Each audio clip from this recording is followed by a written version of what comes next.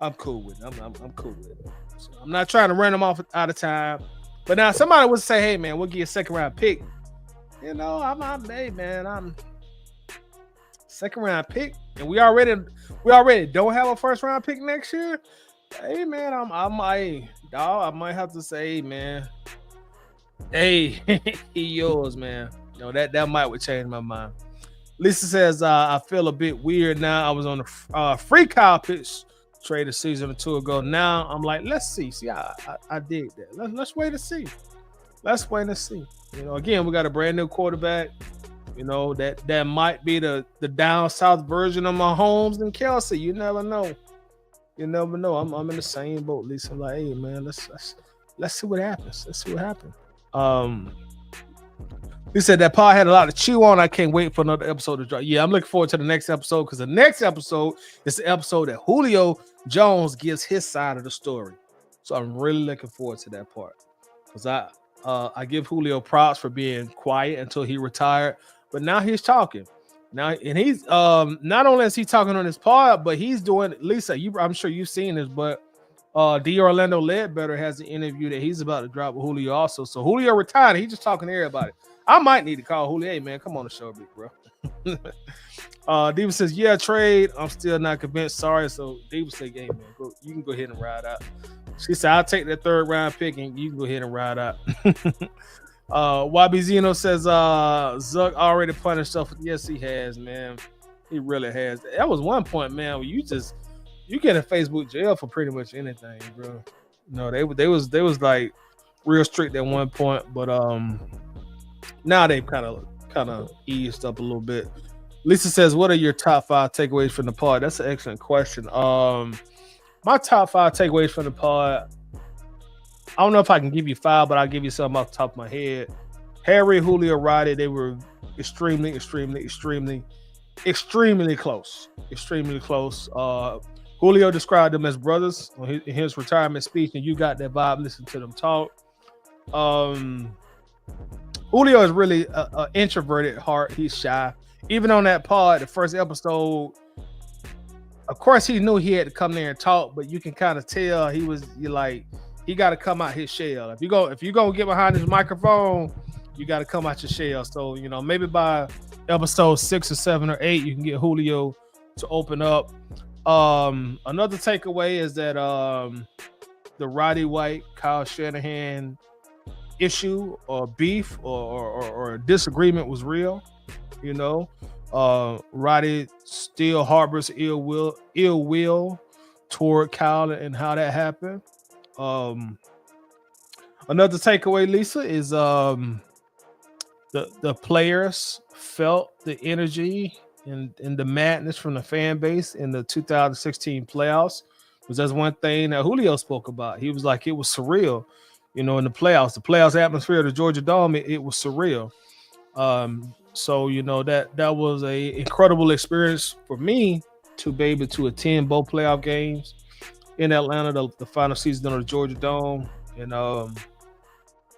to hear Julio, relay that same sentiment. It was real. The fifth takeaway of the pod, let's see. What's the fifth takeaway?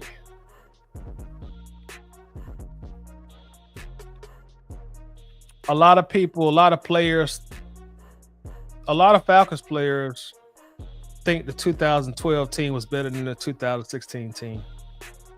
Roddy White said he think that was the best Falcons team, although he didn't play on the 2016 team, so he has some bias. But Matt Ryan played on both teams.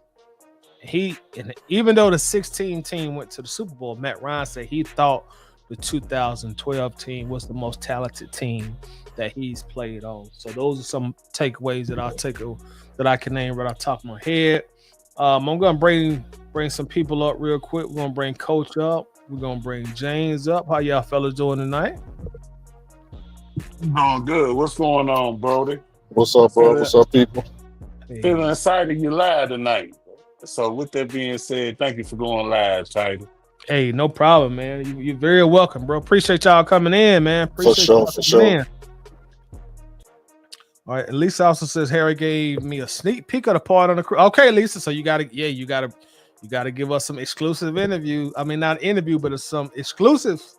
Like, what can we expect on the next show? Ray Ellison says, "What's up, Tidy? What's going on with you, Ray? What's happening, my friend?" But yeah, Coach, and also James. Like, I really hadn't got y'all's feedback on the podcast. I watched a good bit of the eye test Wednesday. Didn't really hear y'all talk about it on there unless I missed it. Also, we got to talk about the Kyle Pitts news that dropped. But before we get into that, if y'all don't mind, I want to look at some Jalon Walker film since I got you two on here, being that y'all are the designated defensive experts of the crew. So y'all down to look at some quick Jalon Walker? Y'all good with that? Yeah, Always, man. I can't see it, but I'll listen to it though. You driving, Coach? Yeah. Okay, all right, cool, no problem. So James will probably have to be the captain of the ship as we look at this. We're gonna actually look at top billing again. How the background music is, y'all? Do I need to turn that down a little bit? No, it's fine. I can hear you fine. I can hear you perfect. You're okay, bro. Okay, cool. All right, y'all. So y'all, we're gonna look at our guy top billing. He did a recent video on Jalon Walker. We're gonna look at that. That's our one of our first round picks, the 15th overall pick for the Atlanta Falcons. But we still gonna get into the podcast with Julio, Roddy, and Harry, and then we're gonna talk about the Kyle Pitts trade stuff before we get out here also. But I'm gonna bring up the Jalon Walker tape real quick. And before we do that, y'all, let everybody know who's watching right now and everybody who can watch the replay, about y'all upcoming show y'all got coming up, So just take a little bit of time and let everybody know who's listening what you guys have planned as a duo.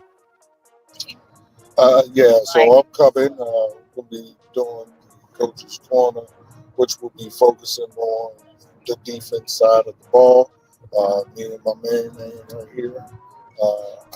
Gotta have somebody to keep me from crashing out from time to time, like I'm known to do. So he'll be probably the level-headed one. I'll be the crash out king. We're just gonna simply just talk about Falcons football, what we see on the defense week to week. Go over a little bit of film on the defense week to week, and just get it cracking. Yeah, you in and out, Coach, because I could barely hear you. But I'll just repeat what if anybody didn't hear. We're gonna talk Falcons defensive football, basically.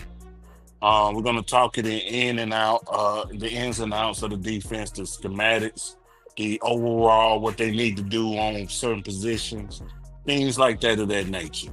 And like Coach say, he said I'll be the level-headed. But if the Falcons ain't doing their job, I'll be even more aligned with Coach being a crash out dummy. I'm gonna be honest with you. We can't have both of us crashing out, bro. If the Falcons defense ain't doing their job, we both gonna crash out. I'm gonna be honest with you. And just overall, with that being said, and just giving you an aspect of what each player should be doing on the defensive side of the ball, so you can have a better understanding overall of a defensive scheme and a defensive concept of what they should be doing when the play is called from Mr. Olbrick, our defensive coordinator. So that's what. With that being said in hand, that will be coming in the fall, and we're looking forward to it, to subbing to the Coach's Corner, and everybody that's Falcons football all the way through. We want you to sub through. We're gonna have, like Coach said on the eye test, we're gonna have panels, things like that of that nature, as well as like the Bird Gang in the eye test. So we want y'all to come through. So y'all heard it straight from the horse's mouth, y'all. The Coach's Corner coming this fall. So make sure to be on the lookout for that. I'm looking forward to it. Looking forward to chop it up with them, and hopefully they'll have me on the panel for a show or two as well. Oh, for sure. We want you for the whole season, Tiger. What you talking about for a show or two? Hey, I'm there, brother. I'm definitely there, bro. Brody. All right, so y'all, let's get this thing on the road. Let's bring our brother Winston in before we start. Winston, what's going up, my guy? What's going on, fellas? What's going on? How y'all feeling? What's up, brother? What's Winston, up? what's up, bro? Man, y'all caught me on the way to goddamn Z-Town, but I'm around with y'all. What's going on, fellas? How y'all feeling? Bless, bro. Doing well, bro. Hey man, shout out to Happy. y'all. Well, shout out to Tyler for having us on tonight. But shout out to Coach and Jane for getting y'all podcast off the ground, man. I'm proud of y'all, brother. That's real shit. Anything I can do, anything me and John can do to help y'all, we got you. Blessings. Appreciate that, brother. Appreciate that. No shit. All right, y'all, before we start the Jalon Walker film, Lisa says that part reignited my disdain for Shanahan. I personally think dude sold aside the Super Bowl. First, he lost his playbook Super Bowl weekend. Then they only gave 4 targets to Julio in the Super Bowl. That is crazy. I totally agree with you on that. Shanahan is a big egotistical maniac, which is why he keep blowing Super Bowls. I got 3 Dirty is in the building. Says, what's up, Tyler? What's going on with your big 3? What's happening? All right, so Winston, you just Hey, came Tony, in, can man. I say something to that real quick, though? Just real fast. Yeah, go ahead, brother. Because I really don't actually never mind because I'm not opening that can of worms. Go ahead, bro. All right, so what we're gonna do, y'all, we're gonna go ahead and start this Jalon Walker film up. This is our guy Top Billing. Also, let me plug Top Billing, man. This has been one of my favorite football channels for years, man. This brother puts out a lot of great content. So take time to sub to his channel. In fact, after this show goes off, I'll make sure to put the link in the description. But let's get started. We will pause periodically to talk through this thing. So let's go. But he was my number 1 off-ball linebacker. Keep that in mind. This dude is a terror off ball, and he gets to use his sideline to sideline speed, his ability to, of course, diagnose, react, diagnose, stick, wrap, everything that you can think of. The guy's a complete off-ball linebacker, and he brings the thunder as well. It just so happen the Falcons have guys like Caden Ellis and Troy Anderson already at off-ball linebacker, so they're good there.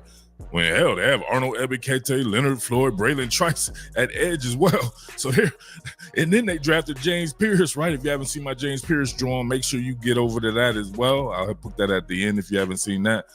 But stuff like this, man, off ball, watch this. Watch him mirror, right strike, bang. You saw that right there? Look at this short area burst, getting the head on the outside. Look at the patience. I always thought he's one of the most patient linebackers that you'll see. I love when they put him in spiral, right? He's damn good at that. You can see Nico here, the quarterback, right? Thinking he's Okay, James. So like we some football nerds. So for people who may not be as in tune to terms like off-ball linebackers, I'm gonna rewind this a little bit, and if you could just kind of walk us through what we're looking at right now, outside of what Top Billing is, I'm sure people would appreciate that. Mm-hmm.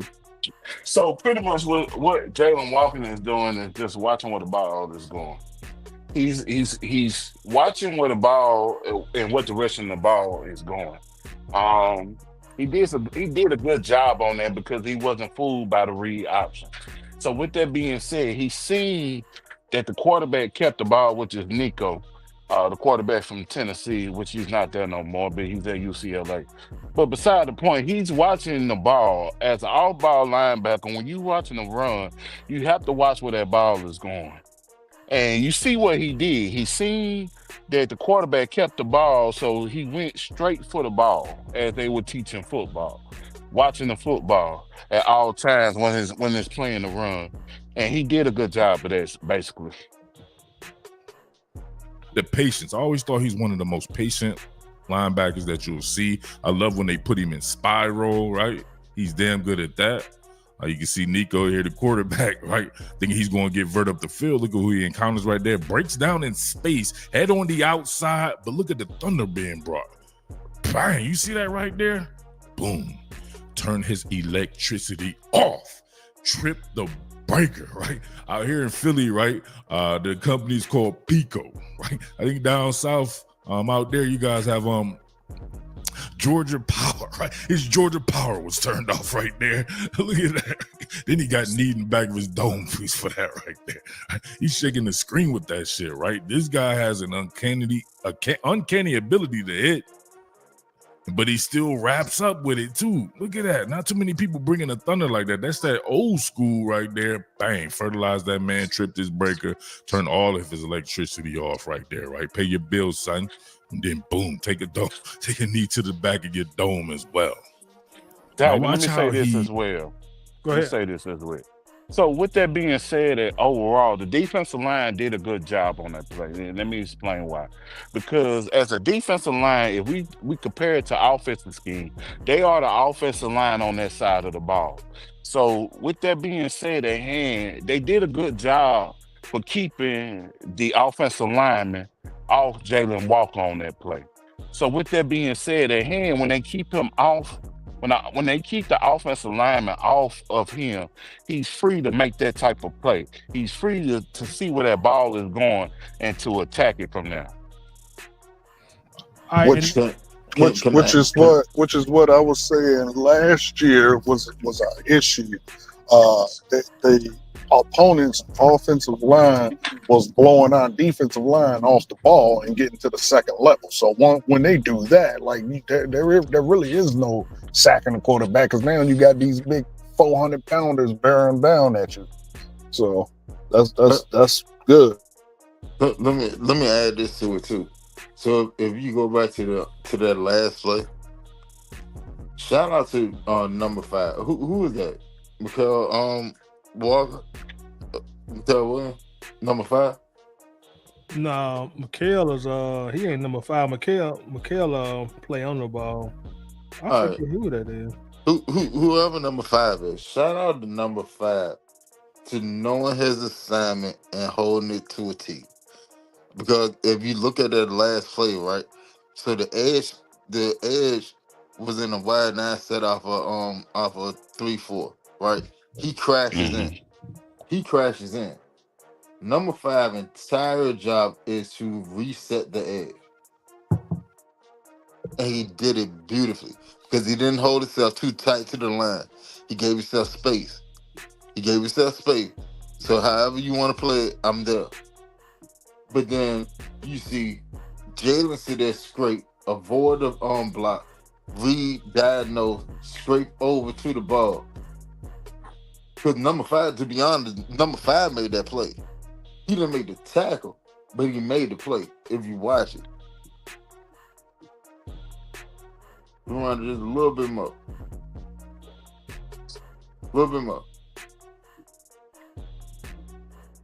All right, watch. You saw that right there. Look at this short area burst, hitting the watch head on the edge, outside. Look at the patience. I always thought he was one of the most patient linebackers that you'll see. I love when they put him in spiral, right? He's damn good at that. You can see Nico here, the quarterback, right? Thinking he's going to get vert up the field. Look at who he encounters right there. Breaks down in space, head on the outside, but look at the thunder being brought. Bang, you see that right there? Boom. Turn his electricity off. Number 5 made that play because what he did was he didn't sit there go chasing. He knew his responsibility and he kept it. Facts. He didn't let him get outside of him. That is fact. So he kept. In any defensive player, the first thing you say is always funnel it back to everybody else. Never let somebody get outside of you. And Winston, they say that's Raylan Wilson, number 5. And also, let me explain this. Number 5, that was his assignment on that play because the end had to see where the running back was going in the read option, and the end crashed. So the backside linebacker has the quarterback. So with that being said, at hand, number 5 did a really good job because he stayed with this assignment. Exactly. Now, Jalon Walker just happened to be a freak of nature just to be able to get over there fast enough. You know what I'm saying? He read, diagnosed, and like for him to be able to read and diagnose and get there that fast, That's something different. That's different. That's different. The last time we had a linebacker that had that type of speed and diagnosing like IQ was probably like Deion Jones or Sean Weatherspoon. Yeah, that's fact. Debo was good at it before he started to get hurt. Yeah, before he got hurt, but he could read and diagnose and just get there. And I'm seeing flashes of it, but it's different because he's a whole lot bigger. You're thinking about like Debo was like an oversized safety playing linebacker. All right, let's take a look at the second play. Now watch how he traverses this split zone. Of course, you're gonna get that cross formation block there, an inside zone with that super narrow aiming point, trying to get it between the A gap there. My man does exactly what the running back does. This is some special shit right here. Look at this. Look at this. Oh, they both fake and get back to the inside. And then look at that. Flat down the line of scrimmage.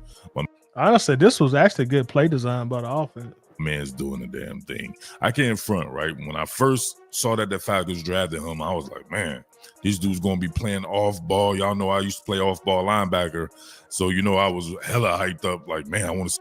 Okay, y'all, real quick, if y'all don't mind, because like I say, we are what you call like football nerds, and everybody won't know every single football definition. So, can somebody take time out and explain so a fifth grader can understand what off ball and on ball mean when people say that? I'm gonna let one of y'all fellas go. I mean, it's basically it's strong side or weak side. So the off ball, like, all right. So if you look at this formation, right, strong side is to the right. There's extra block over there, right? All right. So off ball. Hold on. Like, see, when you say strong side, you got to break that down. What makes this side strong?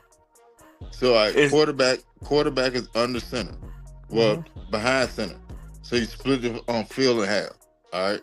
So now you're looking at the number of blockers that's on the field. So you got 6 blockers, right? Including the center. So take the center out. Don't even count the center. All right. So you got 2 on to the left. You got 3 to the right. That's strong side because you got an extra blocker over there. Okay. Right. So before you keep going, so and this is just for the the people who may not understand. So we calling one side strong because they got more people on their side of the block, so they're stronger. So if you look at the tight end and a tackle on the right side of the ball, that's the strong side. If you look at the tight end, the way the tight end is set up, and the tackle on that side, that's the strong side over there. So the right side would be the strong side in this situation.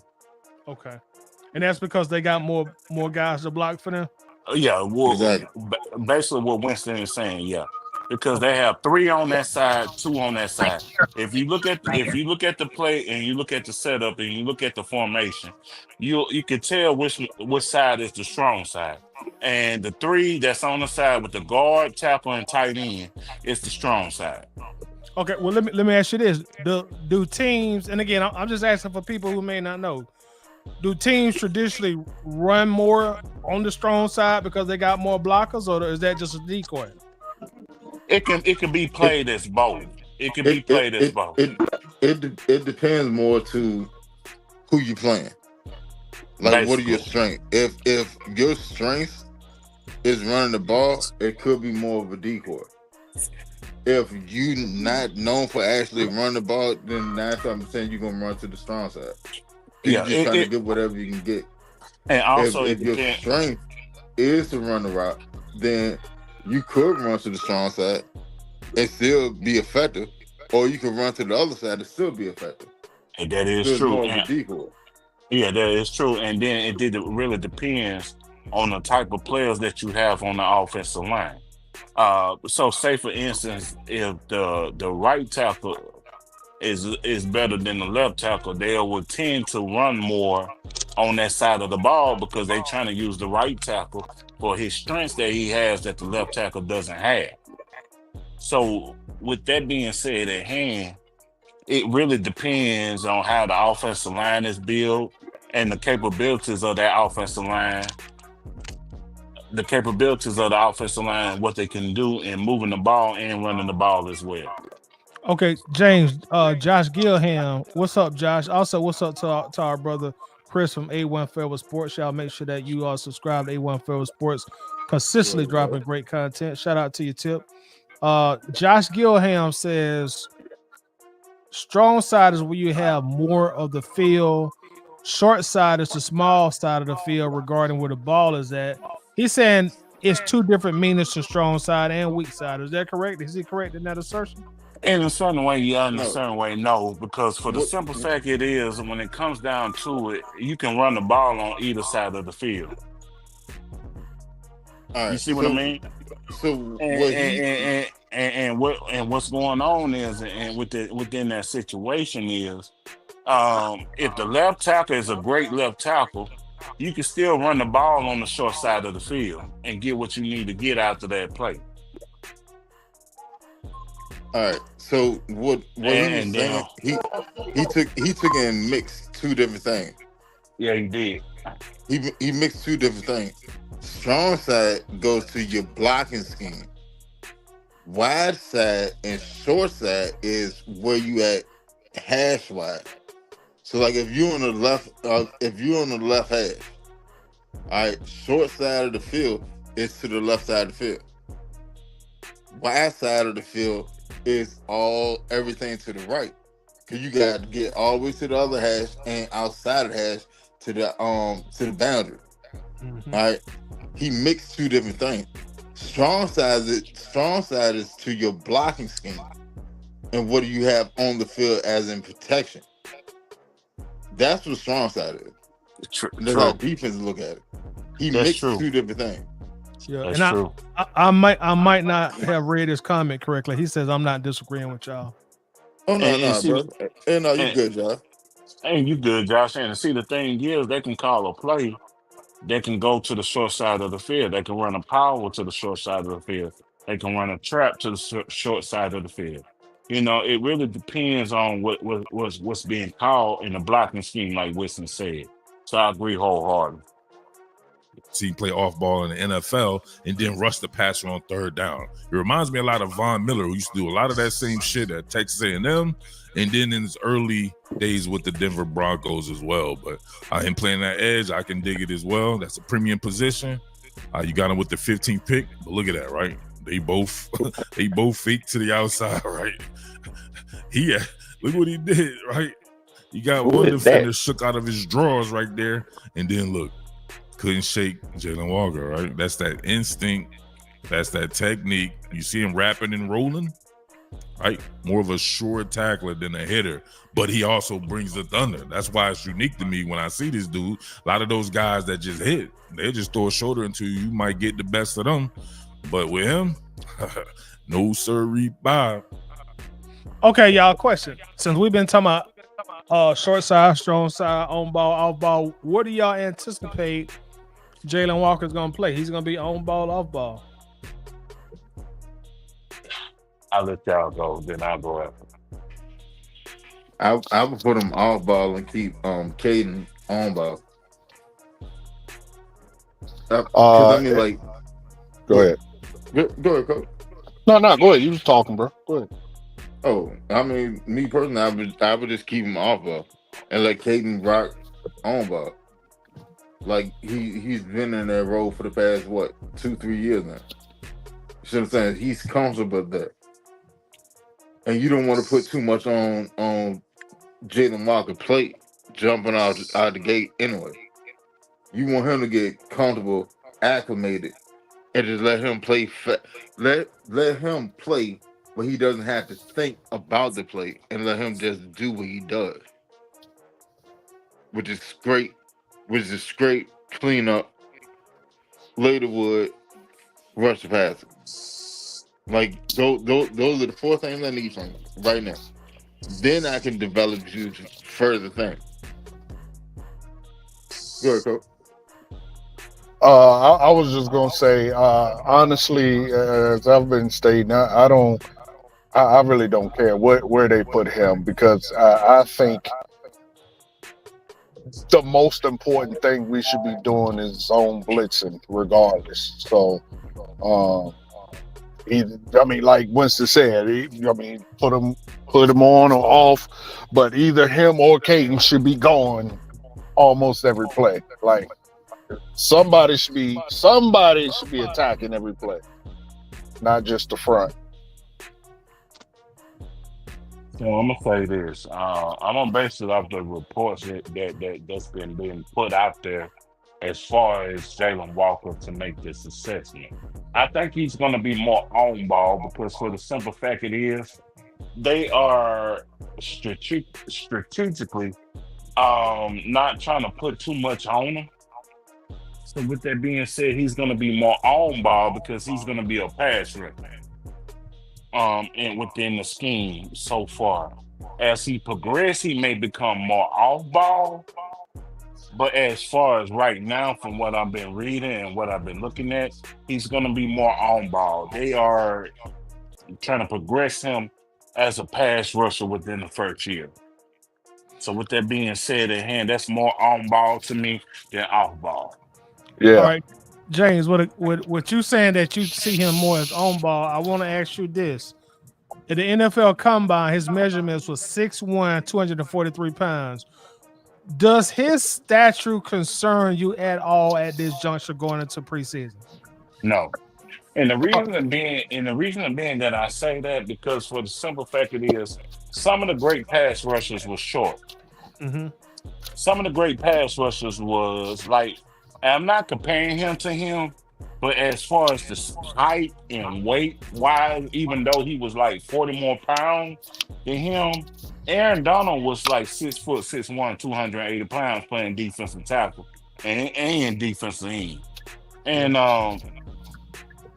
with that being said with him, I actually like the height because for the simple fact it is when you play on ball as a defender and you play pass rusher as a defender, the lowest man wins. And when the lowest man wins, that creates such a disadvantage to get into the quarterback a lot easier. You see what I mean? And Mhm. if he developed techniques like he's supposed to as a pass rusher, then at hand, I don't see no problem with him getting to the quarterback at his height and weight. Because he's 6'1", 243. And some of the great pass rushers in the NFL is under 250 pounds. I made a comparison, I think a couple Waffle Houses ago, of Hassan Reddick. Hassan Reddick was underweight and he's like 6'1", 6'2", but he still managed to get 14 to 17 sacks as a pass rusher with the Philadelphia Eagles. So with that being said in hand, I have no concern with that. The only concern that I'm worried about is the development of him. so for me, uh, yeah, his size, I don't necessarily. Uh, well, yeah, so I'm gonna say kind of, and why I say kind of is because they have made it a point in their reportings to say, that they're basically teaching him how to keep defenders' hands off of him. Because in college, I mean, he's so explosive, he's so fast, he's able to get the first step on the college boys. We're in the pros now. Those offensive linemen are just as fast as he is. So now they're trying to teach him to keep hands off of him, which for me is a bit of a problem. That is something you should already have in your repertoire. But hopefully they can get it to translate to the NFL. So we'll see. Well said. I'll add this. So the last good defense that we had Deion Jones and Devontae Campbell manning the linebacker, right? All right. Now, Devondre Campbell is like what 6'2", 6'3", like 250. Highly effective. Had a very decent career. Right. Right. Till His last problem year.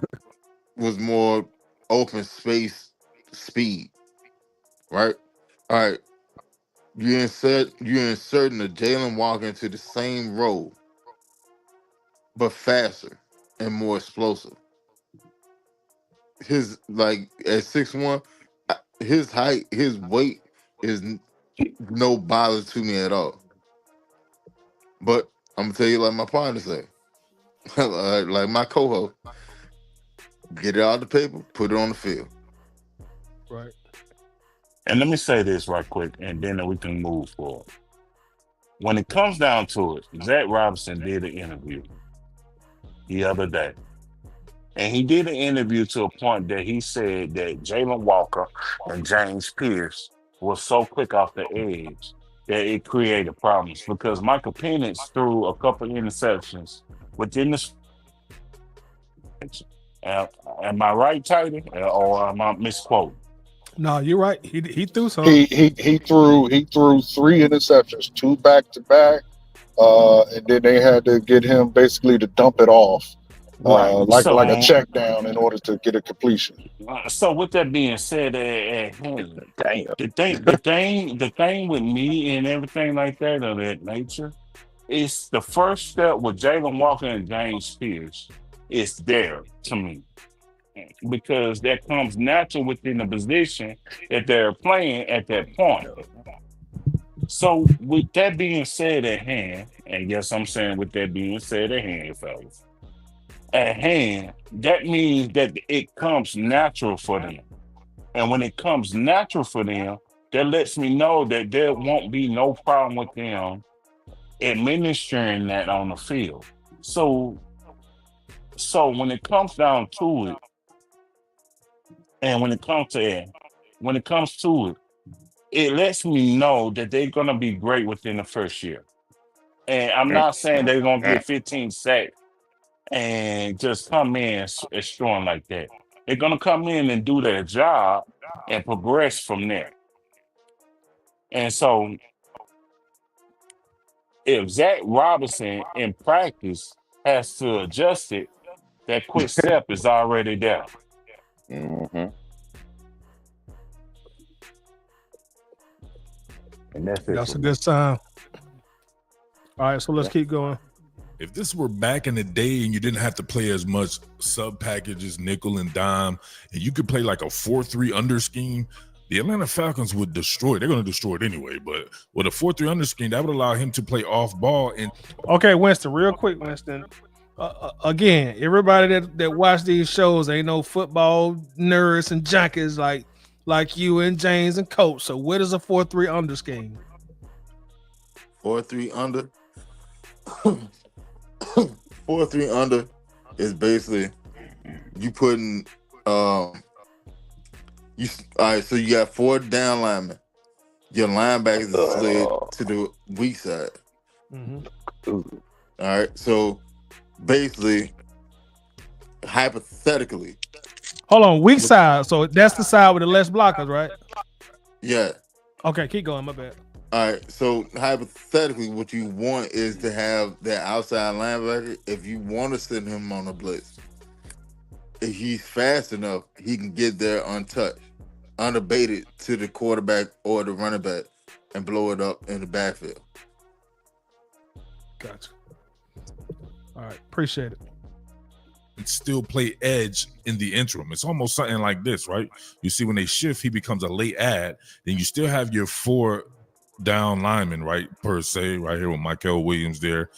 Okay, I'm sorry, y'all, to keep asking questions, but like I know the type of questions that people ask, and I just try to ask questions for them. Now, last 2 plays, y'all correct me if I'm wrong, but Jalon Walker, who was number 11, he was lined up toward the middle of the field. Now he's spread out all the way out here. So, like, what's going on? Is he off ball, on ball, with strong side, weak side? What we doing? Let me see. Yeah, Hold on. y'all, y'all, He. y'all talk defense. Yeah, let me see. Yeah, I can't see it, so I What? can't give you All an right, answer. We're winding back one more time, Tyler. This same play or previous play? This play. same one.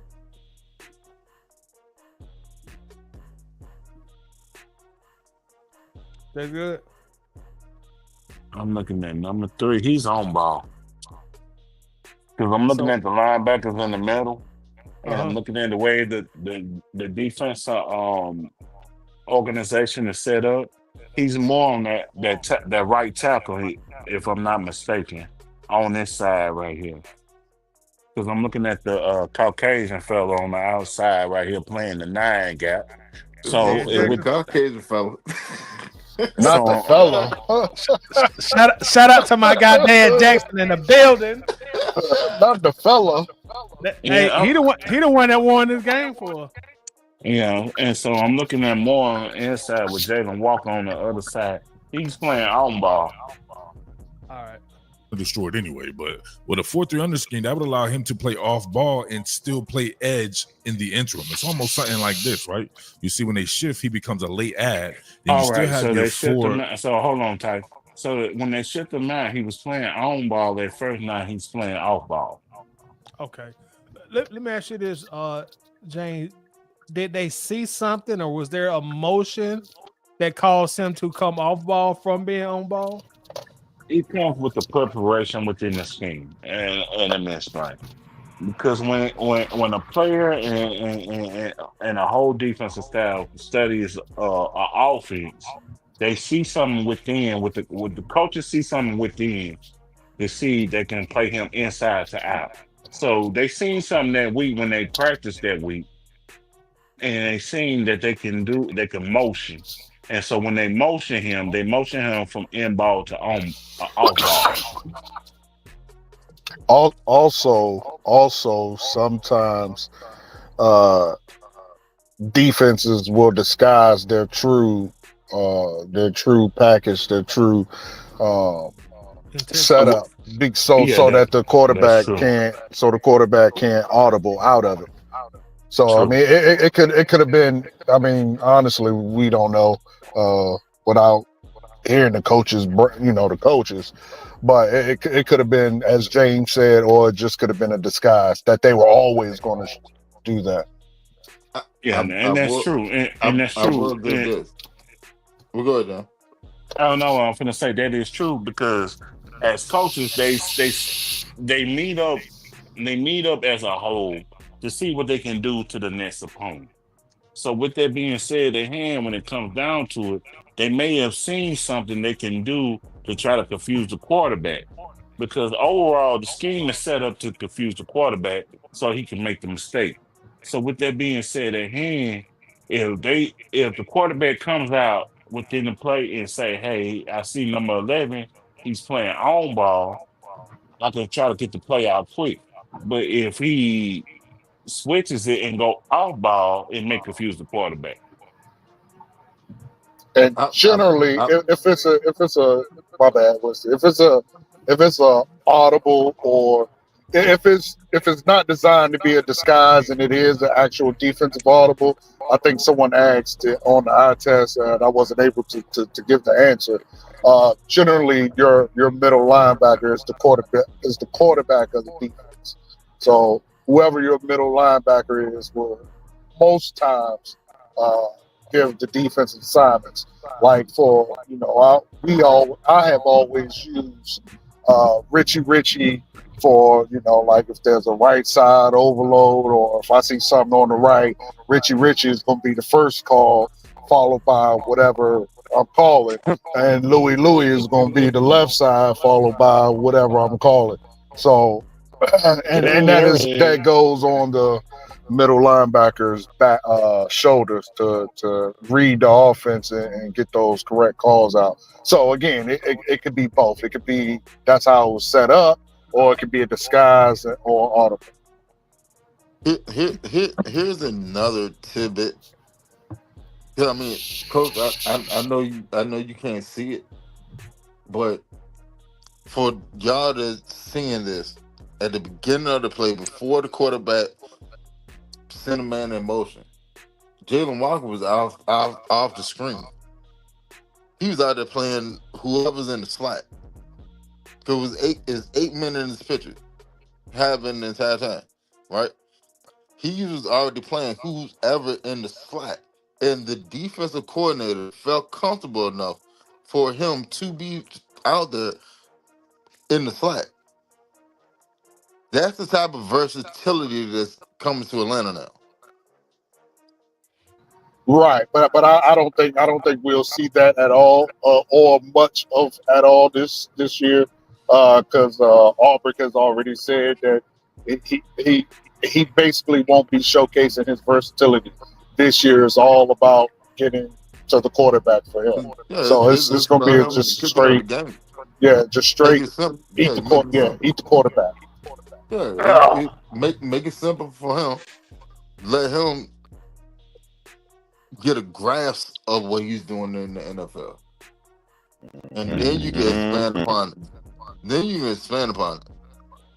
It's like Shout this out is to like sitting there having a pass first point guard, but you need him to be able to score a bucket. Let him do what he do first, and then you expand upon it. And then you teach him how to pick his spots. This go score. shout out to Mark Schumann.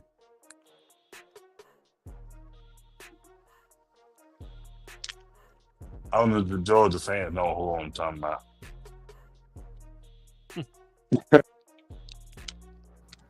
Yeah, I have no idea. Down who that lineman, is. right, per se, right here with Michael Williams there and Shambliss out here. But you see, it's still 4 men on the line of scrimmage, 3 men off ball, and he's that versatile where as an late ad, look what he could do. Look at that. Flat down the line of scrimmage, bang, once again. That's a great play. Did you see how Making he your boy took and attacked the tackle? Yes, that's why I said that's a great play. It wasn't even so Oh, much that's that he so made the beautiful. tackle; it was how he attacked the ball and The attacked the play. tackle. Right. Mike, see, Rewind it one more when he time. first rewind it, watch how you blow up the right tackle. See, it's still 4 men on the line of scrimmage, 3 men off ball, and he's that versatile where as an late ad, look what he could do. Look at What the that. hell is that Flat down the talking? line of Get scrimmage, him off. bang, once again. Get him off. Making your boy Haynes King go down easier than a $2 hooker. Look at that. Add him in Who the late, hell- right? who the Let hell him is that crash talking? down. Right? Look at the power. So what? Man, This that dude, right? To be able to kind of reestablish the line of scrimmage on the right tackle there, and then disengage from him, and then he's flying, right? Like a bat out of hell. Look at that. Once again, on the outside, hands under the buttocks, right? No Diddy.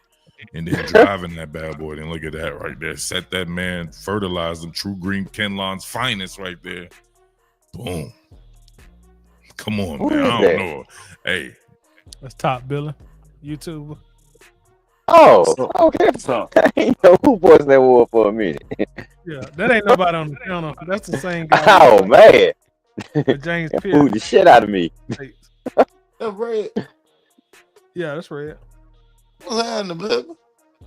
What's up, big dog? Shit, cooler, man. Cooler. man, look, and that's just great technique and understanding within the scheme what to do in that situation. And that just being real because for the simple fact the tackle didn't attack him. So what he do, he just failed what's called following the line. And that's the line of scrimmage. And with that being said, he did a good job right there. Some So- things come natural. So as I'm driving, I can't see it. So what I'm gathering for what y'all saying, and what the guy saying, this is what for anybody who was wondering what is Coach been talking about. This is what I'm talking about right here. If I'm guessing correctly, the speed in which he closed out from where he was to make the tackle, with the speed, and again, we'll preface this by saying I understand we don't know that all this is on paper, so we got a long way to go. But with the speed that we have, we should be in attack mode at all times. And with attack mode, I mean zone blitzes. And what a zone blitz is, you're going to send multiple. You're going to send a linebacker, a cornerback, a safety. You're going to send somebody in your secondary while the rest of the people in your secondary are in a zone. I mean, it's really self-explanatory. Zone blitz. Somebody's blitzing, rest of the people in zone. What that does is that it should completely disrupt the quarterback's timing because, I mean, he can't just toss the ball off quick because people are in zones, he's going to get picked off. And then he don't have time to sit in the pocket and wait for people to find the hole in the zone because somebody should be in his face almost immediately. So that's why I keep screaming. If Albrecht has half a brain, he should be running. We should be the number one blitzing team in the NFL this upcoming year. Like, it shouldn't even be close. Like, if 50 is normal, we should be doing 90, basically. If I only had a brain. Another thing that I'm noticing too, Jalen, like he's legit been trained up properly. Because even though he's sitting there laying wood, if you sit there and watch the tape, every time he make a tackle, it's a textbook tackle. Textbook. It's a textbook tackle. Head on the outside, wrap up the defense. The ball carrier, get him down on the ground. Go through him. When he make contact, he's going down. Damn. And for him to sit there and blow up a tackle and then make the tackle on the running back behind the center and still adjust himself fast enough to make a textbook tackle, is saying something. They're saying a lot. But blow it up, Jay. His defensive IQ is up there. Yeah, and smartest nigga on the field. And the thing is, at the end of the day, and I hate to say it this way, that's what Georgia fans been preaching for the last 2 years. That's right, baby. That's right. Woo, woo, woo. When it comes to Georgia players to come to the Falcons, that's right. It's baby. not. It's not that they're saying that they. It is. I'm gonna say this. It is in a sense because they are a Georgia fan, but overall, the technicality and the what they are being taught on a consistent basis, on a yearly basis, is the reason why as well. Because their players are coming out of there technically sound. That's right, baby. Who ordering a double cheeseburger? Somebody listen to talk radio or something. Coach, is that you? What's going on here? Nah, I'm on me, bro. Double cheeseburger. I heard something. It sounded like they was in the drive-through window. I'd love to see this man play off-ball linebacker and get a chance to just do his thing out there. Now, look, sky's the limit for him as an edge player. Keeping it a stack. Coach, you remember this guy? I still think he's very raw at edge. Yeah, what game was it? If you're saying that, it's got to be Texas. Of course it's Texas. What other game would it be? The game when he showed his ass. He's going to beat you right now. Yeah, this is where he really moved over to the draft boards of this game. With sheer athleticism, he doesn't really have. He can always dig a blue collar sack like that. This is actually a very good rep by the tackle, right? He's getting out over it. You can tell by his path taken right here. Like, he's just figuring it out on the fly. Look at that. He's out. He's in. Then he tries to center up, but he's not coming with a lot of authority on this one, right? It's like he got caught in between moves. Maybe he was trying to miss the chip here, right? Maybe he saw the chip and then that kind of flustered him a little bit. So he kind of avoids that, right? He avoids that little chicken wing elbow there. But then he's kind of out of sorts right here. But the power you can still, even with being out of sorts, he's able to kind of redirect the tackle. Look at him, right? He pushed his ass back, you know what I'm saying? Damn near to the concession stand. Look at that. He made him have to kind of reset, but he did a good job of resetting. Now they're back to square one with it, right? So now they're just battling, and he just continues to work, right? You can say the tackle may have actually won this rep there. Yeah, I was gonna say honestly, the tackle did a pretty good job. I mean, it's only so long he can block. You know, you got at that point you got to do something with the football. Yeah, So and overall with the offensive tackle, he did a damn good job. He did a damn good job within the play to try to stay consistent with his block on the pass block. But when you have the coverage doing this job and the coverage doing this job, that's considered as a coverage sack right there. Because for Yep. the simple fact it is, nobody is open.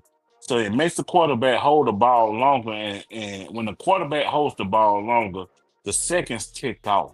And when the seconds tick off, Jalen just stayed with it and never gave up. That's one thing I love about Jalon Walker. When he's engaged, that motor is consistent. When that motor is consistent on a pass rush, it can be deadly. James Another thing and too. or Winston, can you do me a favor? This is the one thing I look for though in the edge, and I can't see it.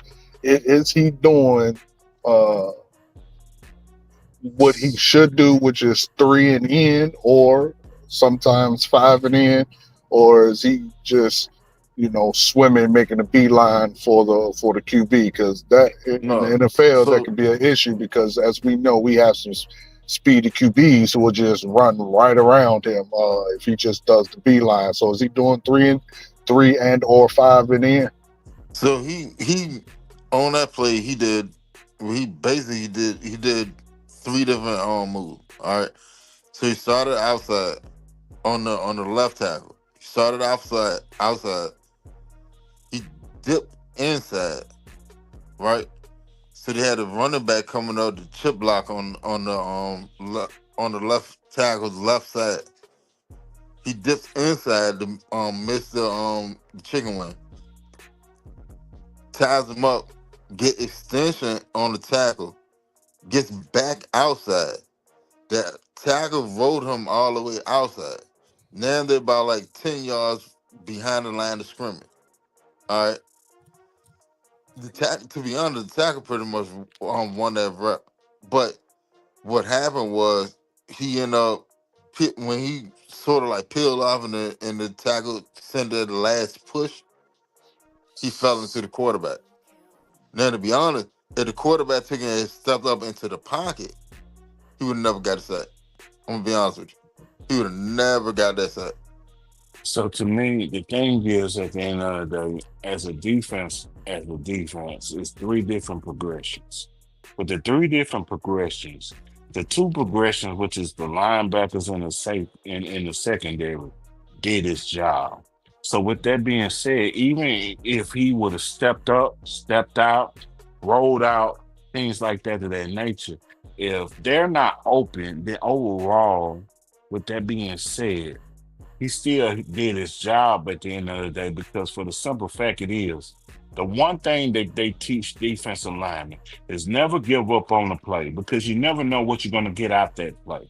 So with that being said at hand, to me, he won the rep because for the simple fact it is he never gave up on that play. He did what he had to do to get that sack, even though that was a teeny sack because the secondary did its job with covering up the field. The linebackers did their job with covering up the field. Overall, with that being said at hand, he still was in there to make that play. Yeah, but Because Johnny, if that quarterback hold on 1 second, then I'm gonna let you cook. go ahead. Overall, with that being said at hand, overall, with that being said at hand, he forced the quarterback to do what he had to do to get that sack. Even though it was a shoestring tackle, he did his job at the end of the day.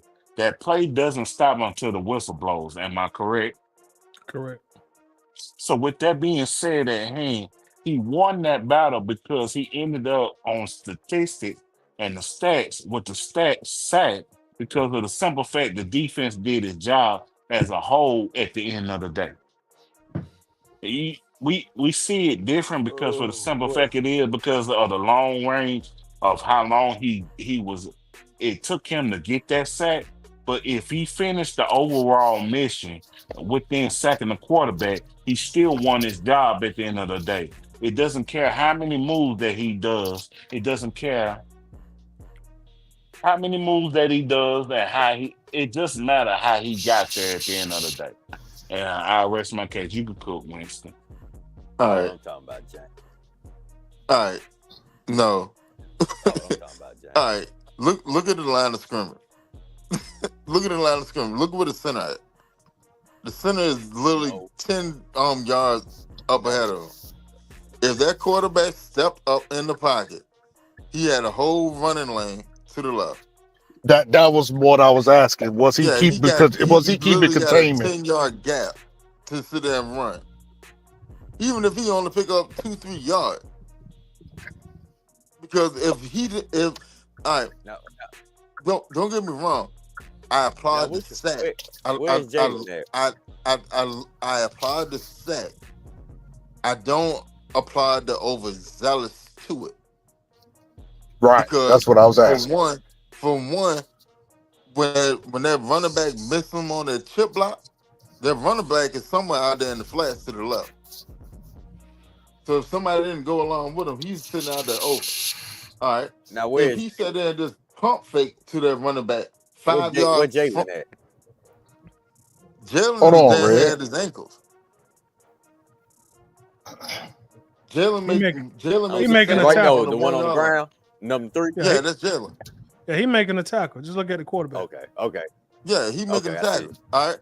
Now look at all this green area here. There's a running back over here in the flat. Right? All right. So he could either dump off to the running back if he stepped into the pocket, or he could have took off running.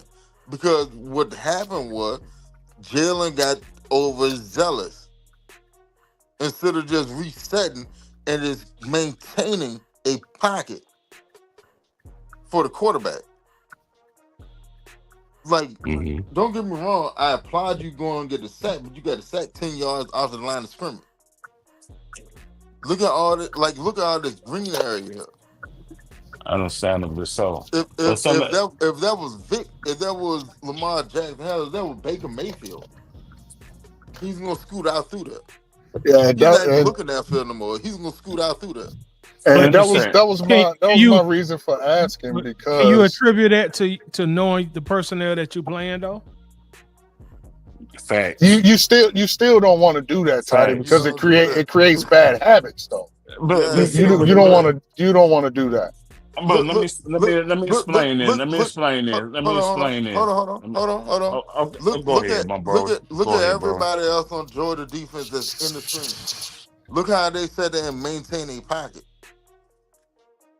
The whole right side maintain a pocket. Look at the left side. Then, y'all Georgia fan, yes, y'all happy for the sack. But you got to look at the actual fundamentals. Like, the probability of him getting that sack is low off of what he did in this play. He just end up, I disagree. You can look at it.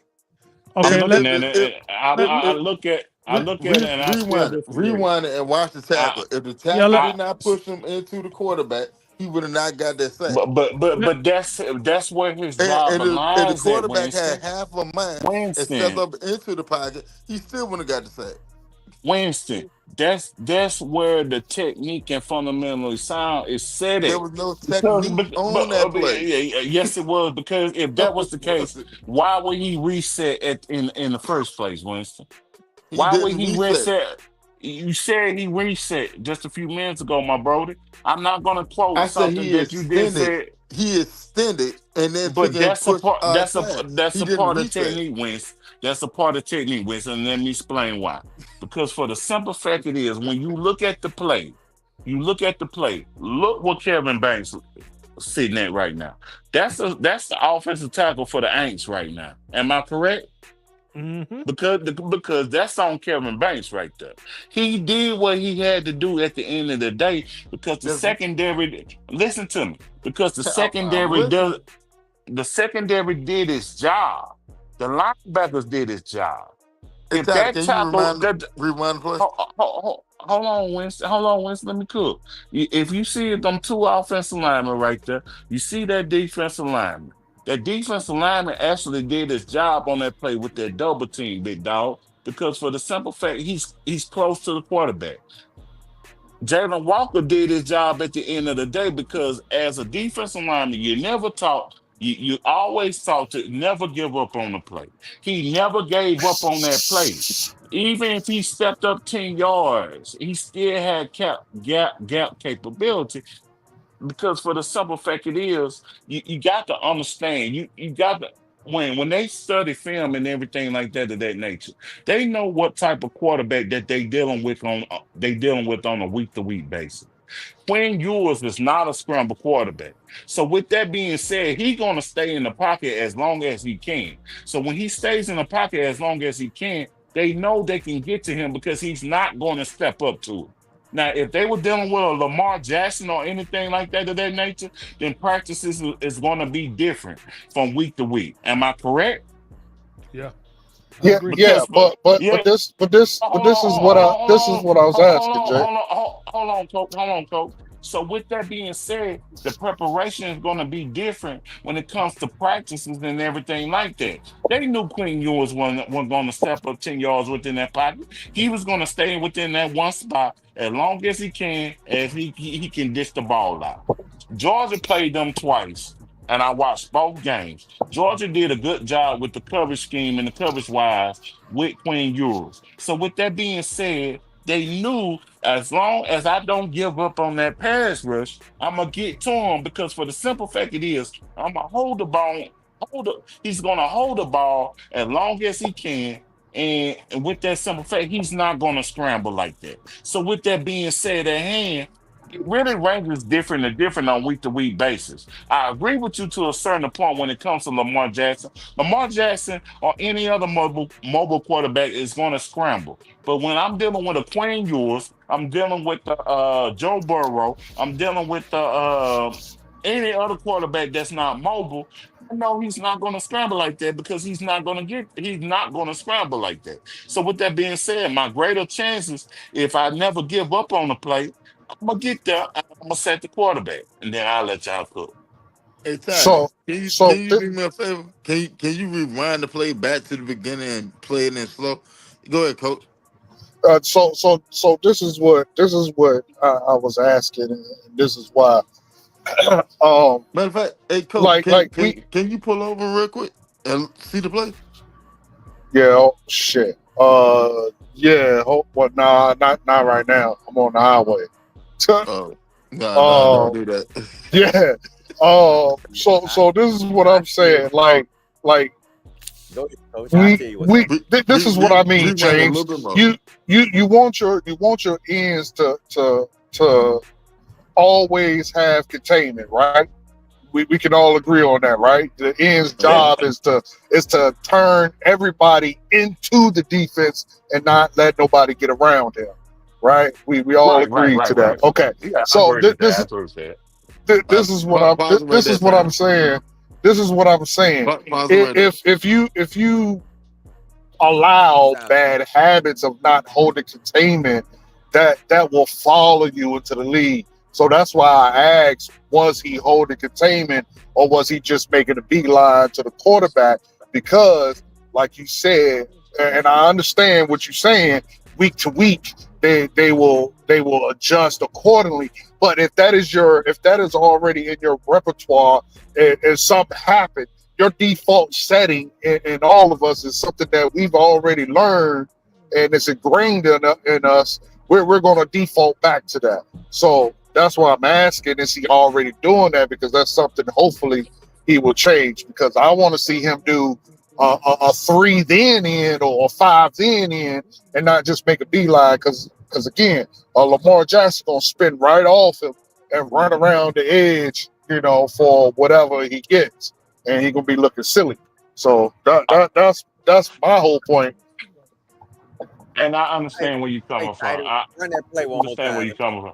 I understand where you're coming from with that and everything like that because bad All right, habits watch this. develop.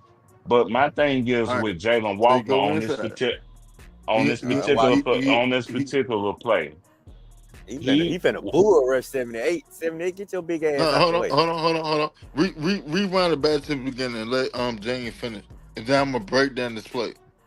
and see, the thing is, my thing is, as a defensive lineman, you talk as I'm gonna say defensive lineman pass rusher. You never talk to give up on the play Oh because you yeah, for never know. sure, Yeah, for you sure. never know. You never know what because you never know what the outcome is gonna be on that particular play. And to Yeah, me, Jalen Walker won that play because for the simple fact it is he never gave up.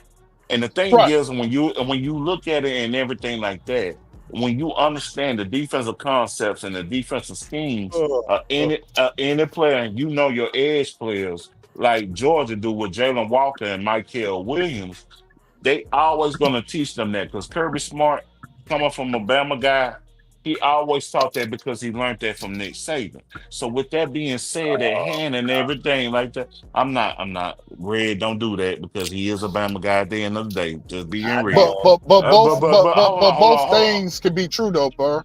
Both things Huh. can be true. You're right. Don't give up on the play, but you And could you, if your if lanes are too shallow, that's still not good. Even though but he if didn't give but up on if the I play. if I minimize my lane and still get back, even if I get pushed out and I come back, if I get pushed out of the play and I can maintain to come back in that lane, I still won that play because for the simple fact I trusted my technique to get back in my lane to sack that quarterback. You see what I y'all gonna mean? y'all gonna have me watching this clown all night on Yeah, YouTube. Oh, hold So on. I'm glad so everybody loves it just like I love So, so with the defensive scheme at hand, Jalen Walker never gave up on that play. Jalen Walker did what he had to do at the end of the day to get that sack because his defense, they played as one unit on that play with the coverage scheme and everything to make sure that the people can get in the backfield to make that sack. That's all I'm Hey, saying. hey, Let me coach, see it. Let me yes, see it. coach, sir. can you get me? Yes, sir. All right, look, I sent you a screenshot of what we're looking at right now. All right, You still Jalen can't Walker. see it till you driving. That's why I sent him a screenshot. Josh in the comments says any sack is a good sack. This It is. is true, but at the same time, you It's you don't want to breed bad habits. yeah, Like you you're cannot do right. that. A sack is good, but you absolutely don't want to breed bad habits. We Exactly. have So seen my Get off. our edges get their Watch. heads blown off around the edge so many times, so Monday, many Monday, times. We rewind it back to the beginning. I'm gonna break it down for you. man, I want to see this Rewind it play. a little bit more. A little bit more. All right. You Pause better it right say here. Pause it right here. All right. So you got 4 rushers, right? Yeah. 2 linebackers sitting over the top. Okay. All right. Jalen Walker. Both edge rushers are getting double teamed. All right. Well, supposedly. Yeah, supposedly. Now Supposedly. Winston, Supposedly. let me ask this one question. Is Go for it. Jalen on the weak side, right? Because the strong side, the right, right? Yeah, strong sides to the right. Okay, all right. All right. So strong sides to the right. You got 4 rushers. You got 2 down linemen, and then Jalen, whoever that is on the other side, firing off the ball. Okay, Probably it's a Mike Hill. double. It's a double team to both both ends, both tackles. Right. All right. Now what? You see the linebacker behind the defensive tackle. All right. Right. He's flowing with the running back. All right. Okay. Time to start moving the forward just a little bit. Now see here, pause the Man, he record. got 2 motherfuckers on him. He better get rid of Yeah, both of them clowns. but the other end does too. Okay, so you see Yeah, Jalen you're right. start. Jalen starts off outside. He was attacking the outside shoulder. Okay, he see the double team coming. Smarter him to go cut back inside. That's smarter. All right. This linebacker over the top is always flowing down to go with the running back. Okay. All right. Now you see Jalen cut back inside. Now he's in towards the inside shoulder. All right. Moving forward just a little bit. All right. Kevin Banks did a great job of recovering. Running back Because he gave was- up. Yeah, he tried to chicken wing him. He was trying to do what Bijan be doing. If you watch Bijan, oh yeah, Bijan will light your rears up quick. Quick. Number 23 didn't want no part of Jalen. Fuck that. Ain't So, got all a right. decision. So now you see this linebacker already with the running back. Okay. All right, now you see Jalen goes to the inside shoulder. Right. Kevin Banks reestablishes himself. All right, so then they head up. All right, moving forward a little bit more. All right, now you see Jalen get extension. Then watch Get how off. Kevin Banks watch how Kevin Banks reestablishes himself. Move forward a little bit more. Now he back ready to engage. Kevin Banks, watch him. He gonna ride him all the way down. See, now he done planned this up. All right, Quinn, you is supposed to step into that pocket because all this left field is wide open. It's wide open. He feel it. He feel that pressure coming. He's scared. Look at him. It He's ain't scared. about the pressure, bro. He had too much time to go up into the pocket and out the back door. Man, is that a sack? That's what I'm sitting there saying. Yeah, that's Ain't sad. even a sack. Oh, hold on, Winston. He Let me got say way this. too much time to sit there and get out the back door. Winston, let me say this right quick. Winston, let me say this right quick, and I'm gonna be very quick when it comes to this. Who is on at that point? If It's on he the doesn't quarterback. step up in the, all right. So with that being said at hand, he still did his job because he's still in that lane. No, And he when didn't. he's in that, He when, did not yes, do he his did. job. Yes, He he got a did. Yes, sack he out of the did. play, He but he did. did not do Yes, his he job. did. He still did his job because at the end of the day, You Winston, can't the keep quarterback saying that, bro. made a mistake of not stepping up in the pocket. That's All right, not bro. on him at that. It's not on him at that point when it comes up to stepping up in the pocket. The If quarterback Kevin has to. Banks did not Oh, push him, he would not got the sack. bruh, he still did Rewind his it real job. quick, Bruh, Tyler. hold on, Rewind it real hold quick. on. Hold on. Rewind it real quick. Let me cook right quick. Because he still did his job at the end of the day because he's taught always not to give up on that play. And he That's did not great give and up on all. that play. He did He not do ended his job. yes, he I'm did. sorry, he Yes, didn't. he You did, cannot sit bro. there and say How that. you gonna tell me when I was a pass rusher all throughout my career? Very He did his easily. job. He I can did tell his you job very, at the. very easily. No, you wrong, Winston. You Because the for the simple cornerback, fact, man. James the pass Winston, rusher. listen to me. He did his job because he stayed in his lane, bro. If How that you stay in his quarterback does lane? not step up, bro, that's not on him at that His point. lane is way up here 5 yards No. ahead of him. That's not his lane.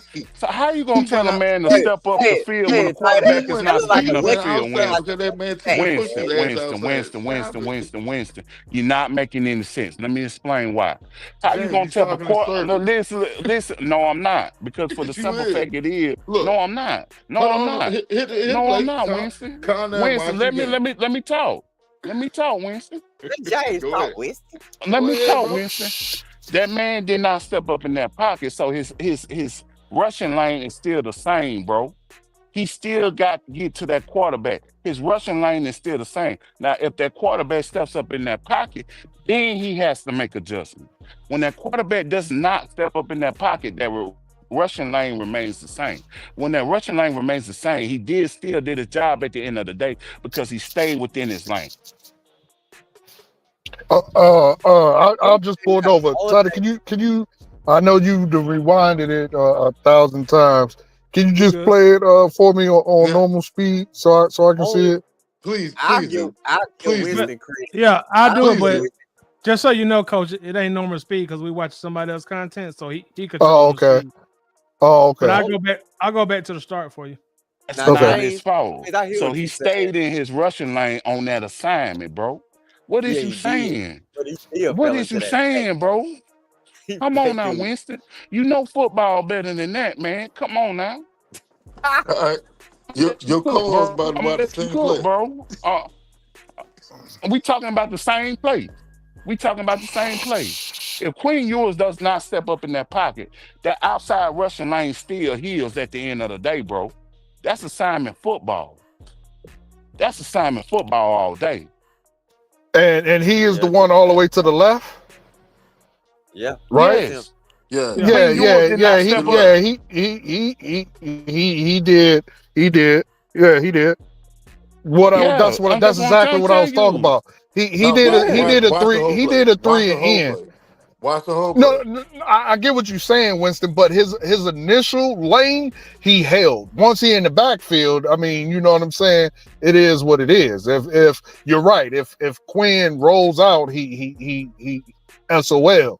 But Yeah. his initial off the ball was 3 and in.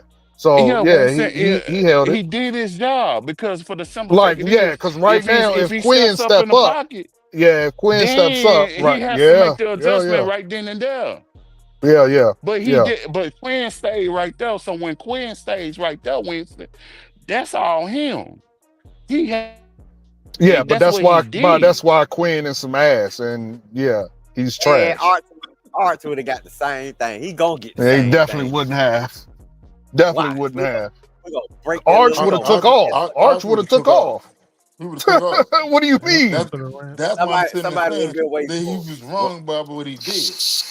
Well, what I'm telling Coach What? is we got some faster defenders this year for Arch, so we gonna Right, be but ready. Winston, what? But his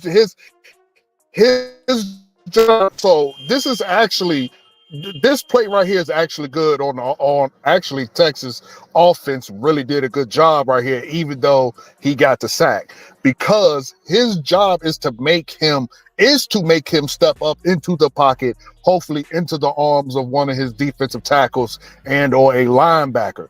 But because Quinn ain't gonna run and he's a dumbass, he just stood there and took the sack. But anybody else would have stepped up into that pocket and would have got the playoff. So it was Exactly what amazing. I've It was been amazing, saying. right? But That's it was exactly what amazing. I've It been was saying the entire time. yeah, but it wasn't on. It's not this. You faded out. Yeah, Coach. that what Winston was saying. Oh, my And that's bad. why I got. It is I that the got. offense did a great job and the defense got caught lacking. It's just Quinn and some shit. I mean, that's literally what it is. I gotta You go. are right. Both of y'all are right. Any other quarterback would have stepped up into the pocket and either took off running or completed the pass. But Jalon did his job, which is to make the quarterback step up into the pocket and hopefully into the arms of someone else. So So both of you guys are right. Coach, Well, I quick think question, Coach. Quick Yeah. question, Coach. If he does decide to step up into the pocket and run, doesn't that become this guy's assignment? Am I Correct. assuming that correctly? That's what I'm saying. So your edge's job, your edge's job is to think about it like the lane. The think about the defense as the lanes on a highway. You make your left hand turn and you make your right hand turn, right? You know how the sign is, like you go to make a stop and then you make a sharp 90-degree turn, left and right. That's generally what your edges are supposed to do. Either go 3 yards or 5 yards, depending on where the quarterback is, and then make a 90-degree turn inwards. What I was asking, was he doing that, or was he just, sort of merging, if you will, and making a beeline straight for the quarterback? You don't want that. You want them to do the 90-degree turn, because that, as Winston said, it creates a pocket that he has to step up into, that where your defensive tackles, your linebackers should then be waiting to knock his head off.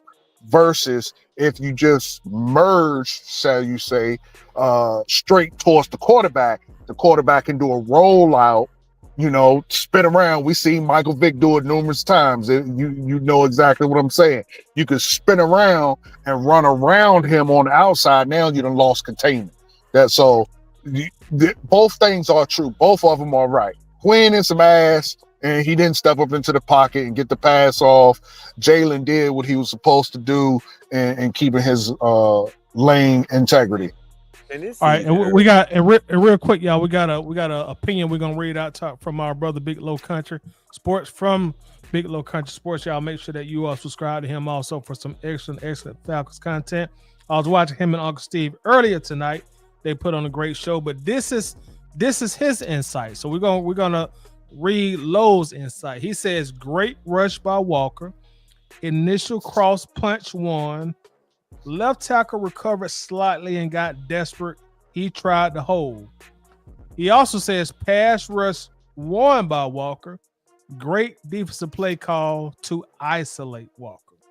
So, right. Lois telling us that. Go ahead, Coach. All that is, which is what I was just saying. All that is absolutely true, but at the same, it's absolutely true on the handling of Walker. Walker did his thing on that play. He held containment. He held his assignment. The offensive line as a whole, though, to the rest of the players, beat the rest of the players. Had Quinn been any other competent quarterback, he would have stepped up into that massive pocket and just took off running. Because, like you said, the next guy to hold him would have been the defensive tackle, which was blown off the ball. The offense blew everybody off the ball but Walker. So, yeah, he is right. Walker isolated himself. Oh, my bad. I got a phone call. Walker the defensive coordinator isolated Walker, and he did that by, if you go back to the beginning of the play, Walker is in a stance generally that is straight up. I'm going to run in.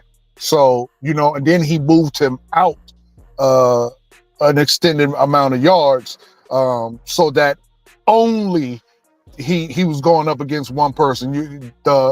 His help was not going to be able to go way out there and help him. So it was good play design from the defense, good play making from Walker. The offense really did their thing on this one, except for the one going against Walker. But Quinn's just some shit. I mean, that's literally what it is. Winston is absolutely right. Had Quinn just stepped up into the pocket, there wouldn't have been a sack. It would have been, matter of fact, it probably would have been a massive gain or some sort of massive yardage, because there's no one around him. Everybody's got hat on hat, but Quinn is ass. So, all right, well, we'll go to our next play. Appreciate that, fellas. Great rep, man. Great rep. The outcome is the outcome there. So definitely gonna put that on the blue. He was still able to get that pass out. That's crazy. But right here, all right, sell, no tell. He originally looks like he's going to run the arc with it there, and then kind of widens it out to then dip that shoulder. If you can see right here, he barely can get a hand on his shoulder. Look at that. All right, he's looking at the back of his number. When you're looking at the back of your number, you know what that is right there. You're getting that insurance information right there for your quarterback. He's getting that license plate number. Damn. Yeah, that was real clean right there. I like that one. That's a really good rep there, right? It's still a basic athletic rep, but it shows a plan at the very least, right? He's just really going from instincts, right? Just natural. What was his number in college? Just so I can always find him. What was his number in college? 11? Okay. Yeah. Okay. Yeah. He should have brought that to the Atlanta Falcons. Here. Not really. He did. That's what he's wearing this year. Oh, okay, yeah, cool. For real. He wearing 11. Okay, hopefully he can make 11 great. What move that was. It wasn't a bull rush. It didn't look like he was trying to run the arc. But once again, you get the chip. They're giving him so much respect, right? He's getting chipped a lot, outside in on him. Then really get that right there, kind of shove him back. And then, of course, Quinn Ewers getting flushed again. And then he's able to reestablish himself right there. So that's proper. That's proper pass rush etiquette right there. If I can flush him and my coverage is doing a good job at the end of the day, and my linebackers are covering their zone. If I can flush him and he can't pull the trigger, then that hand, I done my job and won that set right there. Yeah, this was a good sack. What I am noticing is he is extremely quick off the snap, but now that I'm seeing it in slow mo, whoever was tasked with slowing him down or whatever, he just asked. He blowing him off the ball. He ain't even putting hands on. Like he not. Jalen is not letting him put his hands on him. Like this is sad, Coach, actually. You talking about Banks? Whoever coach, I can't see coach. because I'm on my phone, so it's a small screen. Yeah, that's your Whoever first. trying to block him. That's your first round draft pick for the Aints right now. Yeah, he trash. Against him, he's trash. I'm not saying he trash. Period. I'm saying he getting blown up in this game. That's what I'm saying. Some moves didn't go down that easy. Right? He wasn't really he was a high priced call girl with that right there. What going on? Okay, the middle Now this is a great handwork, Jalen, right here. Watch this handwork. Watch the left hand. collapse right here. Oh shit! Bang right there. Running back took a cool one to the chops right there. So that got him flush, and then he's able to kind of reset himself and get back. So stop it right there. So what Jalen is doing right there is attacking the outside shoulder. Yeah. And he does a great job with attacking the outside shoulder. So when the offensive and basically when the offensive lineman overextends, he basically won that pass rush at the end of the day. So when he overextends and he flushing them back in the pocket, then overall, with that being said at hand, that's when that's what's called a coverage sack right there. Yeah. Georgia, Go ahead. My go bad. ahead. I thought you was done. I'm, No, I I'm, thought you was I, done. Go ahead. Georgia did. I remember watching this game because Bama had played earlier, so I watched Georgia and Texas that night. Georgia did a good job with their coverage scheme, and when they did a good job with their coverage scheme against Texas, that's when sacks like this occurs. Because for the simple fact, that's a whole team effort right there. So I'll just end it at there and let Coach cook. All I was gonna say is if you go back and look at that play, this is what I said that the defense and Jalen did a good job.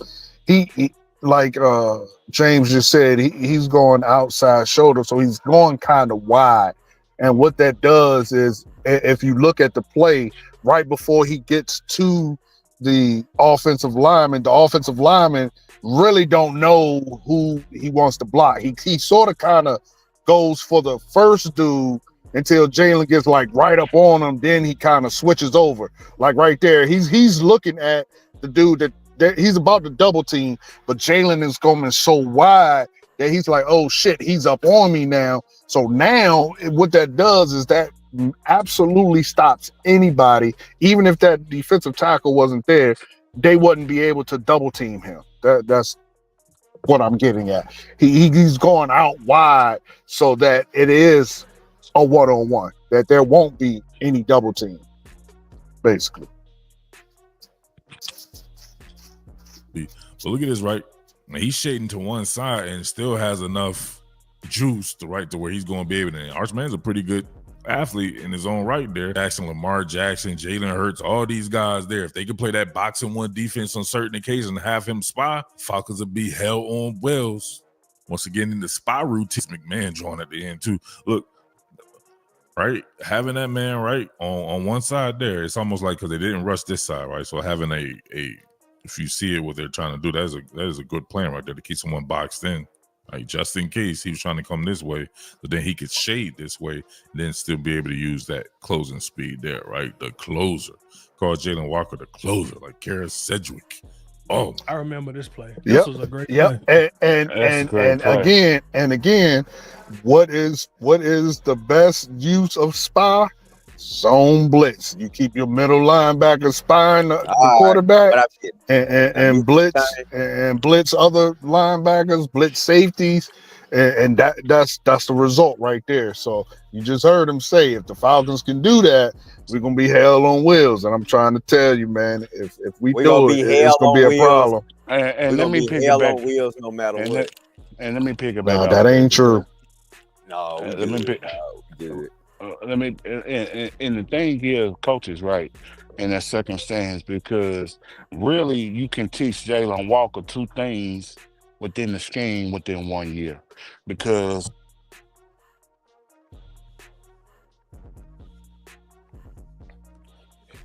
You faded out, James. Oh, I thought it was me. I was about to say, damn, my shit froze. Well, it usually is you. Yeah, that's why I said, damn, I froze. I think we might have lost James. I think he went out. There you go. I'm back. I'm sorry, y'all, but You good? just to pick it back off, coach. What coach is saying is absolutely correct. When you have a Jalon Walker type of player, you can basically teach him two things within 1 year. And the thing is teaching him how to be a pass rusher and a QB spot. That's the only two jobs that I want Jalon Walker to do this year. But for the simple fact it is, you got a Jets team coming up with a Justin Fields that likes to roam out the pocket. And if he sees a lane, he will take up run. You have other teams that may be even the Josh Allen.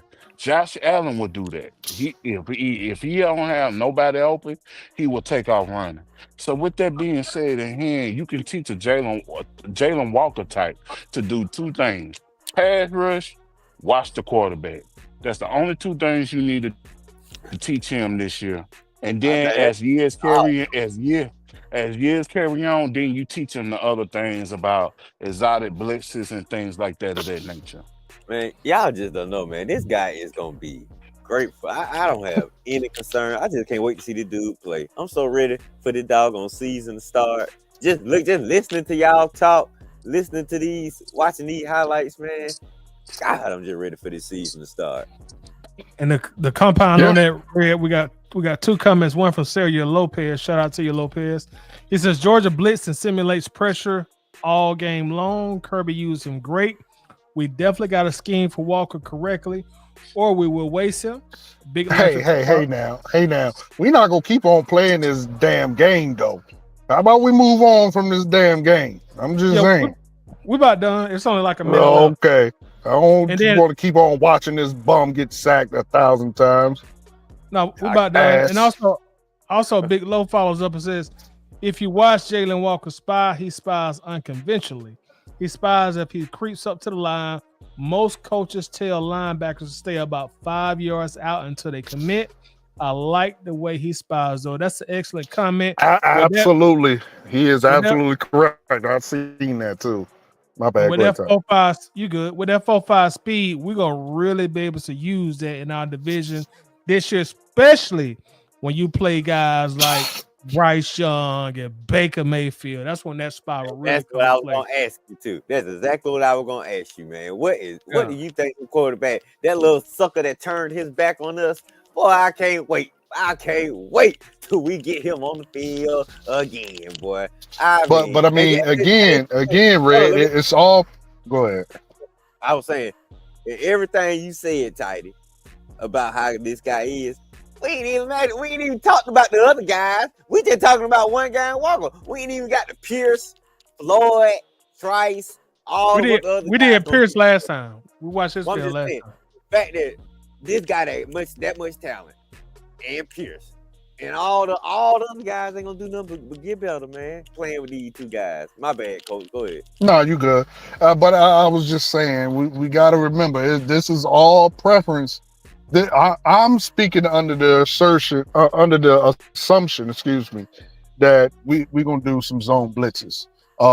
Everyone know I have been a starch advocate, antagonist of being in a three. Yeah, no, I'm not advocating for it. I'm saying before this year, I have been widely on their ass about doing this 3-4. But with this team, Me too. if we go with the zone blitz heavy, 3-4 is just, oh my God, they just gonna eat. Like literally they're gonna eat. Like What they did right? more than 15 interceptions, more than I don't know. 15, more than 30 sacks. I When thought this was when a ba- damn Baker was get up. drunk, trying to run from the police. That's what that was. So, Yeah, All right, we gonna go by that.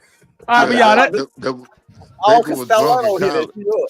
Hey, Winston, I, I He thought was this drunk in college, trying to run from the police. I thought this was the Paul Castellano hit in New York. The John Gotti set up. that was that the steakhouse, right? I Was it think Monty's? Was it Monty's Steakhouse that happened? so. I think so. Yeah. I just remember he was drunk as shit. And No, I'm something talking about happened. the. He I'm was talking about what Red was talking about with the Paul Castellano. No, it was outside the steakhouse. Yeah, that's what I just said. Oh, okay, yeah. You right. My bad. All right, but yeah, Yeah, that's the Jalon Walker tape, y'all. So we're gonna go ahead and go to our next topic here. Let's talk about. We're gonna get into the Kyle Pitts situation, but before we go there, we didn't. At least I didn't hear y'all discuss it on the eye test Wednesday night about the podcast. The episode 1, you had Harry, Roddy, Julio. I'm assuming everybody has heard it by now. Yeah, we I gonna still talk. haven't been able to get onto it. You hadn't heard it? All right, well, Red, you shaking your head. Yeah, you heard it. So give us some feedback, Red, of what you thought on episode 1. Or I've just heard the excerpt, the clip from Roddy when he was talking about Shanahan pretty much exiled him from the offense and pretty much told him that he was saying, like, dude, he was naming all of the guys that were better options in the offense over him. He even went to as far to say Leonard Hankerson. Man, I barely remember that guy. He was just naming all kind of folks with better options in the offense than Roddy. And I kind of disagreed with him until I learned to the fact that I had to think about it. The next season, without Roddy, our offense was freaking historic. So I don't know if Roddy like contradicted himself or maybe told too much information. But yeah, it was pretty much Roddy on there talking about Shanahan. It was Julio talking about how he only got 4 targets in the Super Bowl. Yeah, well, one of those targets was huge as I don't know what. I'm not quite sure what Harry was talking about, but the clips that I heard were Roddy talking about how Shanahan pretty much alienated him from the Falcons offense in 15, and Julio saying how he was pretty much underused in the Super Bowl. So I seen it. I watched your live there, Tidy, and caught it where as you was going over it. And like Red said, I think, and we all love Roddy because he's, even to this day, even with his issues, he still loves the Falcons. He still loves the fans. So I can rock with that. I think Roddy is I think his frustrations were he thought he could play when he clearly couldn't, because as Red said, without him on the team, we got even better. So I think he just no one wants to say, oh yeah, I didn't have it anymore. You're gonna kind of blame other people, and that's really what I got from that. Could both be true? Absolutely. I think it was a bit of both. I think Shanahan seen that he didn't have it anymore, and cut him out. Yeah. But I think he just didn't have it.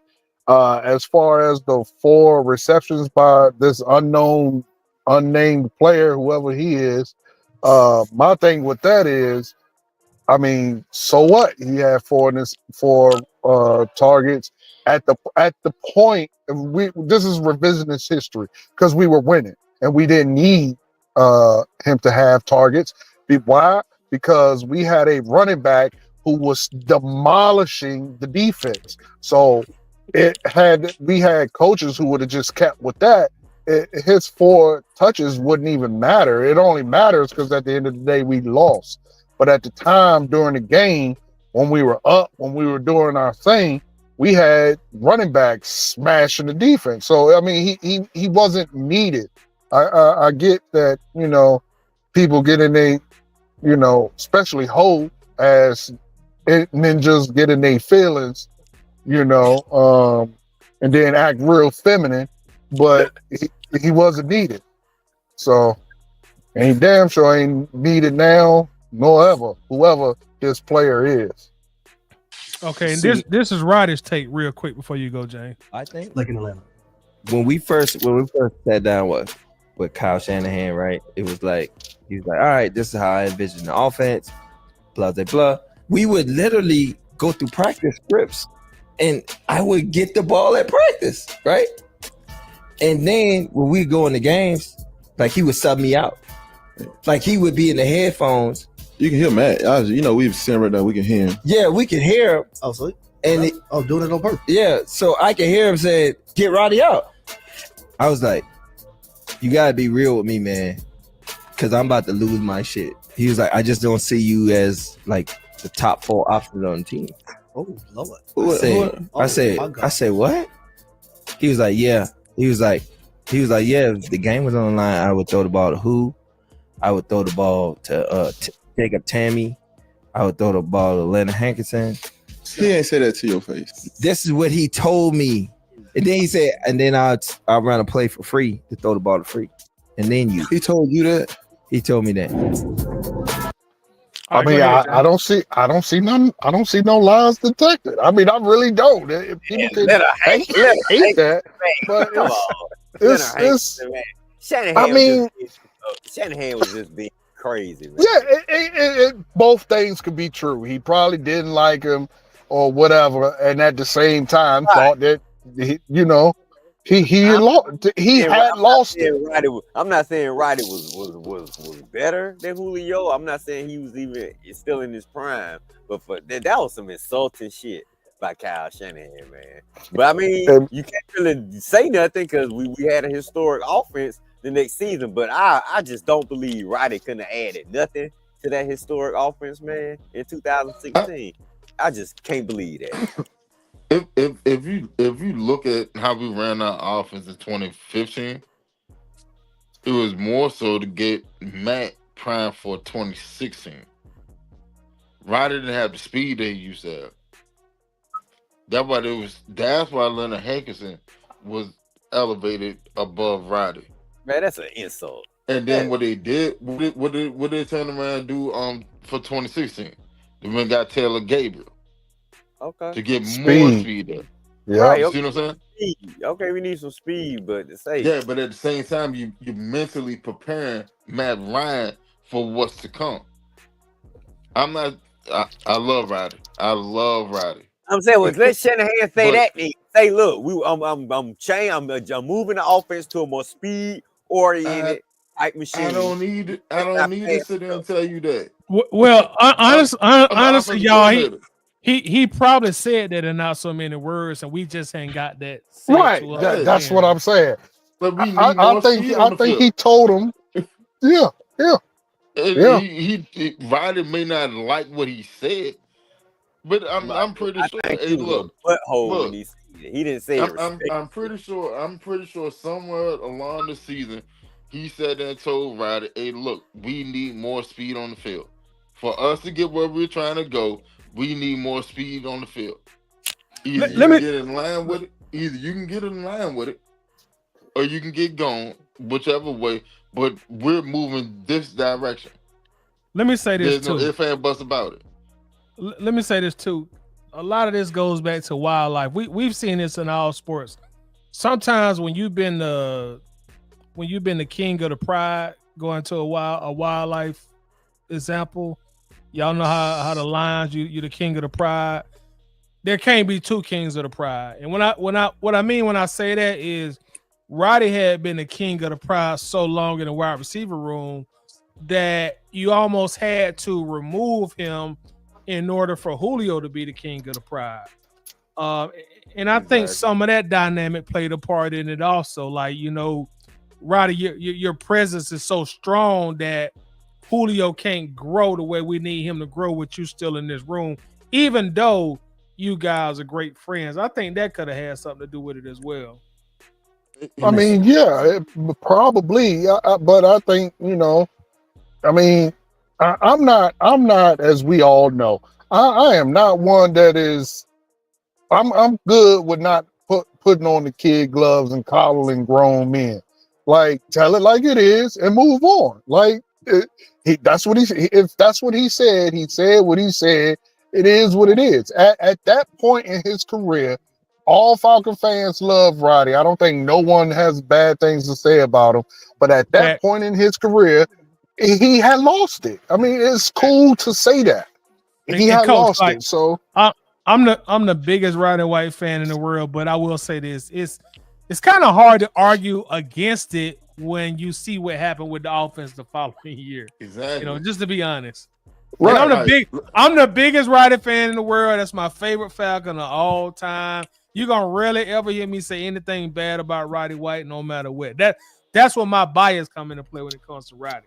I put it to you like this. That's what killed the whole argument. If 2016, if Roddy was 2 years younger, we would never win got Muhammad Sanu.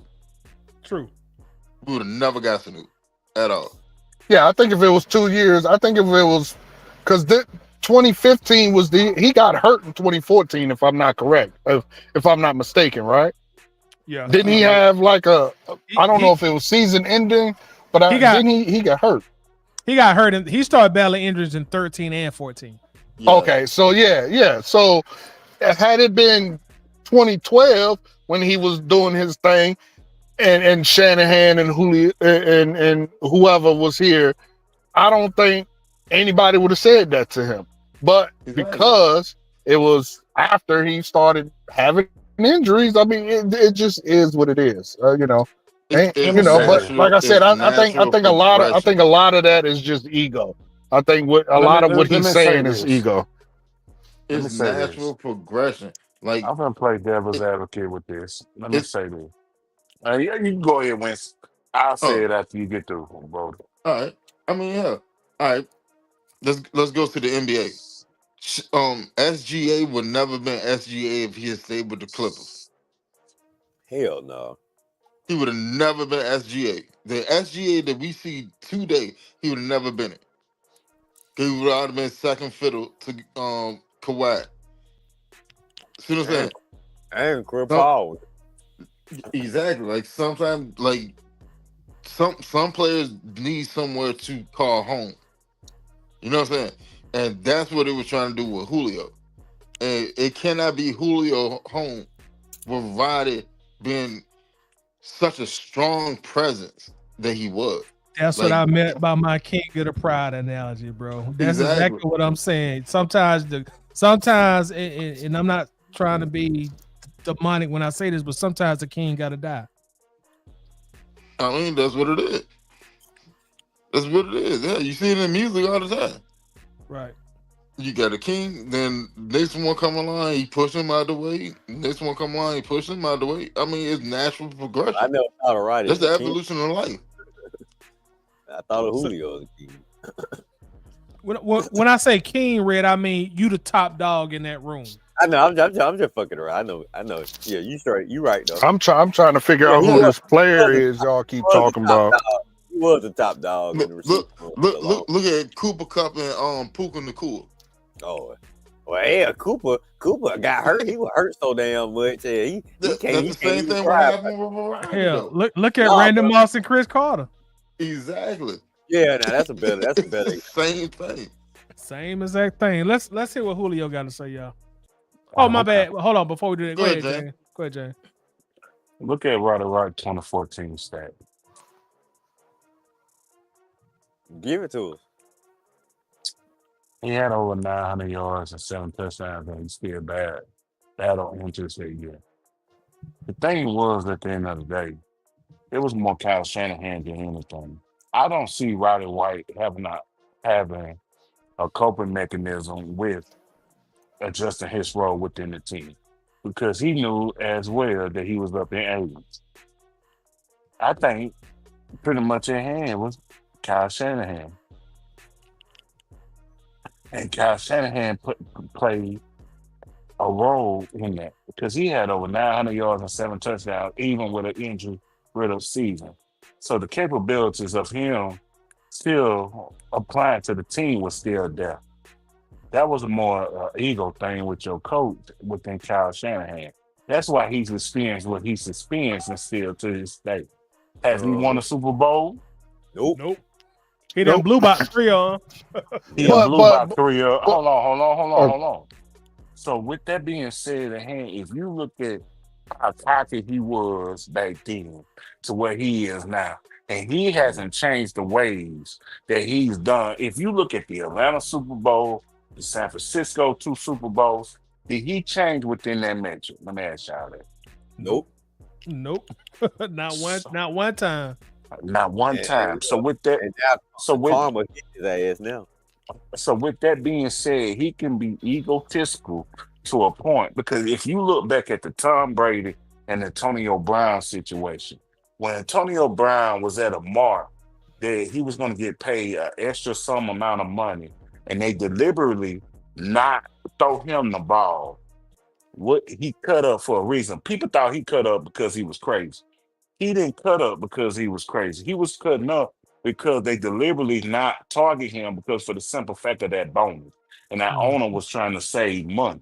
So with that being said at hand, Kyle is an egotistical son of a bitch. I'm gonna be honest with you. And when he's an egotistical son of a bitch, he doesn't mind telling somebody that he doesn't see within the scheme of his. Roddy Wright was still capable at that time frame, even though in 2015 he caught over 500 yards. That lets me know and lets me think that Kyle was finding a reason to cut him. Because if I catch over 900 yards the previous year and 7 touchdowns, and I'm dropped down 400 yards within the next year, then at hand something ain't right within the scheme. Even though 2016 was a good year, I just still think they could have saved a draft pick or two with Roddy White and still had the same offense within that scheme. Yeah, And they did. I think two things can be true, James. Like I'm with you all the way, but I think in relation to what he said and how other people would be targeted over him, I think that is solely because he was not the Roddy White of old. I believe that he probably did tell him that, and that was his reasoning. Whether it was ego or bravado or just arrogance for him to say that, I think that's where it came from. So I believe I think you're right, but I definitely think two things, especially in this situation, both things are true at the same time. Understandably so, Coach, and I agree with you so hard in a sense because he come from an era that his daddy is considered as an offensive guru. So I see where the confidence comes from because he gets it from his daddy. But overall, his daddy won shit in the NFL. He only won 1 Super Bowl. So with that being said at hand, I see where it layers down when it can come from father to son. But overall, with that being said, he still made that mistake of underestimating Roddy because Roddy in 2014 still caught over 900 yards and 7 touchdowns that year. He won 2, James. And to be honest with you, Kyle Shanahan Well, ain't shit. actually, he won 3 because he won one as offensive coordinator too. Yeah. And so his daddy ain't shit. You I mean, crazy. I'm not saying him.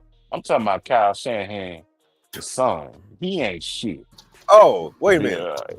Yeah, It the also son ain't shit. it also was a slower paced offense in 13 and 14 as well, James. That's what I'm saying. Like, yeah, he did he even hurt. He did all right in 2014, but it was But also slower.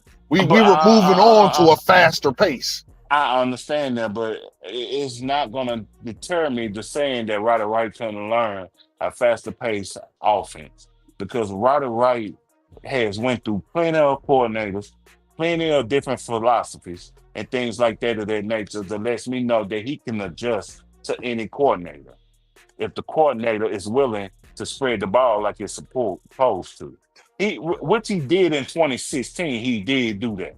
But overall, with that being said at hand, that lets me know Roddy White can still be Roddy White in a lesser role. I know for a fact that Roddy White, if he good friends with Julio, he understands that he's at a point that he's not number one. He knows that. Yeah, he He accepted know that already.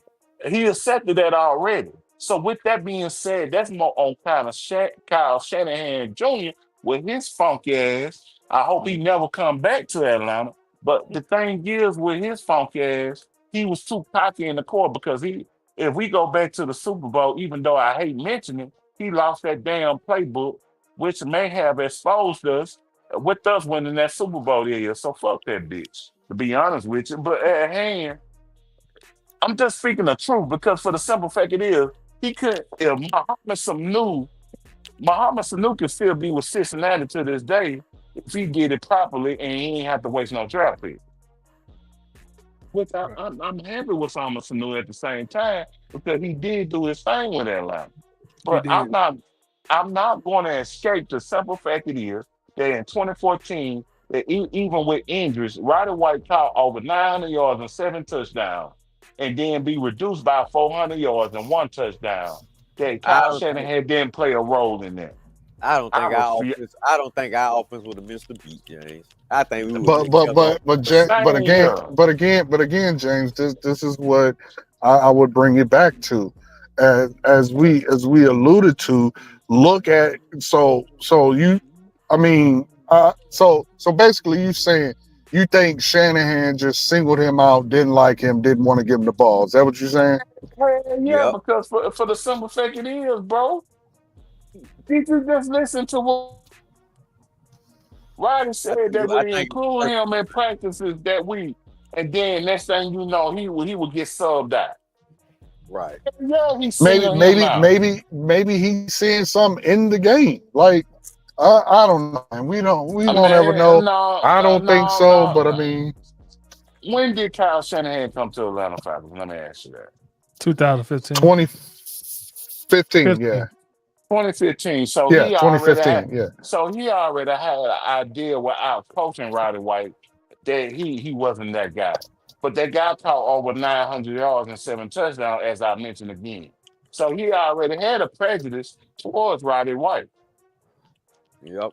I think it just boiled down to speed and stuff. That's all. I give a damn about speed because Roddy White had many coordinators in his day. He went through plenty of coordinators in his day and still adjusted and caught over 1,000 yards. I'm just being real about the situation. But that is different. You can do that if you run in slow pace offense, slow pace. He wanted to speed it up, so I think that was the issue. So how can if Roddy White, and I'm just be real about this situation. If Roddy White couldn't adjust to the speed of offense at hand, what's the purpose of being that number one at that time frame in which he was? Because as I say, he went through plenty of coordinators. Some schemes were set up in a spread scheme. Am I lying or am I wrong? You telling the truth? Spread schemes are pretty sped up schemes. So depending on the coordinator. So with that being said at hand, that lets me know that he could have adjusted Kyle Shanahan's scheme. It was Kyle Shanahan that had his nose tuned up in the air. I'm gonna rephrase it. That bitch had his nose tuned up in the air. He did. This was personal, man. Personal. You can't make me believe that Roddy couldn't have attributed something to us in 2016. I mean, he wasn't that. He may not have been a number one. He may have lost a step, but he wasn't trash, man. And he wasn't trash at all. He was he wasn't trash. He was battling injuries, but he still caught over 900 yards. In 2014. And then it's not like him and Matt Ryan. It's not like him and Matt Ryan didn't have a rapport together. Thanks. And in 2015, he lessens that by 400 to 500 yards. It was something in that water with Kyle Shanahan he didn't see. understand he said he may be older, he may be a little slower, he may not fit the scheme, but overall, you still had two capable receivers that could still go over 1,000 yards with injuries or not. Yep. Now see, and the way he treated Roddy, you see that karma kicking his ass. Now he ain't gonna. Kyle Shanahan ain't gonna know win Super Bowl in San Francisco. You know it, and I know it. Them And that's days. being real. Yeah. Because that bitch can't get up out his way. Mm-hmm. I Bro, still can't believe he said Hankerson was He better was than up on Roddy. Kansas City in the Super Bowl. What he does, the same shit he did with Atlanta. all 3 Super Bowls, he lost the lead.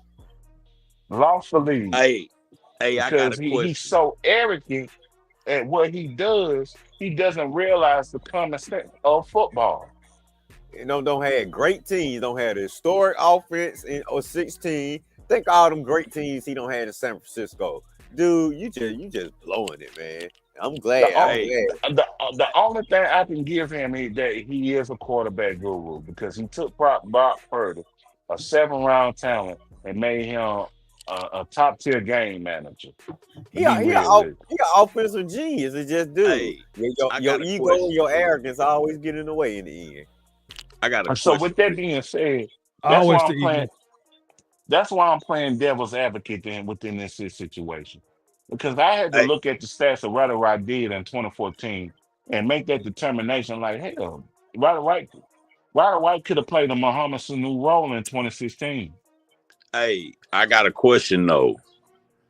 I'm Did sure y'all they could have saved the draft pick for that. Go ahead. What's your question? did y'all read the comments I'm on done. the Inst? I'm Did sorry, y'all y'all, read? for taking it so long. No, you good, James. You good. You brought a great perspective, man. We love it when you get passionate, James. Yep. Nah, What's the question, I got man? a What's your question? What's your question? Did y'all read the comments on the Instagram post? Because a couple of players from the Falcons at the time that Shanahan came in answered on the post.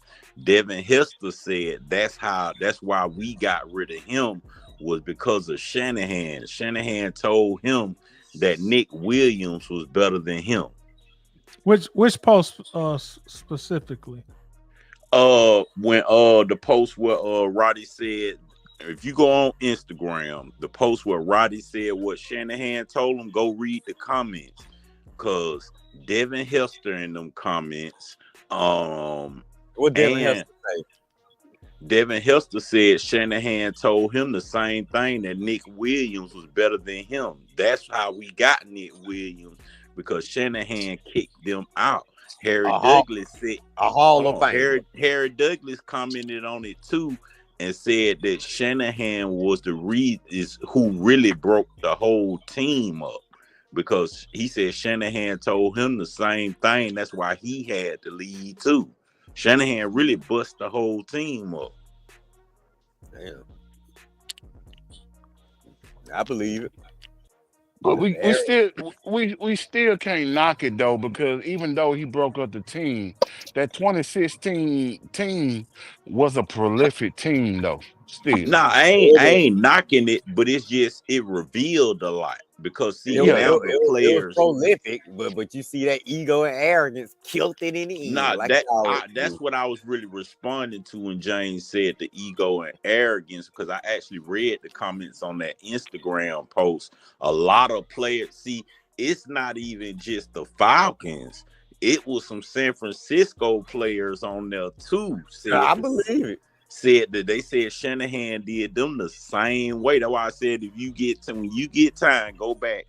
Don't listen to the clip. Just go in the comments, because even Warren Sapp commented on it. He was like, "When was Hankerson better than Roddy?" Think all them players that don't came through the 49ers in the last 5-6 years that just don't watch this guy blow it time and time again. Now they don't got fed up. Debo don't got traded. I'm pretty sure Brandon Ayuk gonna ask to get traded soon. I'm just saying, folks figuring his shit out now, man. I mean, I'm gonna say this. The reason why Debo got traded is for the simple fact it is the way he was utilized. Even though he got paid, to do what he do. It was the wear and tear that he was taking on each season within that 49ers offense that Shanahan had demonstrated. Because if you look at it, the last 2-3 years, he had got hurt. Because for the simple fact they would line him up at receiver and running back. That was two totally different positions. And the running backs take a lot of wear and tear, and Debo was doing both. That's why he wanted Yeah. to get his ass up out of there, because for the simple fact it is, he want Now to further watch this, his That's John. why career. Christian McCaffrey stayed, even though he had an injury Right, history, because not they like that made though. they made because one of the players commented that's how McCaffrey got hurt, because Shanahan was utilizing him too much. That's why I said San Francisco players, even on that post, speaking out along with Atlanta players. That's why I asked you, did you read the comments? Hey, All right, hey, y'all. if So you let's jump to what Julio said during this podcast also real quick. Man, yeah, about the we'll Super be Bowl, out. I have yet to We'll go be back and all watch night it. on this. Oh, the game? Yeah, haven't seen I it didn't. again? I I don't blame haven't. you. I haven't went back to watch the game. And two, like for me, just like in that game, it was just like I had 4 opportunities in that game. In that whole game too, though. Like all this, what I've done, and as a Chill out, team, when bro. we got to the Super Bowl, it's just like I had 4 opportunities. Bro, that one catch you had on the sideline, I That had shit 4. was stupid. I had 4 opportunities though the whole game. We That's heard you, insane. Julio. that is 4 ridiculous. targets in the Super Bowl. Oh, that's ridiculous. But again, I did what was asked of me. Shit, that would've- All right, I want to say this real quick before we jump into the Julio part. I appreciate this insight from Julio, because very rarely do you get a player that played in this game talking about what happened, and you can instantly see the regret in Julio's voice and his tone when he said, "Man, I only had 4 opportunities to help the team win." So I want to dig into that. Also, I want to dig into the fact that during this episode, Julio does admit that was him on the phone with Shannon Sharp, but he reveals that he did not know he was being recorded. And I always thought there was a play between him and Shannon Sharp. But I'm gonna take Julio at his word, because I don't feel like he got any reason to lie. If he waited all these years to talk about it, I don't feel like he lying about it. Tyler, you killed this man for that, man. You killed him. I know it. I killed him, man, and that's why I was speaking on it now. So I'm giving him his props on that. Also, that does change my temperature some on how I felt about him leaving. Also, the next episode will air on June the 3rd. He's gonna tell his side of the story finally after all these years of what happened with him and the Falcons, how the relationship went sour. And also, to my surprise, he said one of his worst things about being the Atlanta Falcons was that he eventually got traded. Hey, So did you see the other piece of clip? Because they showed a new piece today, which Julio said the reason he left was because he didn't like the way the new regimen, which was Terry and Arthur Smith, were treating him. In a small little piece they put on Instagram today. Yeah, I saw they were releasing some clips.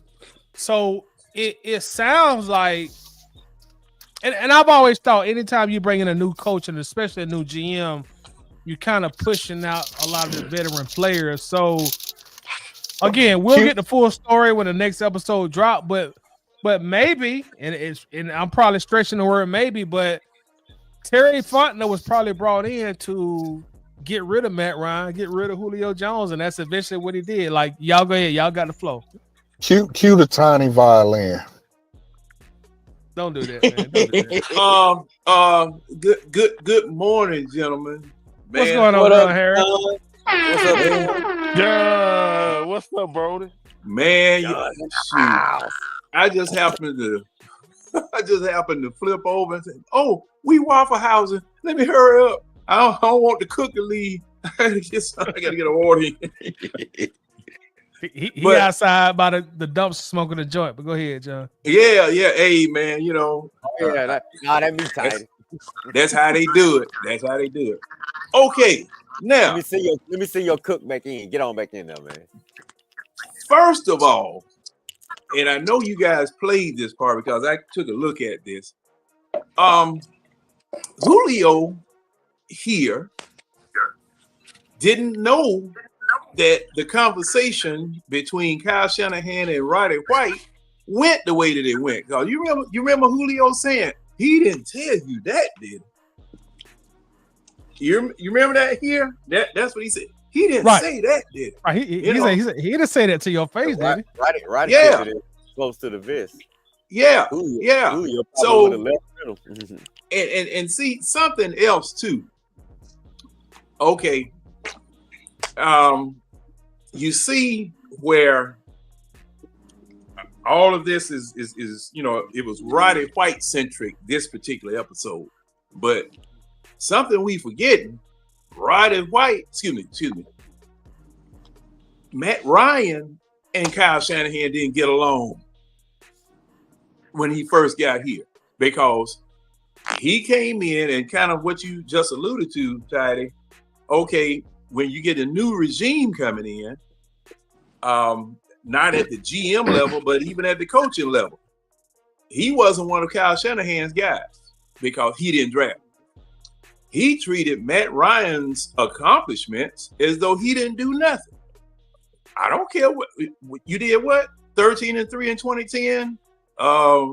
Came off of a NFC Championship appearance in 2012. So what? That's the way that he was treating Matt Ryan. That's the way he was treating the Falcons. And it's my way or the highway, because Matt Ryan and him were having knockdown dragouts out there because of the fact that Matt Ryan was used to audibling in dirt cutters as well as Mike Mularkey's offenses, but there were no audibles in the West Coast offense for him. As well, if you remember correctly, Michael Vick didn't have any either. When what's his name came, Greg Knapp was here as offensive coordinator, and I don't think that the basic or the original West Coast offense had any audibles because they had everything supposedly covered. And you see it now with Brock Purdy out there in San Francisco. He doesn't have any audibles. Okay, they just won't let him audible. They fought and fought until they had to have a knockdown drag out meeting because they both went to Dimitrov. Hey man, I can't work with him. Hey man, what's wrong with him? I can't work with him. And then Matt Ryan, the very next year, had the ability to audible. You remember, Tidy, and guys, when Terry Robisky was our wide receiver coach here. Mm-hmm. Terry Robisky, and see, the thing was, we had gotten wind, the fans had gotten wind of a rift between Kyle Shanahan and Roddy White. All right. I remember distinctly on 92.9, why don't you throw the ball to Roddy? Roddy, and matter of fact, the host of the station were doing the same thing. Why Roddy White being frozen out? He's done this for the city. He's done this for the team. He's done that. And you remember where they had about 4 plays where they didn't do nothing but throw the ball to Roddy White. Back to back. 4 plays straight.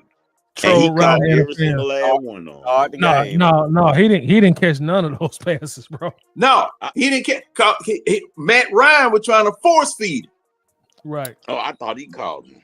No. It was those plays were literally a shit show. Yeah. And the thing was that I mean, he was trying, and Terry Robisky, let me say this first. Terry Robisky, and I'm trying to find that clip. Terry Robisky was heard saying, all right, he got a point. He got a point to prove, and he gonna give it to you. You know, because Roddy White came to the sideline. Man, I'm trying to remember if Roddy White said he wasn't open or whatever, but he didn't understand. But Terry Robisky told him what was going on. Okay, so it was, man, and the thing was that he was trying to show Roddy White up and trying to show the fans up. Fans, y'all don't know what you're talking about. Right. And it was, yeah. So see, the thing was, there go that ego and arrogance again. Yeah. So my thing is that this situation that was going on was really hard in 2015. That first year that everybody was together, it was hard.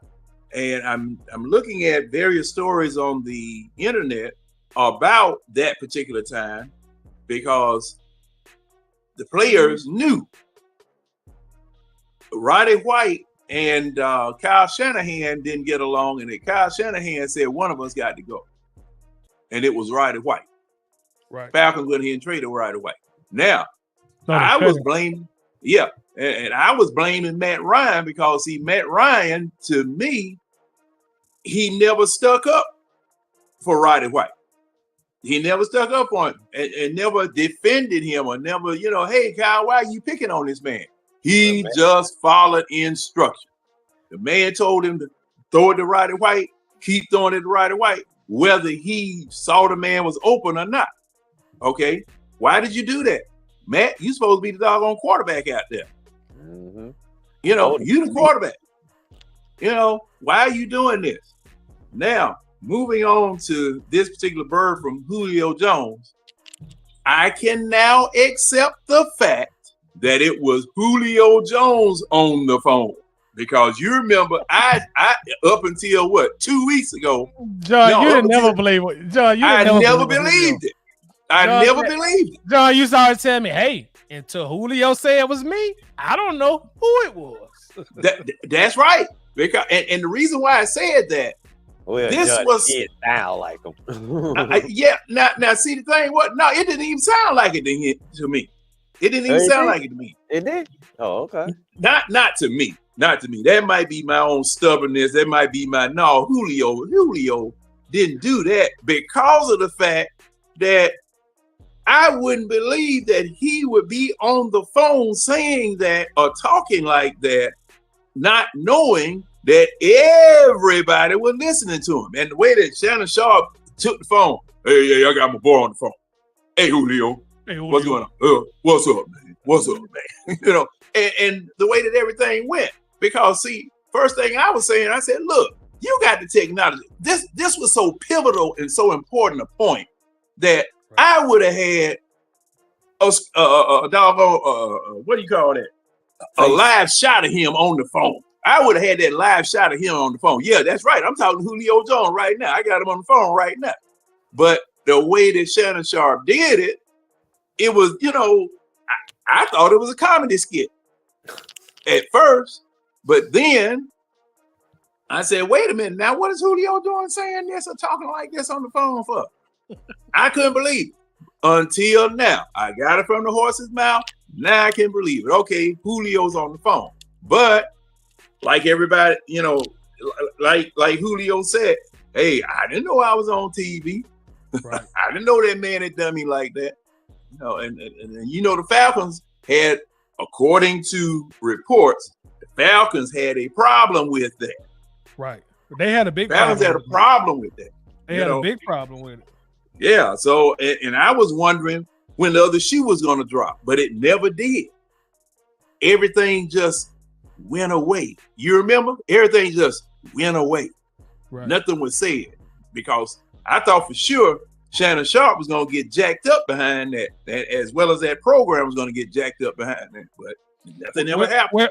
Well, John, I won't say nothing ever happened because Shannon Sharp was later fired. So that could have been like a long line of things that led up to him getting fired from that show. Hey, and Tidy, he eventually got jacked up too. Yeah. Also, real quick, y'all, real quick. While we on Julio, I did go back when just a moment ago and I listened to the preview from the upcoming show, and this is gonna be another added news. Part. Yeah, breaking news. I guess you call it breaking news. But I'm gonna play it, y'all, and we got to talk about this because, as I just said, maybe Terry Fontenot was brought in as the cleanup man, and it's starting to look like now we're finally hearing Julio Jones' side of the story. Props to Julio for being a professional and not talking till he retired, but now he talking. He also got an interview that he's done with D. Orlando Ledbetter, which is coming out soon. So let's listen to this preview, and then we're gonna talk about this. John, check this out. Okay. Trade, and I know everyone in Atlanta, everybody and their mama, they want to know what was the discourse that led to that moment from your side of things. You don't know the culture I got in the building, this togetherness I got in the building, Respect from your teammates as well. the respect. I mean, just across the board. So you talking about trading me and what I'm doing, and y'all know what I'm doing. John, did you hear that? Julio just said they came to him talking about they gonna trade him before he asked for the trade. I believe it. Because some of that stuff didn't sound like my man. I know my man. He ain't like that, the way they try to portray him. I'm glad we hear some of this and stuff. Red, that's why I was so upset about it, because it was you character. Right, and you felt betrayed. I felt betrayed because Julio was my boy.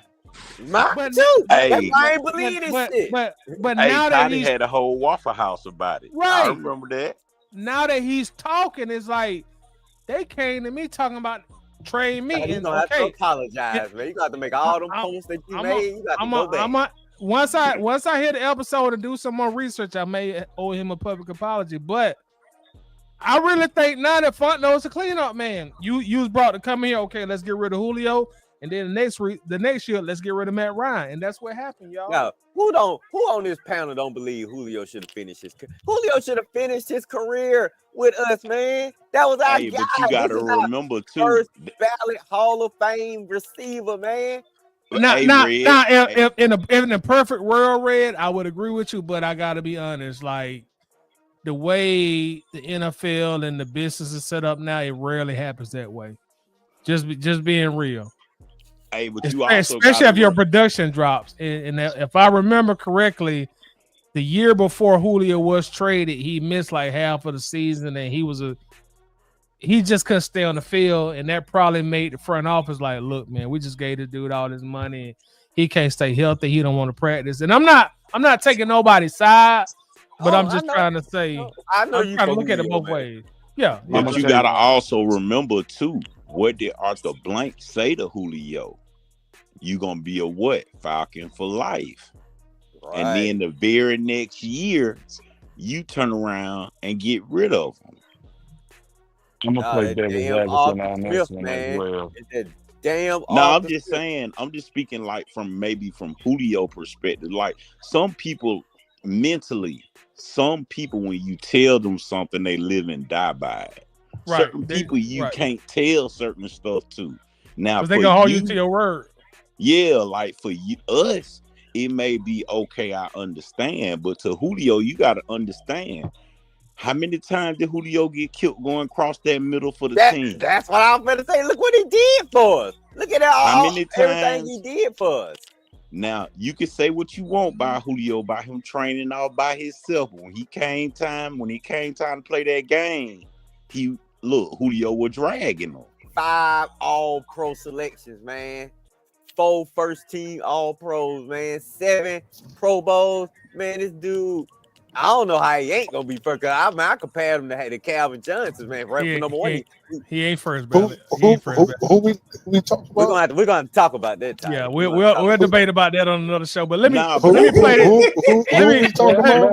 Let me play this one more. Let me play this one more time, y'all, and then I'm gonna let Coach and James go. Let me play this one more time. Trade, and I know everyone in Atlanta, everybody and their mama, they want to know what was the discourse that led to that moment from your side of things. You don't know the culture I got in the building, this togetherness I got in the building, respect from your teammates as well. The respect. I mean, just across the board. So you talking about trading me and what I'm doing, and y'all know what I'm doing.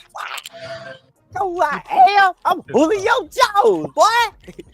I'm with you, man. I know. I feel you, Julio. Go ahead, James. You say you want to play devil's advocate. Go ahead.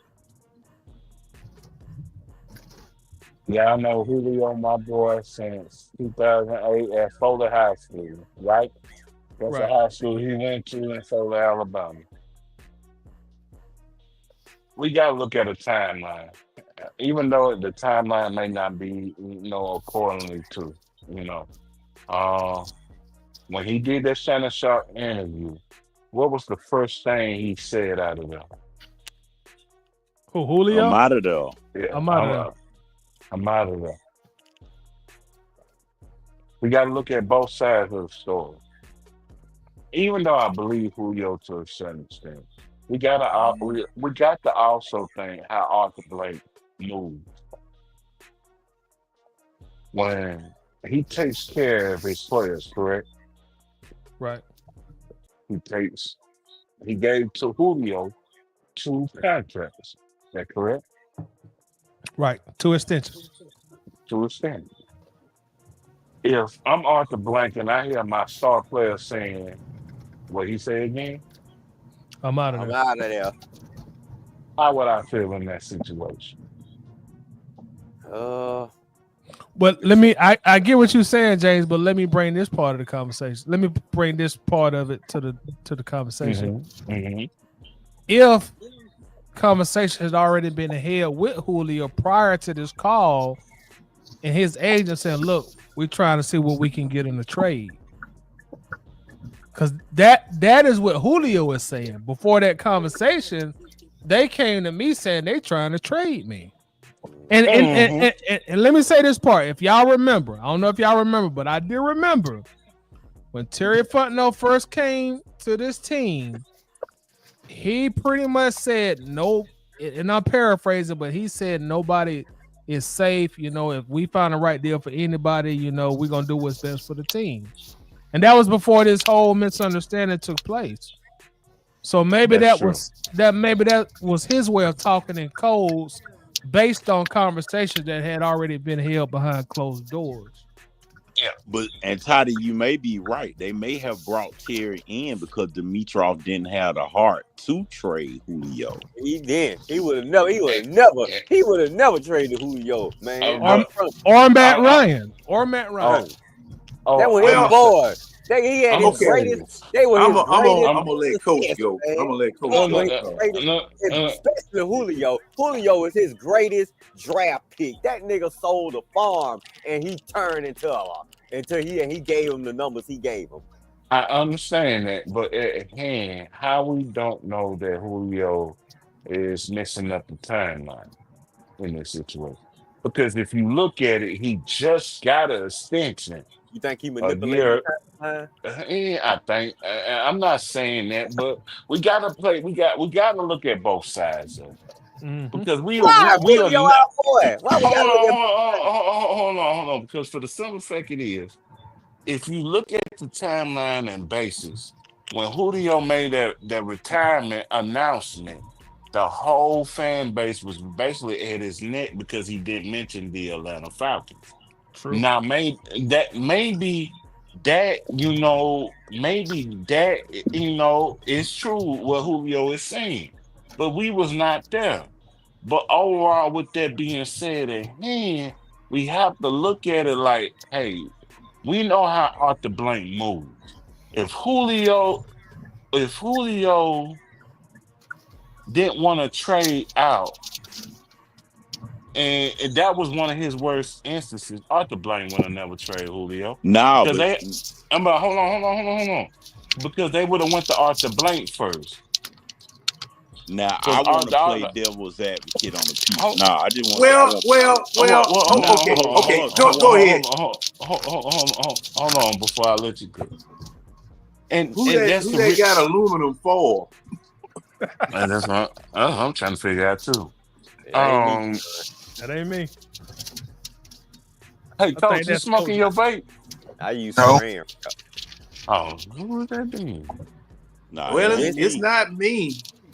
It probably. Otherwise, I would hear me, but it was a bag of sunflower seeds. I'm done using it. Go ahead, take off. Okay, yeah, but the thing is, at the end of the day, we were.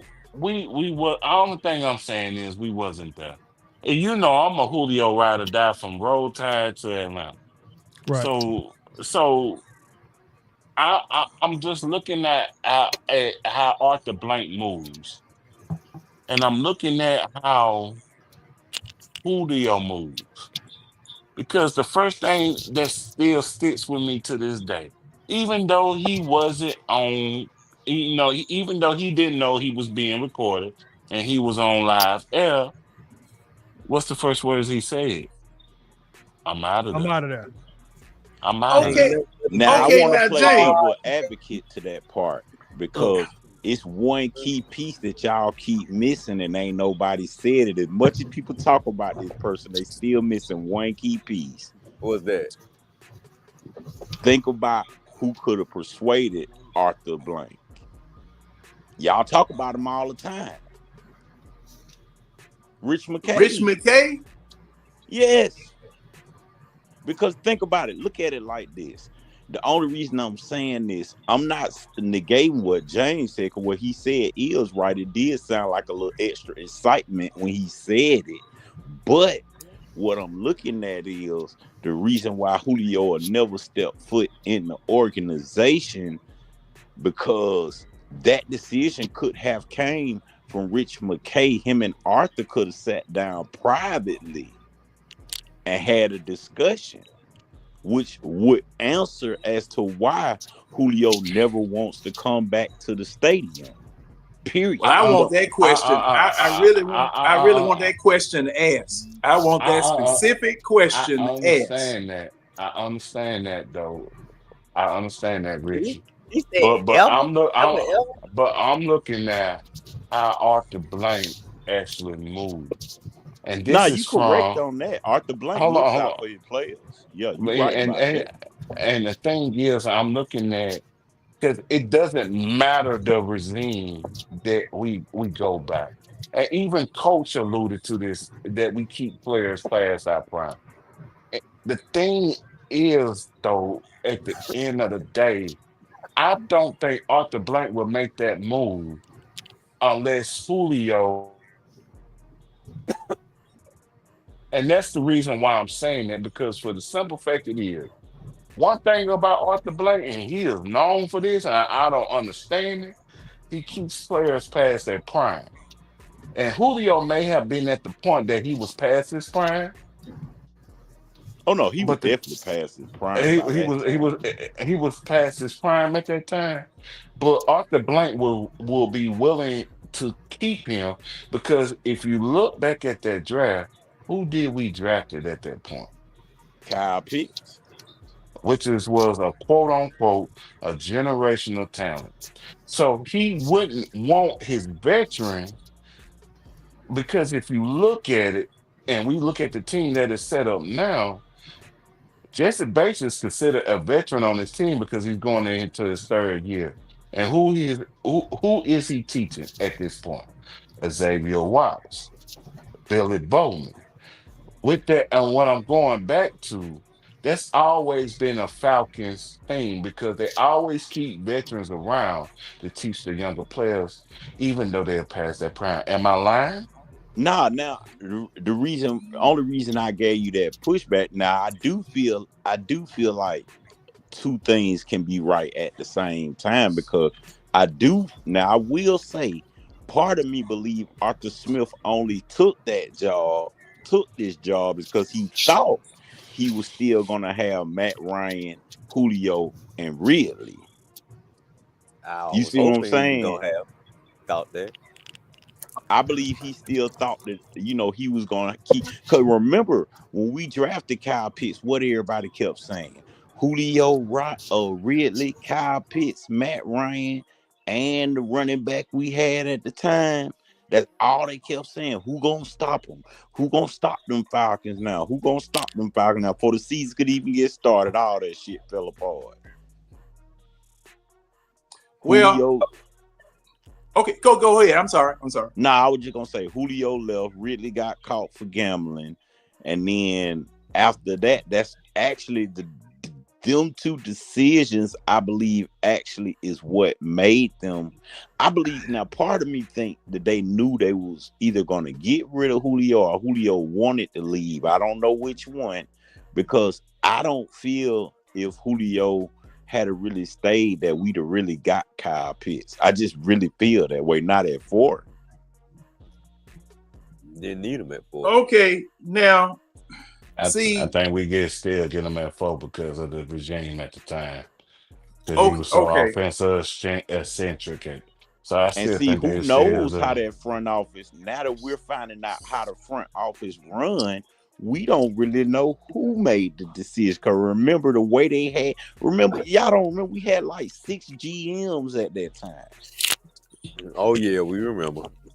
We had Now, let me jump in here right quick, because see, I'm looking back, I'm scrolling the internet for articles and things that took place back during that time. And see, plus the fact I got to ask y'all a question. Didn't Arthur Blank, when Julio and Matt Ryan were signed as Falcons for life, okay, both of them got Falcons for life contracts, and those were orders from Arthur Blank to do so. Right, which Okay. Blank admits. He admits that those were the types of contracts that they wanted. But when he fired Dimitrov, brought in Terry Fontenot and Arthur Smith had just as much power as Terry Fontenot. They didn't have to consult each other to do anything. They both reported to Rich McKay. Right. Didn't Arthur Blank say, when we were trying to address the salary cap and salary cap hell we were in, he said that he was leaving it up to the coach and the general manager as to what was going to happen, thereby taking himself out of it and letting them run the team, or Rich McKay, some type of Rich McKay, Arthur Smith, Terry Fontenot regime run the team. He took himself out of it. Okay, not giving his blessing on what they wanted to do, but not saying that they couldn't do it. Right. See, so I'm listening here, I'm looking here, and I'm starting to remember certain things that Julio Jones wanted out from the Falcons 2 years prior to this particular time. That's a fact. After the Super Bowl, yeah. Yeah, he wanted out then. Okay, so the what, John? And then on top of that, and that's when they gave him that extension, the Falcons for life extension. That's when they bribed him to stay. Right. Now, he wanted to leave then.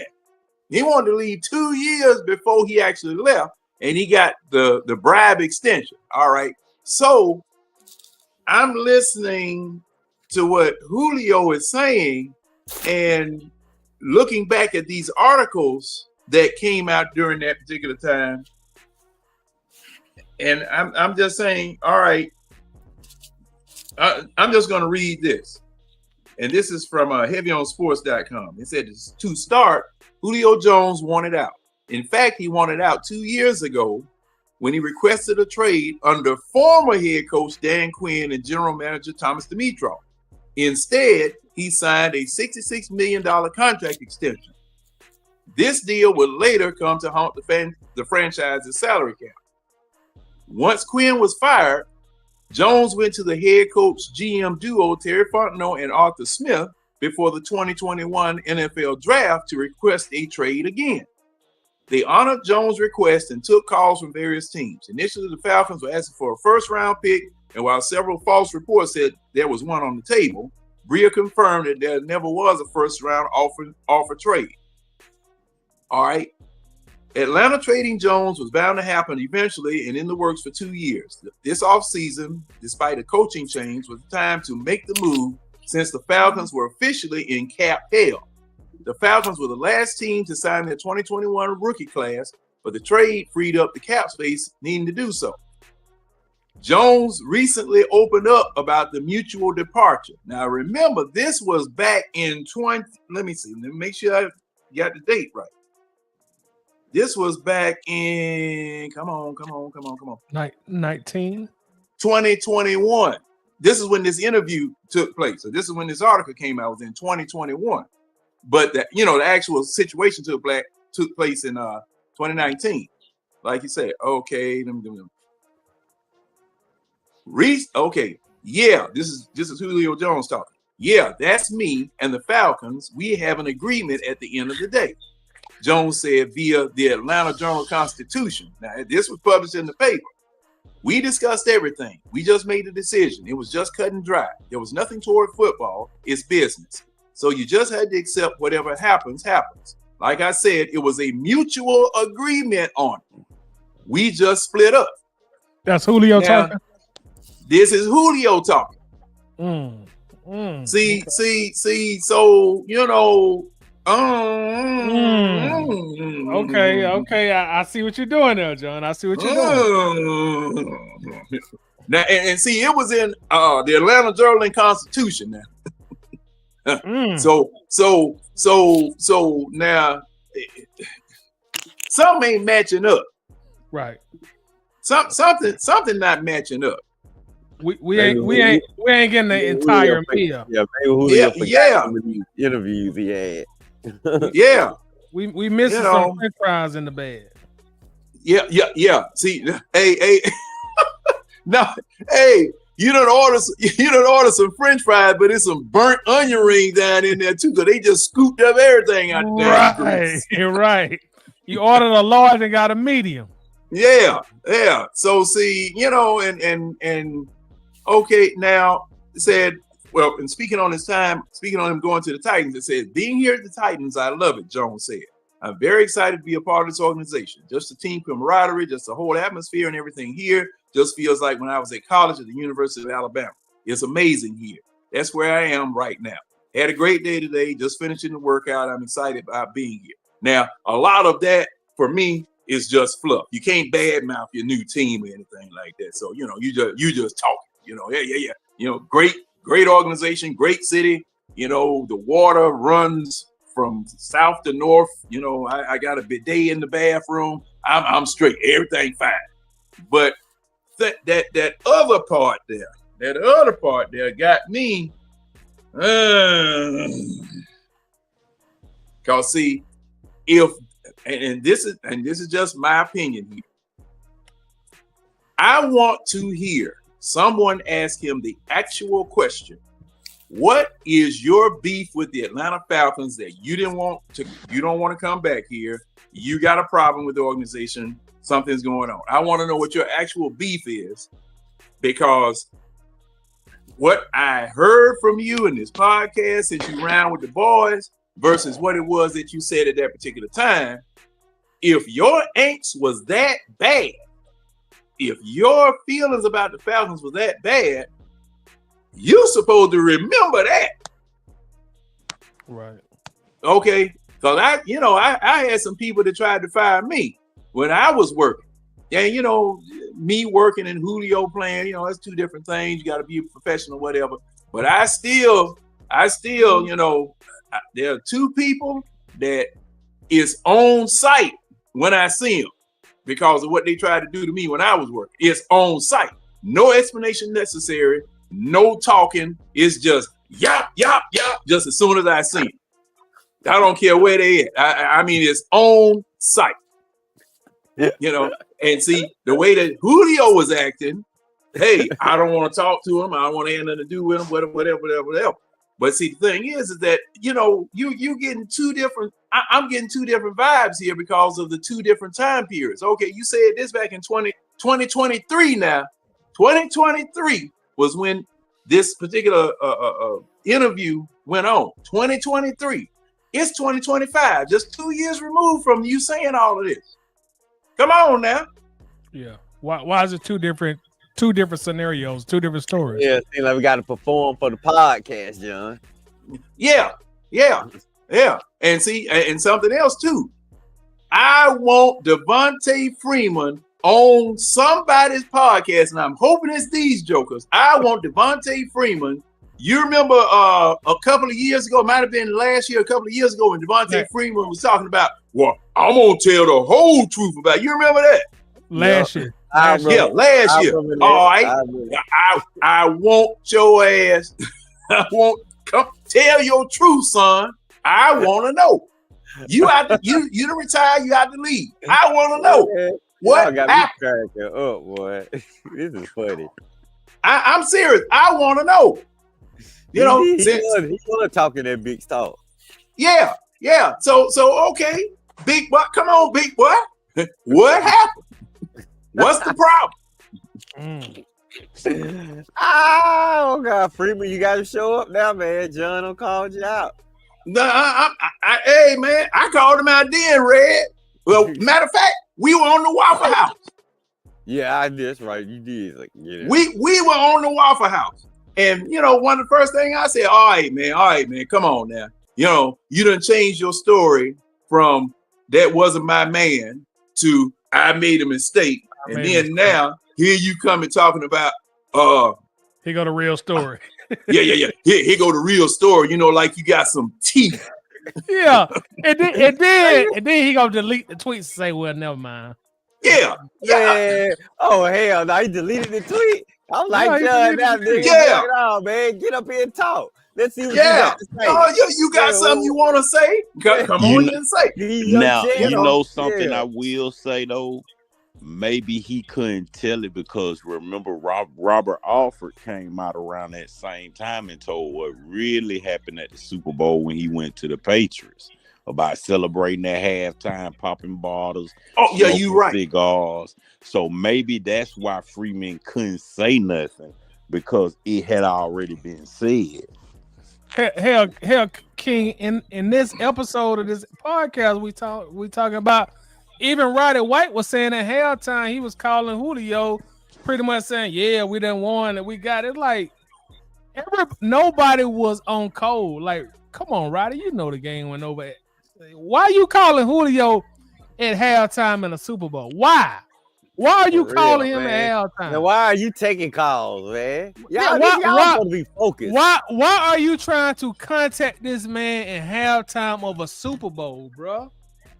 It's like that nobody understand what the mission was, and nobody respected the mission. Right. Oh, well, see, the thing was, now remember, gentlemen, they had the Patriots so messed up, and Tom Brady, when he threw that interception, he had his head and his hand down. I mean, and when had you ever seen Tom Brady like that? And what they did, they was, you know, like the old folks say, they started smelling themselves. John, I meant to send you this when I read. I don't know if you ever read it, but did you see? This was probably a little bit over a year ago, maybe about a year and a half. Scott Pioli had an interview, and he said during halftime, the upper management was celebrating. He cussed everybody ass out. Did you see that? I didn't. It's gonna be a damn Netflix special on this shit. Scott Pioli, and I'm gonna try to find his interview, and I promise on anything. He said he cussed the upper executives out of the Atlanta Falcons. Said, "What the fuck are y'all doing? This is Tom Brady. This shit is not over." Cause he from New England. He said he cussed everybody ass out in the suite. But Toddy, you know what did I say? What did I man, when I found out that them jokers down there celebrating, you know, I've always been an advocate of a fan when the team started messing up, being able to go down there, whether they put them in a cage or whether they put them in a two-way glass room or whatever, that they cuss the team ass out for celebrating at halftime or not getting they behind in gear. Because that's the first thing that I said, look, man, you are talking about the recognized as everybody does, GOAT, and a team that was a juggernaut during that time because of him and because of Belichick.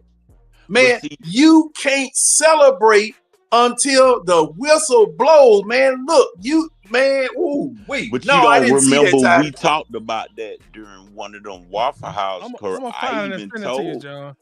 I even mentioned that if you don't remember, Belichick switched. See, this when I knew Belichick was the GOAT. Because I wasn't really no big fan of Belichick for real. But at that Super Bowl, let me knew he was a GOAT. Because remember, he came out there playing a 4-3. We were running through that. After halftime, he went from. That's why I hate when people be like, "Oh, you can't switch from a 4-3 to a 3-4." I watched Bill Belichick do it in our Super Bowl. Go back and watch after halftime when he put them in that 3-4. He switched from a 4-3 to a 3-4 at halftime and killed us. Yeah, man. See, cause remember he was writing in his little notepad, and then the year later, Dan Quinn started writing in his notepad the same way. Cause John, see, you see that text on the screen, John? Blow it up just a little bit. Hold on. Leave it like it is. I'm gonna go to my other phone and take a look at it. He says, and I Scott whipped Pioli. around and I said, "You fucking people don't get it. That guy number 12 across the field is Freddy fucking Krueger. He's coming back and he's gonna get a bunch of us. I just hope he doesn't get us all." He said he cussed everybody ass out. Arthur Blank and every goddamn body. He cussed everybody ass out. So the whole organization was celebrating.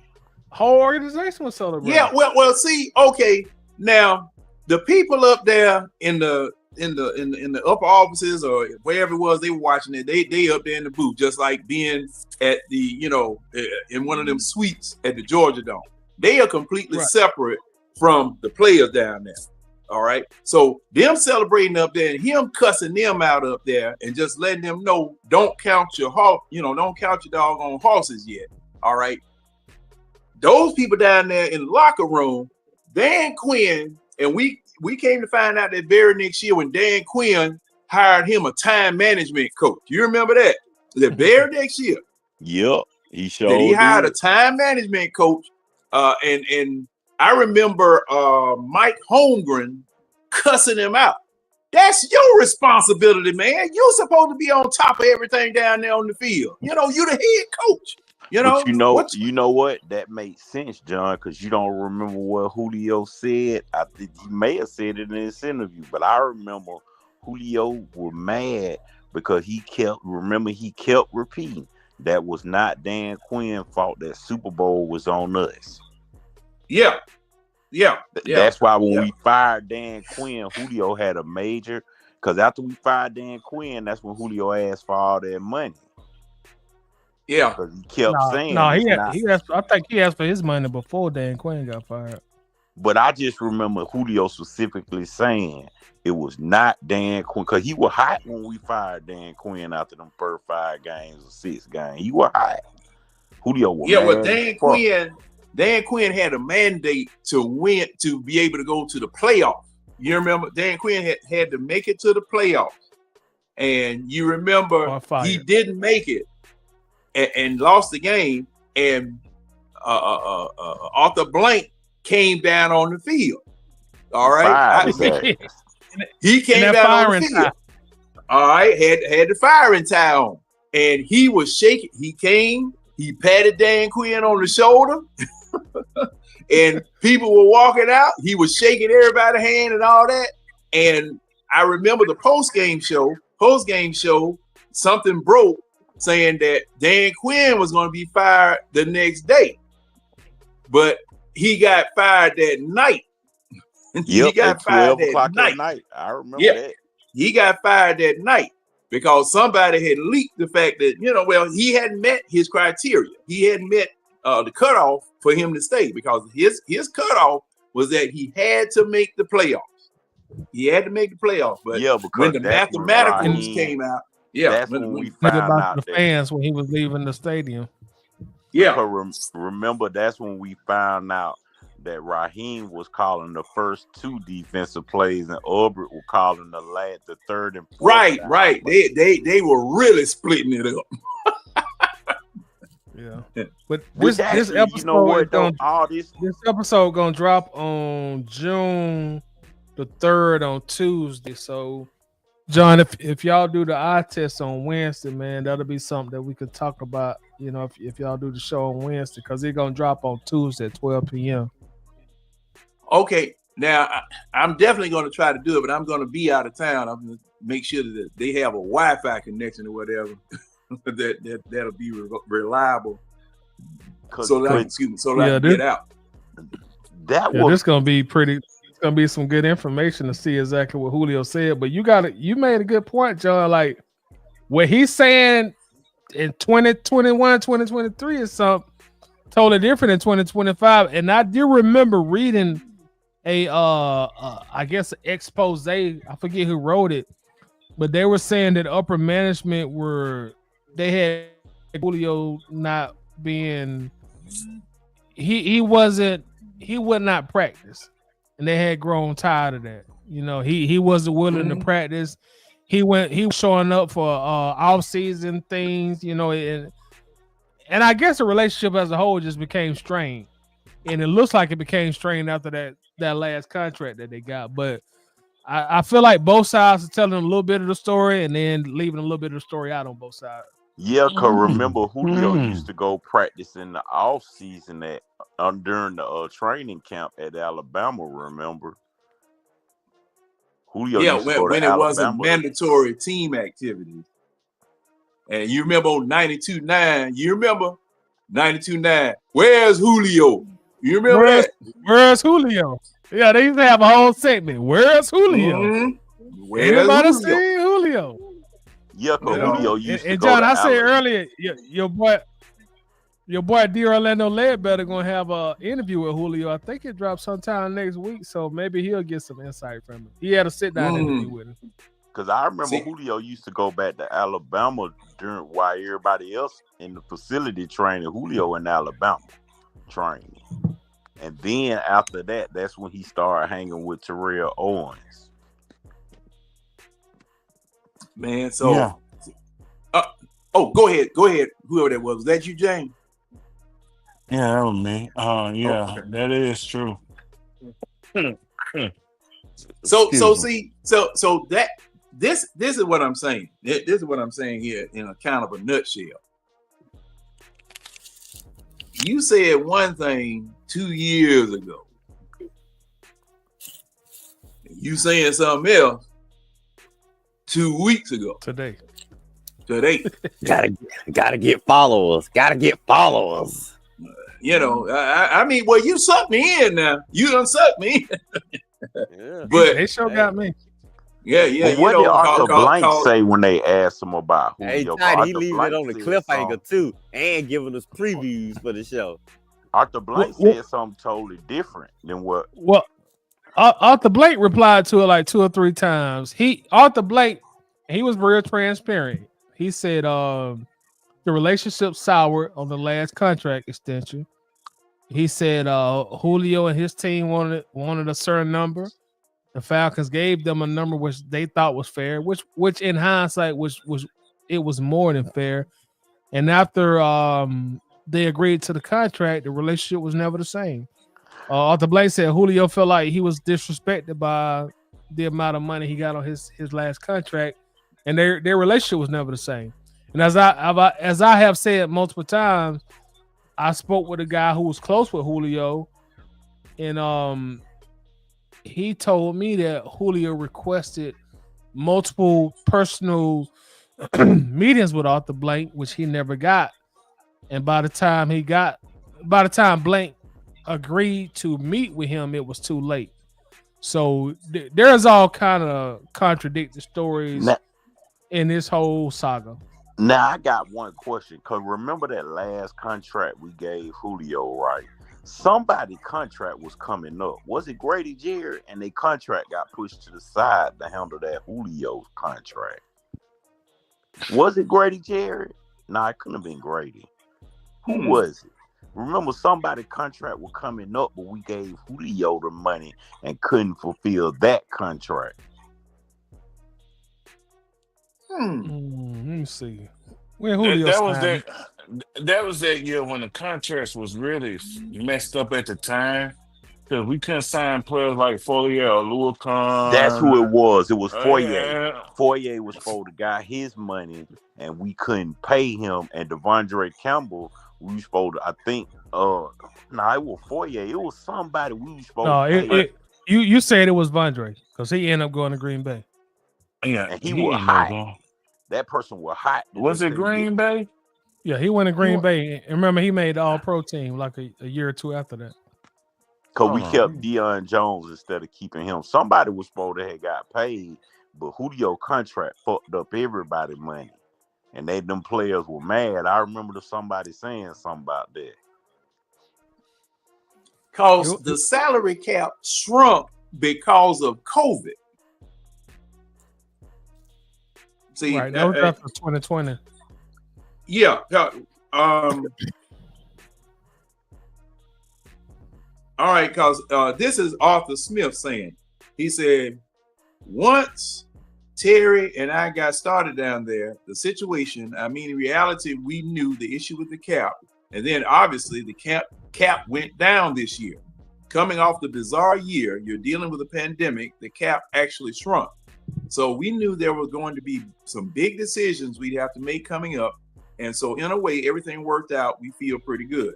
I mean, it's pretty much well documented now. We feel like it was a win-win with the salary cap and Julio going to Tennessee and us right now being able to solve our short-term issue with the cap.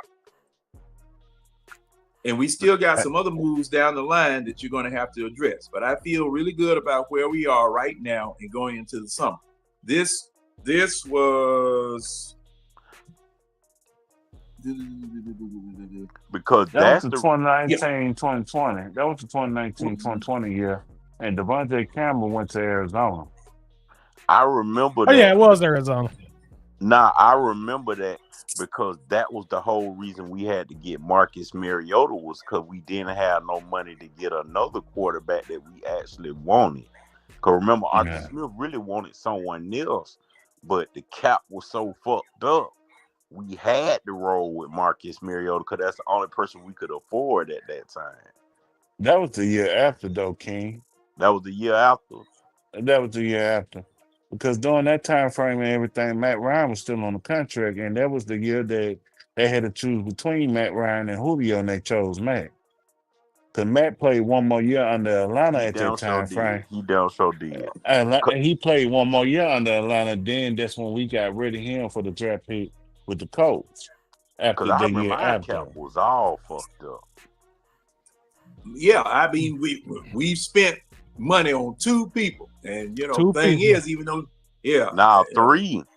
Because remember we we gave Devontae Freeman like 32 M's after that Super Bowl. But really, Devontae money was really peanuts in comparison to the guaranteed money that Julio and Matt got. Yeah. And that's fact. And the thing was, we had to scrape a defense together with those two contracts, because those two contracts put a bind on our defense.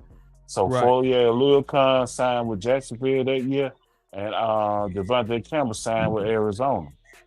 Oh, and we end up losing Austin Hooper as a result also too. Yeah. The real culprit of the Super Bowl. Yeah. The real Miss Blocker. But this really is a lesson to learn for a franchise like Atlanta, man. Like, don't put all your eggs in one basket when it comes to players, man. Put the team over players, because at the end of the day, we overpaid Matt on his last contract. He wasn't worth what we paid, and we overpaid Julio on his last contract. He wasn't worth it. We really just wasted almost $200 million on those two players. Because when they we never made the playoffs when Matt re-signed his deal, and Julio, he couldn't stay on the field when he re-signed his. We got one more now. Yeah, that's what I finna say. That's what I finna say. We done did it again. Gee, we got one more now. I'm ready for that. Excuse my French again, everybody. I'm ready for that bitch to go. Hey, man, that's why I was always taught, learn your history or you're doomed to repeat it. You know what? You right. Because remember, Dean Pease couldn't even actually run his defense because we couldn't get the players he needed for his scheme. That's John, right. John, that's what you said. We was what store you said we were shopping at around that time. John, you saw Man, it. we were going to Big Lots, Dollar General. Cause remember they Family almost Dollar. they almost gave They Dean scratched the Pease. expiration date off of everything. Yeah. You want some juice, man? Right. Cause That if was in you my clearance sale. Cause if you remember, they almost gave Dean Pease a heart attack because they were just so sorry. Yeah. And the thing was, and see, that's why everybody was talking about and giving Dean Pease the blues about his defense and his defensive schemes and his defensive strategy.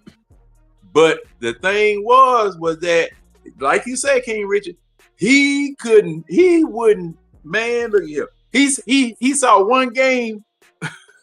He saw one game of those doggone refugees out there trying to play defense. Oh, hell no. Don't put that boy out there like, no, I can't. No, one-on-one, shit. Zone. Remember, if you remember, John, we couldn't run a 3-4, we couldn't run a 4-3, we couldn't run a 5-2-4, we couldn't run shit when Dean Pease got that deep. Couldn't do nothing. I keep telling people, if you'd have gave Dean Pease the defense we got now, you'd have seen a whole different scheme. I don't even remember who we had on that defense. That's what I was just finna say, Red. Now that's the point. Somebody who was on that defense beside Grady Jarrett. I just think at that time frame, to be honest with you, hey King, thankfully nobody. but we also have to look at also as well. This is a young man's game, bro. Of course, and I understand. I'm not talking about just for players. I'm talking about just for coaches as well. And the thing is, man, I think Dean Pease was past his prime. Even if we got the players because he up there in Baltimore right now. That's true. As a defensive coordinator, I think he's an assistant, something. Yeah, he a consultant. He is just consultant. Say that one more time for me, please. Consultant. He getting a check. In other words, he getting a check. He getting a check. So with that being said, at hand, that's just like with Belichick. That's just like with Dan Pease. It's a young man's game at this point, bro. Y'all, he was past his prime.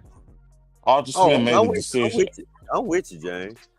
And Arthur Smith made that decision just to make that decision at that point because he needed coaches and he needed to fill his staff up.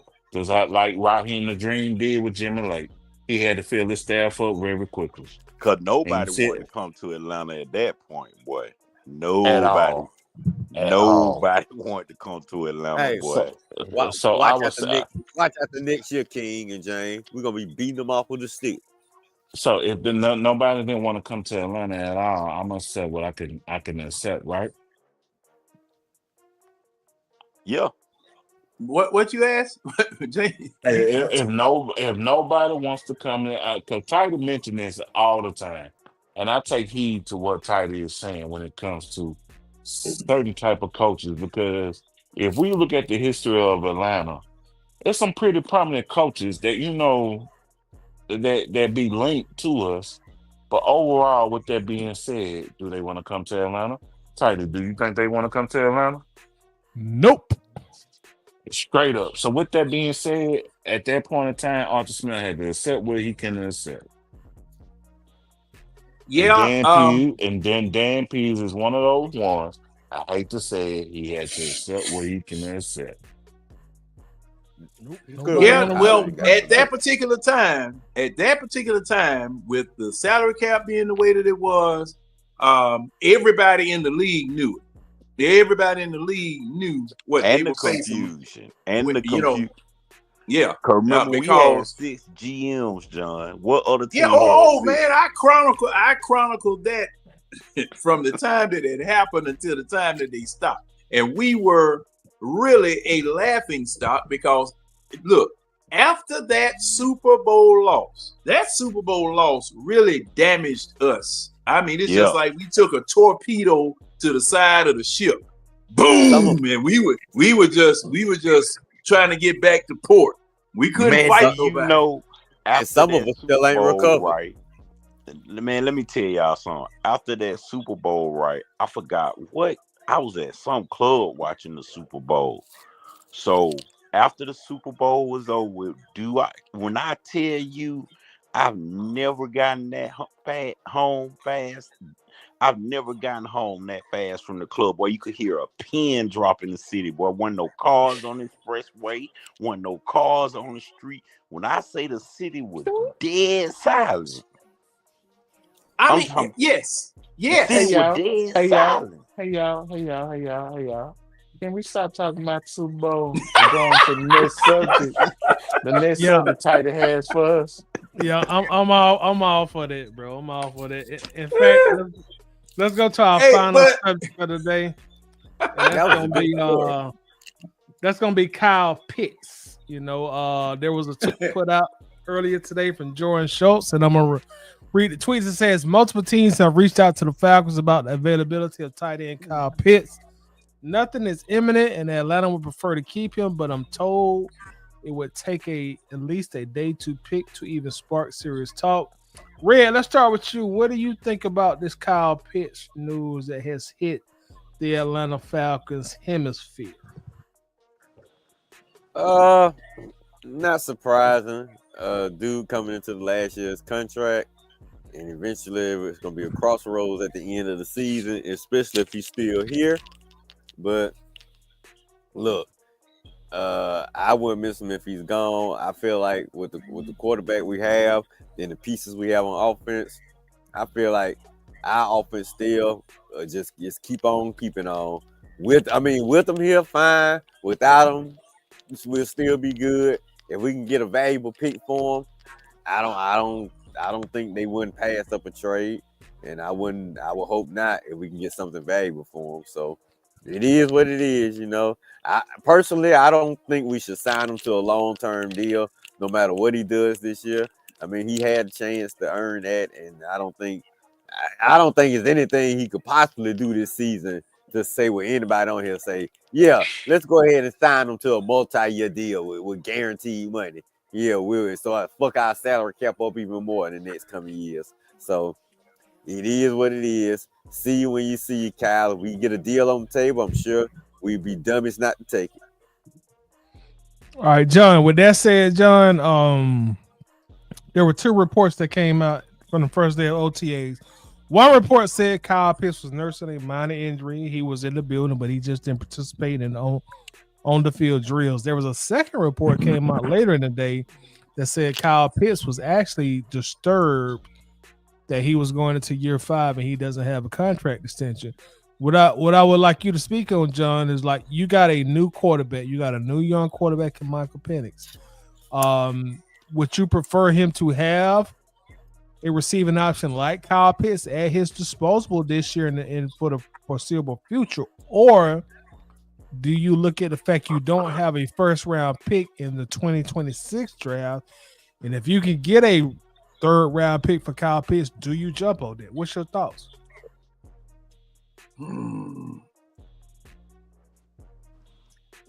Ooh, that see.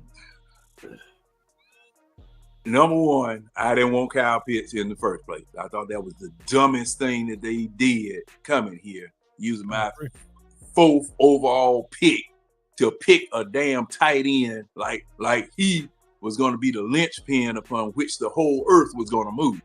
No. I agree. All right. Now, at this point, I let him go. I really, you know, with what we're getting ready to face, I let him go. I really would let him go. I really would let him go and get a pick, and you can find serviceable tight ends all over the place. You know, all over the NFL, free agents. You can find serviceable tight ends, you know, everywhere. Matter of fact, didn't we pick one up John in the Smith. draft? Didn't we get one in the draft or after the draft? Undrafted free agent Joshua Simon from Yeah. South Carolina. Yeah. Now, Thank you, John. I mean, for what a tight end is going to do, from what I've been seeing in this offense, groom him up, coach him up. Groom up your draft pick, coach your draft pick up. And I wouldn't have gotten a tight end if I was intending to keep Kyle Pitts. I wouldn't have even drafted one. But so I'm saying, let him go.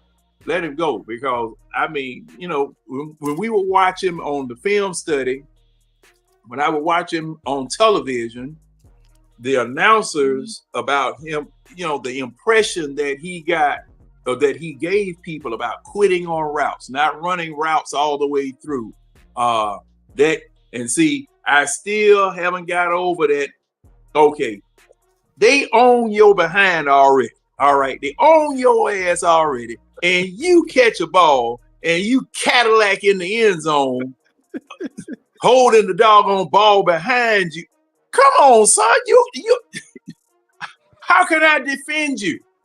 How can I defend you? How can I say, yeah, he coming around, when you do some mess like that? No, man, no. Bye. Now, Bye. I only got like a little pushback to that, because the more and more I watch the film, a lot of them passes other receivers got, they wouldn't have got if Kyle wasn't on that field. Because see, one thing, and I think I know what the problem is with Kyle. In this style offense, the tight end, the reason why you got to have a dynamic tight end in Zach Robinson offense is because he's going to always be the clear route guy. So, because I went back and looked at that Cowboys game, because I was watching another podcast that was talking about Kyle Pitts. I think that may be the problem, is Kyle Pitts don't want to be a clear out guy. You see what I'm saying? But when one thing I noticed with them couple of games I went back and watched, when Kyle Pitts on that field, bro, one thing the defense do is pay attention to him. He's garnered some type of respect as far as in gameplay. And I think what it is, he's getting tired of only being the clear out guy, but it sort of goes back to what Zach Robinson said in that PFF interview. Last year, he said most of the plays we were running were straight LA Ram plays because he didn't know his players. He said, I had to admit, I didn't know what we had on offense. Meaning, like, he didn't know what we were complaining about Tyler Algier, because he's saying, like, that's what he's saying. I didn't know Tyler Algier. I didn't know what Kyle Pitts was good at. I didn't know what this person was good at. He said he started off just running the Rams offense. And if you look at the Rams offense, the tight end is really just a clear out person. So I'm thinking what the problem, and then when you got Kirk Cousins, when he is, now John, you right.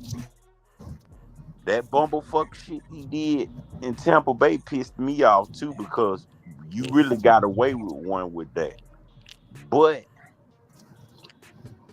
part of the reason why you're lazy, not saying this is an excuse, because I still can't give you an excuse for being lazy, but I noticed, because I'm gonna tell you, he said it on Cam Newton podcast too, and remember Cam Newton checked him about it when he said, a lot of times in the plays I just be the clear route, and then he said something else, and Cam Newton said, I got to stop you right there. Penix needs you. Because remember how Cam said, one thing I knew is if I ain't have a play down the field, I knew Olsen had that ball. He's somewhere, and he my security blanket. So when you're not fully running through your routes, Penix needs his security blanket, which is why I think Penix, see, a lot of people talking about Kyle finna get traded this year. I'm going to tell you why he's not, because your quarterback requested him. One thing I've noticed, about this regime here. They trust Penix. Not saying they finna get Kyle, anything past this year to prove himself. But what they do want to see is, why does my quarterback want to keep him? Because what most people don't know about Penix is Penix really like tall receivers. He don't really, he don't. If you look at him at Washington, the shortest receiver he had was Matt Millen, the one who played for Tampa Bay. Everybody else was tall. So, because I guess it's because the way he throw or whatever. So the fact, what I'm looking at is Kyle May was lazy because he was just a clear out person. Because remember, in Arthur Smith's offense, he wasn't lazy because it was only two people getting the ball when we had Taylor Heineke and Desmond Ridder, Kyle Pitts and Drake London. So it's I'm sort of 50-50 with it, because the only thing I do know in the back of my mind, the two teams that want them is the Steelers and the Chiefs. And in my mind, I'm not even thinking about the Steelers, because that's Arthur. I already know Arthur Smith want Kyle Pitts and Algier if he can get them, because that was his picks. But in my mind, what I keep telling people is, you do not want a Kyle Pitts to go somewhere like the Chiefs. Because why? He's not gonna just be the clear out guy with what's their coach? Not Bruce With Arians, Andy Andy Reid. Reid. Yeah. He's not finna just be no clear out guy with Andy Reid. So Yeah, he will. truthfully, He will if he start fumbling touchdowns and interceptions. no. Hey, But Ty. see, that's Andy what Reid will kill him. But see, that's what I'm saying. Andy Reid a lot more creative as of right now. Andy Reid a lot more creative than Zach Robinson. He used a lot of two tight sets in his team. And Yeah. see, He that's used what he Kyle made for the scenes. So it's like I'm sort of like 50-50 with getting rid of him, because I understand we brought in more tight ends, but are they really gonna command the respect that Kyle Pitts commands? Because one thing that I did notice that team do, they not finna let us beat them with Kyle Pitts across the middle of that field. They just not. They always they'll look for him before they look for Drake. I hate to say it, and I love Drake London to death, but they'll look for Kyle Pitts before they look for Drake or Mooney or Ray Ray. For some odd reason, they do. The thing with Kyle Pitts, that I saw somebody post, and then I had noticed it last year, is after like week 8, Charlie Warner was getting more snaps than him. And that was a testament to me in regards to what Zach Robinson and Raheem Morris thought about the production he was bringing to the field. If we keep him, I'm cool. If we trade him, I'm cool. But I really, he's gonna want anywhere from $16 to $19 million per year on a new deal, and I'm not trying to pay that for him.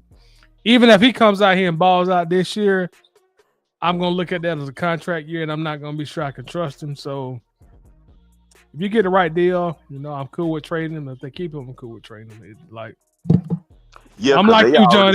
I'm like you, Pittsburgh. John. It was always like a ridiculous draft pick to start to jumpstart a rebuild to me. Like, why you take a tight end when you got an old quarterback who's 2 years and he's gonna be out of the league, and you don't have a quarterback that you're grooming for him. Not if you're the Washington Redskins or the Commanders or whatever they call themselves, and you already got Jaden Daniels and you draft Kyle Pitts, cool. If you're the Chargers and you got Justin Herbert, you draft Kyle Pitts, cool. But for a team that is really in the middle of nowhere, you draft Kyle Pitts, like, that's the most Falcon thing in the world. So In the middle of a transition, that was right ridiculous. in the middle of a transition, it didn't make no sense. I mean, go get the safe pick and get Penei Sewell and call it a day. He gonna be a 10-year Pro Bowl. It ain't a sexy pick, but it would have been the right pick. But it is what it is. What you think about that, James? I'm gonna let Coach go first, because Coach had something to say. Oh, my bad. Go ahead, Coach.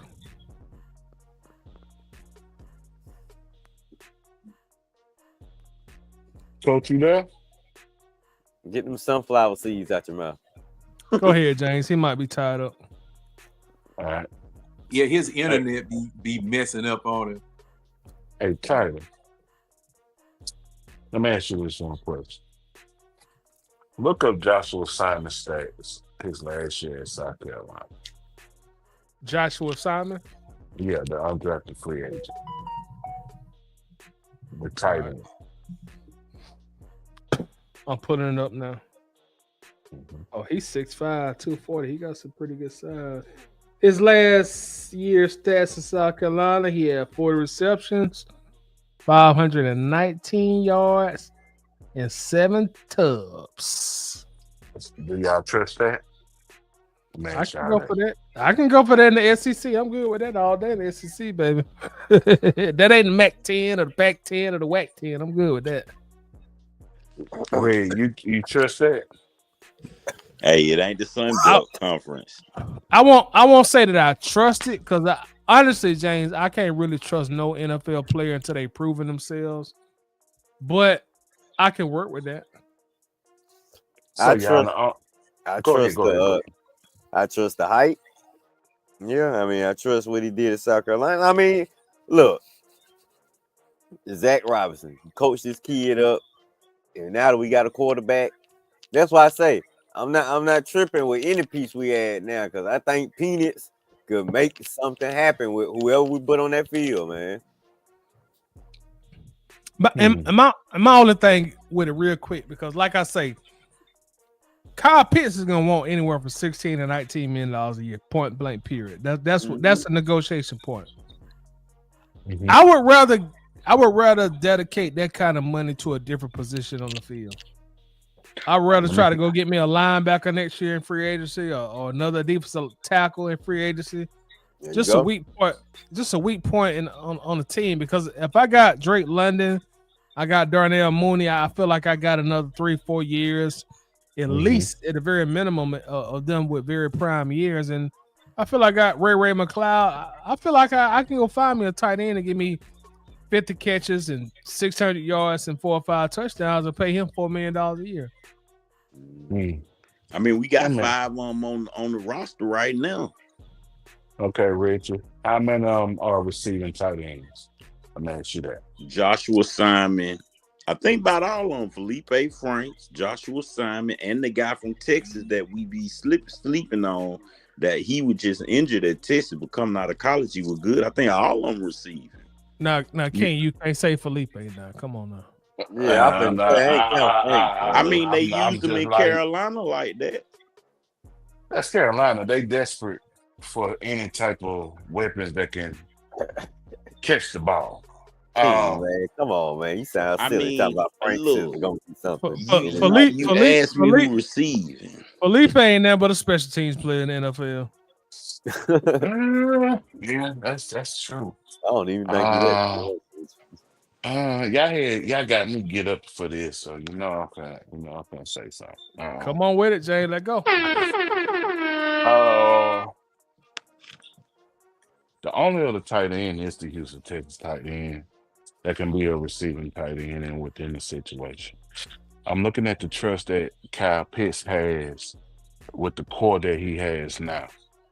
And with that being said, besides Drake London and Mooney, who else he has trust for within the scheme? Ray.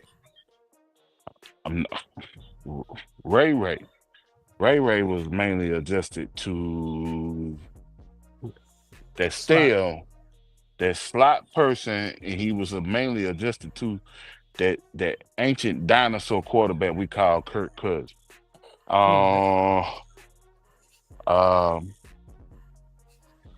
If you look at the last 3 games and everything like that, besides Darnell Mooney, Drake London, and B. John Robinson, who did he target?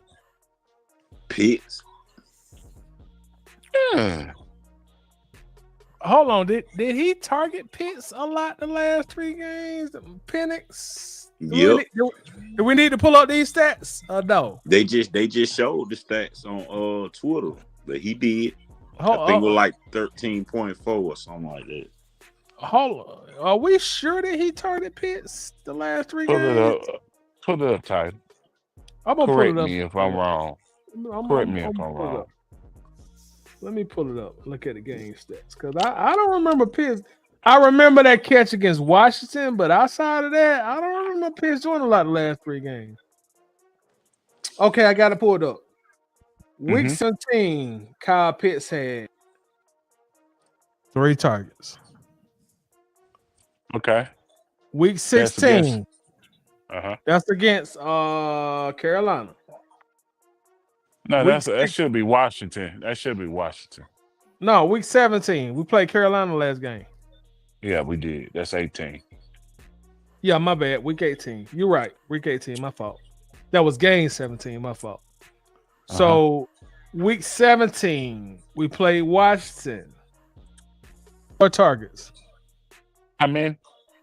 4 targets. 4. Okay. Should I give y'all the stat line too, or the targets enough? Give me on the well, stat line is included. You can include it. Okay. So week 18, 3 targets, 2 receptions, 15 yards, no touchdowns. That's week 18. Week 18, Carolina, the last game of the regular season. Okay. Week 17, Washington, 5 targets, 4 receptions, 44 yards, 1 very impressive touchdown. Kyle Pitts, probably best catcher of his career so far. Has everybody went? My bad. I just wanted to ask. You good? Go ahead. Go ahead, coach. Go ahead, coach. Hold on. Let me finish this real quick. Week 16, 2 targets, 1 reception, 7 yards, no touchdowns. So Besides that fuck up that he did when that ball was on the money, that's another show though. Yeah, that's a whole other show. So in the Penix era, in 3 games, Kyle Pitts had 10 targets in 3 games. He really wasn't. In 3 games. He really wasn't featured. He really wasn't featured. Playbook scheme, lackadaisical routes, Pilates out there on the field. But you know what my only problem is with that is after looking up the Super Bowl year we had, right? I don't mean to bring it up, but it's one reason why I have to. Jacob Temmy was a damn good tight end for us, right? But he only had like 600 receiving yards that whole season. So what I'm trying to see is, besides Temmy also wasn't the top 10 pick though. Besides the Kyle Pitts being a 4th round pick, that part I understand. What's the difference with what Jacob Temmy did to what Kyle Pitts has done? You gotta remember. You gotta remember. You sort of see what I'm saying. I'm just trying to see. It's a question, basically. But you gotta remember in 2016, King Austin Hooper was really the tight end in 2016. Jacob Temmy got hurt. Oh yeah, that's right. That's right. That is true. So let me ask y'all this. Do y'all trust the tight ends we have now? Hell no. Hold on. To give the type of athlete, I'm just speaking because I'm not too fond of Kyle Pitts my damn self, but I'm looking at the structure of this team at the same time. Do y'all trust the other tight ends to do what Kyle Pitts do? No, I don't. I answer that for you. I don't trust him. Me personally, they're not even gonna draw the type of attention Kyle Pitts draw. I would prefer, in the perfect world, to keep Pitts, but I'm not re-signing him to a long-term deal. Now, on the flip side, I would try to lean on my run game with Bijan and Tyler. But I can't see myself giving Kyle Pitts $18 million a year. I just can't do it. I understand. Boy, I absolutely understand not. that. I understand where both of y'all So, coming from, Red so and Tidy. But let me ask you this. With the type of defensive scheme that is played today and the type of running game the Falcons have and the type of defense, I'm going to go back to the scheme wise, and they put 7 and 8 in the box. Do you have a viable target at tight end to get them out of that? Outside of Pitts, no, we don't. You can't depend on Charlie Warner to do that, and you don't know what the rookie from South Carolina gonna give you. He might not even make the team. Factual. Let So, me ask another can I jump question. in there? Yeah, you can jump in. I'm gonna get your input from this. So, if you don't have trust and the value of teams are willing to give up, why trade them? Yeah, because Yeah, you seen Pittsburgh that already order? said they'll give us a second round for picks. They already Nah, said that. I'm not. No, I seen a day two Yeah, that's what pick. I seen a day 2 pick.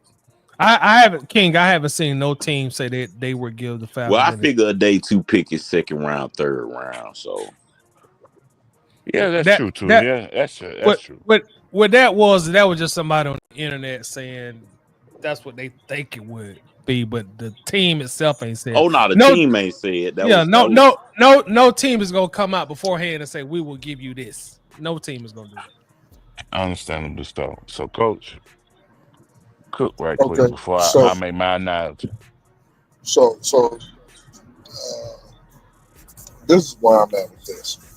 And time to get ready to drop your DJ Blue bombs. Go ahead, Coach. I'm gonna give you this Kendrick Lamar because I know that's your favorite rapper. Go Oh ahead. my God. So what people don't realize is before Kirk Cousins jumped off the cliff, Kyle Pitts was on track to do what he did his rookie year. Why does that matter? That means with a competent quarterback, Kyle Pitts can be that guy. I truly believe it. Also, Kirk Cousins said, I think it was like game 4. I think that was his breakout game. Like he was like, okay, look at Kyle Pitts. I think it was like game 4, maybe 5. Kirk Cousins said he intentionally made it an effort to do nothing but target him and get him in the game. I think the coach's scheme played a lot to do with him, at least last year. But again, people, this man has been in the league going on 5 years and has had a different quarterback each and every year of his career.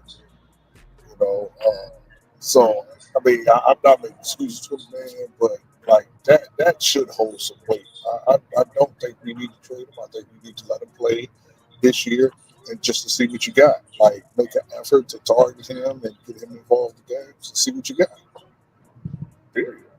Like the man was on track to be a monster this year before Kirk fell off the roof. So he clearly has it. Any rebuttal to that before I go? Tidy, anybody else?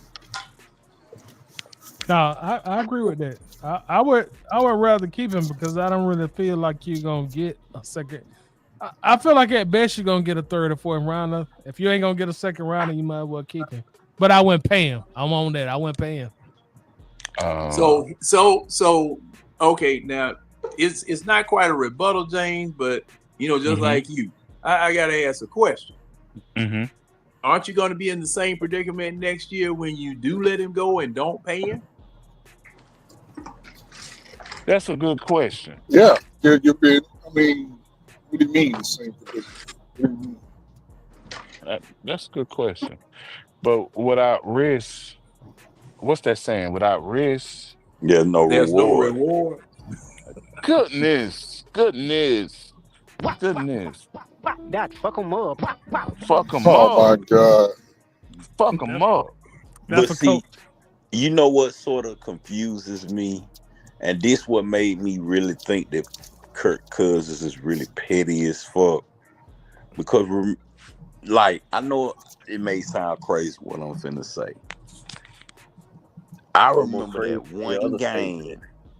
No, because first of all, I don't really think Kirk Cousins really liked Kyle Pitts because of the number 8. I thought it was some bullshit at first, but I remember when they asked Penix on that interview, "What do you see on the field?" Penix said, "All I see is people running open." It was plenty plays that I Yeah. watched y'all do that all 22, and Kyle Pitts be wide the fuck open. I mean, literally Yeah. could walk in the touchdown line because wasn't nobody even checking for him. Yeah. He spoke on that. He spoke on that. He He said, did. He because he did. said people say that to him all the time. But this is what I was trying to get John and them to understand. Just because you see him wide open does not, the play was never designed for him. So when you go do your progression, if he is number 4 on on the charts or on the play, and 1 through 3 is open, you're gonna throw the ball regardless on if you open or not, because you haven't even looked his way yet. And that's what Pitt said. He said a lot of people come to him and say, "Bro, you be open." He was like, "But the play is not designed for me." Coach. I get it. He got to look, but again, he got to look. I don't think. But what I'm saying is, I don't think him not liking Pitts has anything to do with it. What I'm saying. I agree with that portion but at the same time, if 1 and 2 and 3 not open and 4 wide open, what the ball should go? 4. I'm just saying. But But see, overall, with that's that, what I meant by what Penix said. Penix said, "All I see," when they asked him what he see on the field in that interview, he said, "All I see is people running wide the fuck open." but Penix, but the difference between Penix and Kirk, and I'm not crying at him, Coach. Let me say this before I say this. I'm not crying at him. I'm not crying at him. My difference is between what I saw within 3 games and what I saw in 14 games is that Penix, if a person is open, even if he's not on point or he's on point, he's trying to get that ball to him. Yeah, because Zach Robinson did say one thing he loved about Michael Penix is Michael Penix got video game vision. That's what they said. Facts. But let me say this on the Kyle Pitts Why I'm trade and not worried. everything. Let me Feel say better this on about the Kyle Pitts trade. The only way the Pitts trade will work if a certain person that's on the Dolphin squad comes back to Atlanta. Oh Lord, you talking about Ramsey? No, Oh, Jonnu Smith. Jalon Smith.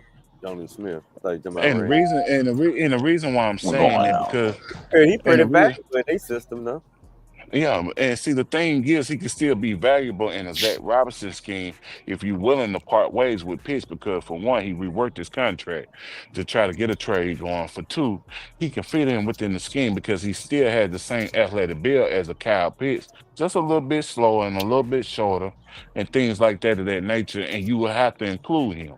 Joshua Simon caught 500 yards and 7 TD.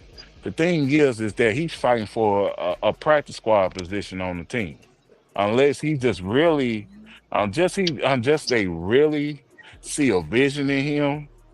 Because the only other way that I'm seeing this is that they see something in Joshua Simon, and they seeing the athletic build. Because Joshua Simon, coming out of South Carolina, is an athletic tight end. He can get open within the scheme when the quarterback is on point because their quarterback was up and down throughout the year. And they was in a lot of close games this past year, including with Bama, including with Georgia. I think they played Georgia. I may be wrong. But Hey, Joshua can y'all hear me?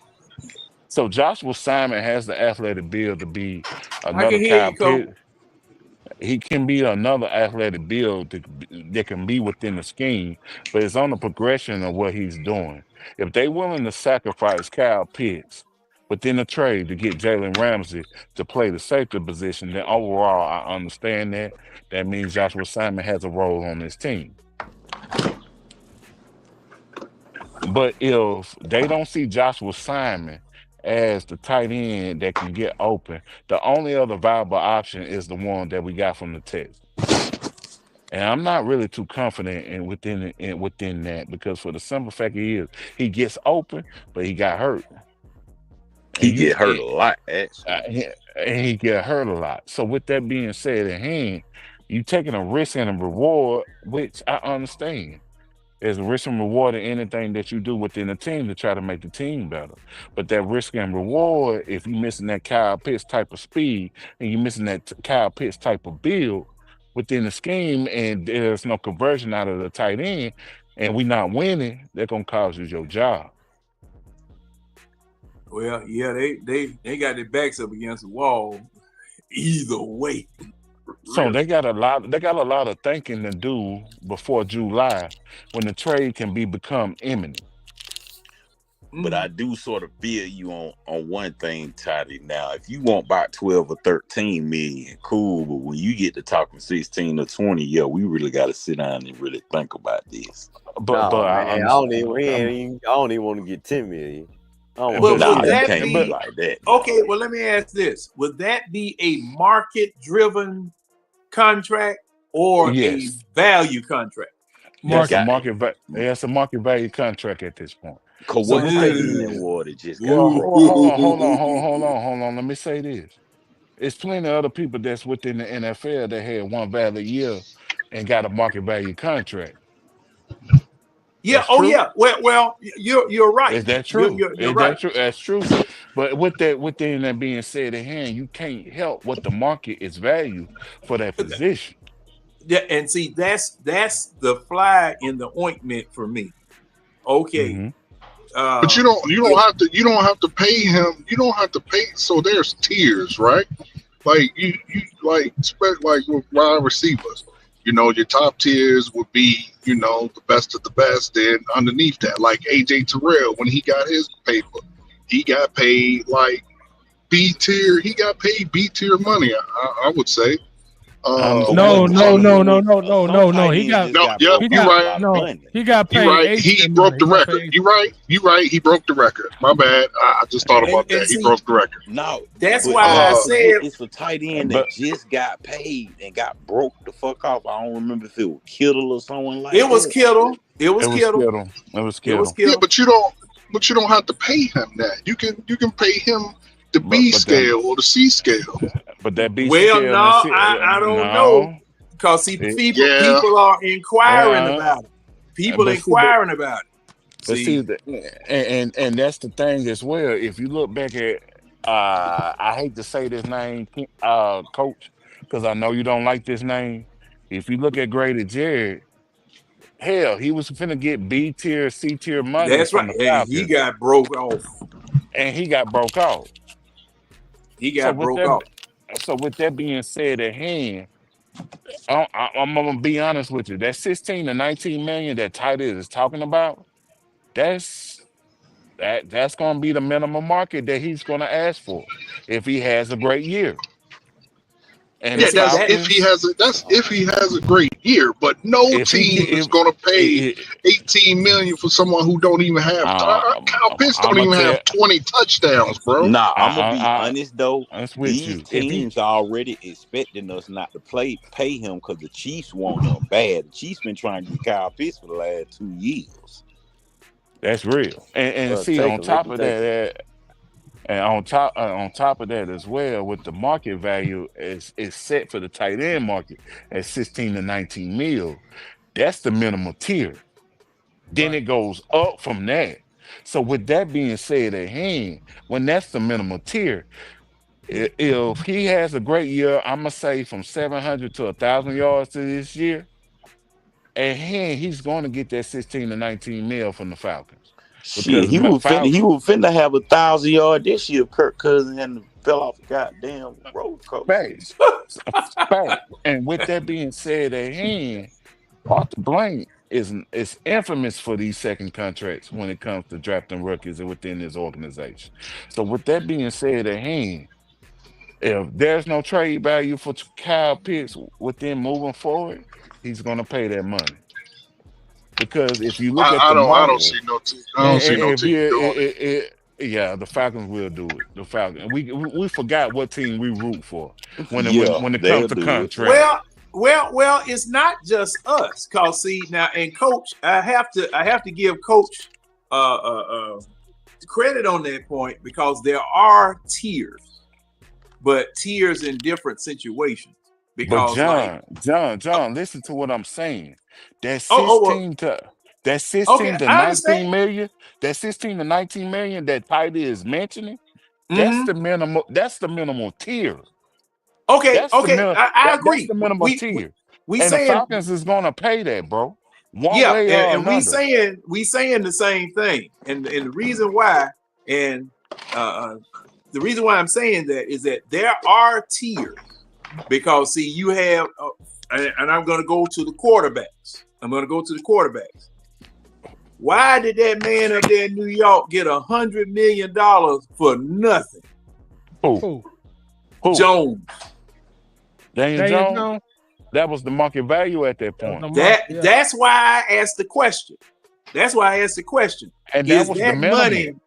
Yeah, that's why I asked the question. Was it market value, or was it the market, or was it his value? It's the market value. That was the market it's the value. Market. In the market, just like you said for tight ends, the market 16 to 19 million, regardless of what you've done. Right. Regardless of what if you look at it, Kirk Cousins' contract really ain't that bad. It's just bad for us. And it's beyond the top 10. But you remember when they signed him? You remember when they signed Kirk Cousins? Right. It was the problem with his contract was the guaranteed money. No, and see, this is the thing with Kyle Pitts. When the Falcons drafted him, they went and bought they bought a Porsche, right? In 2020 when they bought a Porsche. Then as they every year in the draft, they upgraded. They bought a Porsche in 2021. Then they went and bought a Lambo. Then they went and bought a Rolls Royce, and then they went and bought a Bugatti. Mm-hmm. So they devalued him with every draft pick. When you go draft the wide receiver at number 8, then you draft a receiving running back at number 8. Sorry, stupid. You devaluing him. So it's almost like if I got a Lambo and a Bugatti in the garage, I ain't really got time for this Porsche. I could trade this Porsche in and do something else with it. Now Especially if it ain't running. Especially if it ain't running. Right, if it ain't running right. You know what I mean? If it ain't running, I mean, it's just taking up space in the garage. Yeah, exactly. I could do something else with that money. Yeah. Oh, it's running. We always got to take it to the doggone shop. It got more. Hey, the thing got more miles going up and down than it does riding on this road. Exactly, man. Look, I ain't if I can pay him that money, that would be foolish, man. Let him walk. I don't see what kind of season he gonna have that's gonna make us be like, man, this dude worth 16, 18, 10, 5. Ain't giving him 50 cents. Get out of here, man. I'm with you on that, Red, because like you gonna pay Drake London. Drake done earned right. That's exactly. He earned his money. Right. You gonna pay Bijan. You already paying Darnell Mooney a nice contract, so you really can't devote that much money to the pass catching room. You got to spread that somewhere else on the roster. It's like you can't allocate that much resources to people who catch the ball. It don't make sense. You know, and then before you know it, you're gonna be paying Penix. Yeah, exactly. He gonna contract coming up in a couple of years. And tight end, man, tight end. Oh, his contract on if you complain about Kirk Cousins, Penny's contract finna be ridiculous. Ain't nobody we not. No, I ain't talking about you, Red. I'm just speaking on fans. Well, no, Penix, they ain't gonna complain because he would have earned his money. Kirk Cousins didn't earn nothing. I don't have a problem keeping Kyle Pitts for another year, but unless he gives me 1,100 yards, 80 catches, and 13 touchdowns, I'm not re-signing him to a long-term deal. I don't see it. Right. Yeah. I don't see how you can do it. Yeah, it don't make sense to me. You can find a tight end, serviceable tight end. Yeah, if Penix show out like I expect them to, man, we can find a serviceable tight end. And this Joshua Simon But you see, keep speaking of, like I say, this dude. Go ahead. but see, that's the Go ahead, King. problem. Kyle Pitts to a defense is more than serviceable. If you go watch some of them games, half the defense will turn Kyle Pitts' way. That's the only thing I'm scared of. If we acting like Kyle Pitts some kind of can't miss or irreplaceable I ain't player. saying This he dude can't miss. we All ain't I'm saying played in is one I want playoff that game. same. But what I'm saying He is, is Red. What I'm saying is, you have a 6'6", 240 tight end. I'm not knocking what you're saying because I feel kind of the same way when it comes to Kyle Pitts. But when you have a 6'6", 240 tight end and the safety is only or a linebacker is only 6'2" and 6'3", and they don't double him within the scheme, it makes it kind of a viable option because it makes other people open. So with that being said at hand and everything like that, when team if that was the case, why the Chiefs been inquiring about him for the last 2 years? Why the Steelers is trying to acquire about him with the Kirk Cousins? Because they really trying to include the two within the trade if they don't get Aaron Rodgers. So with that being said, it's some value to him somewhere, somehow, some way. I don't understand it myself, but overall, he still has that value. So with that being said at hand, Brody, it's like you if nobody trades him and nobody goes for him and everything like that, and the offense does good this year as it did last year at hand, it's gonna be kind of hard to not try to. It's gonna be kind of hard to pass that up. And the Falcons may be forced to hand to pay 16 to 19 mil, which is the minimum for a tight end. I'm gonna tell you that I'm saying- gonna tell you, James, why he has that value right now. Why? Because he's on a 5th-year option. Nobody has given him a long-term contract that's worth about 16 to 19 million. Now, I agree with that. If he was making 16 to 19 million now, and he's getting 50 catches a year with 550 yards and 4 touchdowns, nobody's gonna try to call and trade for him unless they're offering a 6th or 7th round pick. But they feel like, well, look, I could take a gamble on 1 year with this guy, $10.8 million. Okay, it's cool. He's 24 years old. I can see what I can do with him. If he don't work out, there's no commitment to him. The reason that the reason that we're seeing or hearing about this command around him because the contract is manageable right now. But when you sign him long term, the contract no longer becomes manageable. It becomes a burden. And if the contract is a burden, if he's not producing at a elite rate for what he makes, then the value is no longer there for him. And I think that's to go along with what you said, Toddy. I think one of the real problems is teams are expecting us not to pay him.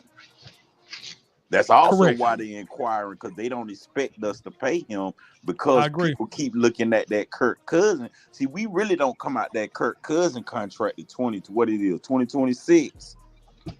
So they're not even looking for us to we can get it. We can get out of it at the end of this season right here. No, but what I mean is 2026, yeah. Yeah, so what I mean is teams are, even though we can get out of it, teams are still not expecting Kyle Pitts to be the first person we pay when we get out of it. So I feel like that's where a lot of that inquiry coming to. Because, see, these teams watch us more than we watch ourselves. They know Drake London contract coming up. That's who we really saving the money for. Drake London and Tyler, if we keep Tyler, and Bijan, which are actually may be a little bit more important pieces than Kyle Pitts. See, we sort of handicapped ourselves with that Kirk Cousins shit. And I'm going to say this about the influence on the defense that Kyle Pitts has, on defense that Kyle Pitts has. Okay, now this past year, we got Ray, right? Right. Got Mooney, yep. right? Right. Now the only two people that the Falcons had besides those players was Drake London and Kyle Pitts. That's what came across. So those two were your receiving threats. As bad as Kyle Pitts was, or as hobbled as he was, those were the two receiving threats that you had on the team. And then you acquired all these other people. Now, no one knew what Ray, Mooney were going to do once they got here with a Kirk Cousins. And you know, it was partly because of Kirk Cousins coming here too, versus what Marcus Mariota and Ritter did. Okay, so I'm just gonna say, you know, in thinking about it, you know, if you're gonna prepare for the Falcons, you definitely be gonna prepare for those two. You know, hey, fellas. Hey, fellas, real quick. Damn. I wonder if I can change this. Hold on 1 second. Oh, okay, here we go.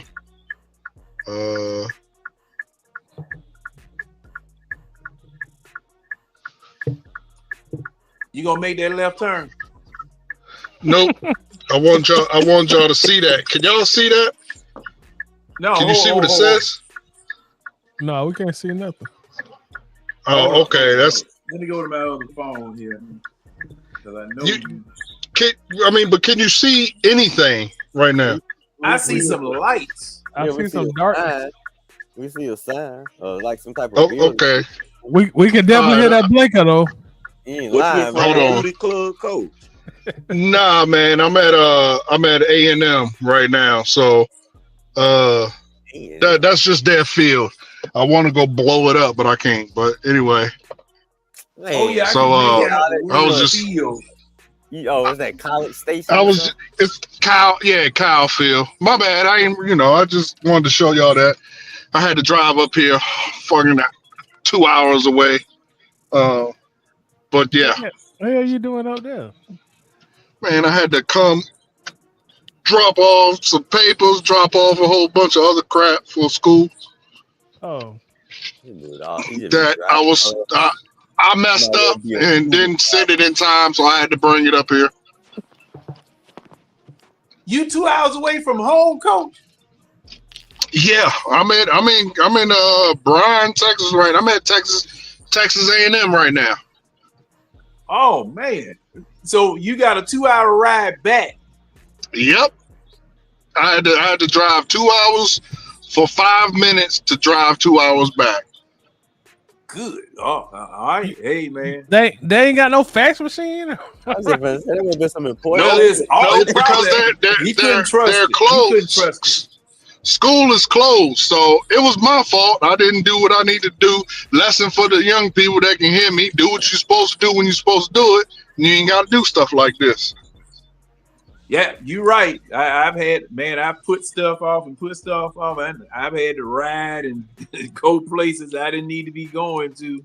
At times I didn't need to be going to make sure that girl had. At any rate, I'm sorry.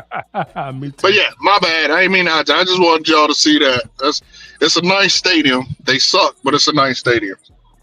Man, all y'all stadiums down there, man. Good grief. Yeah, it's NFL size, bro. That thing is huge. Texas, they got all that JRUN money down there. Yeah, man. Yeah, it's the same size. It's got to be. The Aggie Stadium the Longhorn Stadium is the biggest, but both of those are probably the same size as the Texans, if not bigger. I believe the Longhorn Stadium is bigger, actually. Man, they were showing the high school stadiums down there. They like, Oh yeah. One day, when I get back, I'm gonna take a picture of the one near my house. It looks like a semi-pro field. So, what's the biggest college stadium? Is it still Tennessee? I'm not sure. The Vols? Yeah, I think they can get 100. But we'll see. Shoot, some of the high schools down there in Texas have 100,000 people at the high school game, right? Yeah, there's some massive stadiums down here, bro. That's for sure. But I think Okay. Neyland Stadium in Tennessee, I think is the biggest. I don't know. The Longhorn Stadium is huge too, bro. How many can that fit? I'm on his website. It says the biggest as of 2024. Michigan is number 1. Penn State, Ohio State, Texas A&M, LSU, and then Tennessee. And Alabama is number 7. Okay. Yeah, Georgia I'm telling you, 9. bro. The Texas A&M that I just was showing y'all, that thing is humongous. We believe It holds 103,000.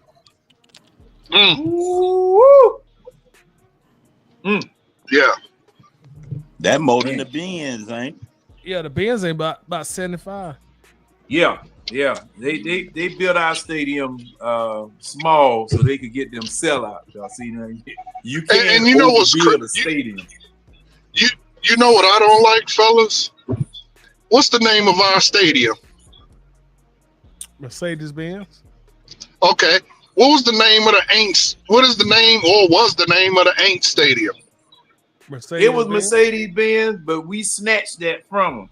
They got I don't like that. Isn't that we the took Caesar? that contract. Yeah, they isn't the that Caesar Superdome, I think now. Yeah, Caesar Superdome. Because see, thing was, we had Mercedes-Benz was sponsoring both stadiums for about 2 years, right? Yeah, and see, this is the thing about the stadium that don't nobody know. Well, I ain't gonna say that. I'll take that back. Don't a lot of people know is when Mercedes-Benz bought the sponsorship rights in Atlanta with the Benz Stadium, inclusive in that deal is that the Atlanta Falcons have to stay in Atlanta for the duration of that contract, which is about 21 more years. So even if Arthur Blank sold that stadium tomorrow to Elon Musk, the Falcons have to remain in Atlanta until that sponsorship deal is over. Damn, I ain't know that. Now I don't know why they had the doggone include that, but it's I'm gonna tell you why, John. Because think about it like this: if you're paying a team $20 million per year to sponsor that stadium, you're not gonna allow that team to sell to a new owner and leave that city. Like the Braves did when they went to I Cobb understand. County. Well, look now. See, as far as the Braves are concerned, that particular portion of Cobb County is within the Atlanta city limits. Oh yeah, I didn't know that. I didn't know that, but they said that portion of Cumberland Mall and 285 or whatever, that's in the Atlanta city limits. Because it's considered Metro Atlanta. Yeah, you're right. See, Mercedes did all that. They done did all the analytics, and they know Atlanta being the 8th largest market. They're gonna host the SEC championship game. They know Beyonce and Taylor Swift and Drake and Kendrick Lamar. They're gonna do 2 or 3 concerts there a year. So it's like, okay, we're gonna give y'all $20-25 million a year, but this stadium, the Atlanta Falcons, have to remain here for at least, it was a 25-year deal. So y'all got to stay here during the duration of this deal in order for this contract to be fulfilled. So when people say the Falcons are gonna get sold to it and they're gonna move, it's not happening. It can't happen. Contractually, it can't happen. You know why I think that happened, Tony? Because I was reading, and you guys, those of you who live down there, you can let me know where and what it's called. But I was reading that they're doing like a couple of $100 billion like renovation, waterfront, some type of sports complex. They're doing something huge to the area near the stadium. I seen that Centennial Yard. Ain't he talking about gold? Yeah, he's talking about what Nick Russell is doing, developing the gully and all of that stuff around there. It's going to be a big mixed use development with entertainment center. Yeah, it's gonna be a because big you also Yeah, it's like a huge entertainment plex. Like the Right. whole area is just gonna be like the plans I seen. I was like, holy shit! Like that looked dope as hell. Right. Like Nah, sort but of you know like they you know had like some remember they space also shit. they also Well, gave yeah, Arthur it's Blank got 30. it's gonna be like around Turner Field up there now. The what do they call it? The Battery and all that stuff Yeah, like true that. as But it's gonna be way bigger, like you say, Coach. But you know they also gave Arthur Blank that $30 million to rebuild that whole Vine City area as well, along with that. And Well, then he doing churches it. still got a doggone building fund. But changing the name of stadiums is weird, man. Because here in Houston, the Astros Park just changed end of last year. And it's not Minute Maid Park no more. It's called the Dyken or Dankin or some stupid shit. I don't know. But it's just weird because like forever it was Minute Maid Park. Now it's something totally different. But they lost the rights to it. So that's like the Staples Centers. It's called a crypto arena now. Like that's the thing these corporations do now. They just sponsor these big ass stadiums where they in major cities where they know a lot of big events is gonna happen. You know Atlanta is gonna always have this shit happening. You know, in the city. You know LA gonna have shit happen in the city. You know Houston and Charlotte. All these Chicago and New York, all these cities, they're gonna always have sponsorship rights, man. It's all about the dollar at the end of the day. yeah. But the thing is, they don't do nothing goes on at whatever the name of that park is except for baseball. They don't do nothing there. Everything goes to the Toyota Center, which is where the Rockets play, or somewhere else. Like nothing goes there, so that's kind of weird. Well, that's the Astros ballpark. Yeah, the Astros ballpark is no longer Minute Maid. It's Daikin or some shit.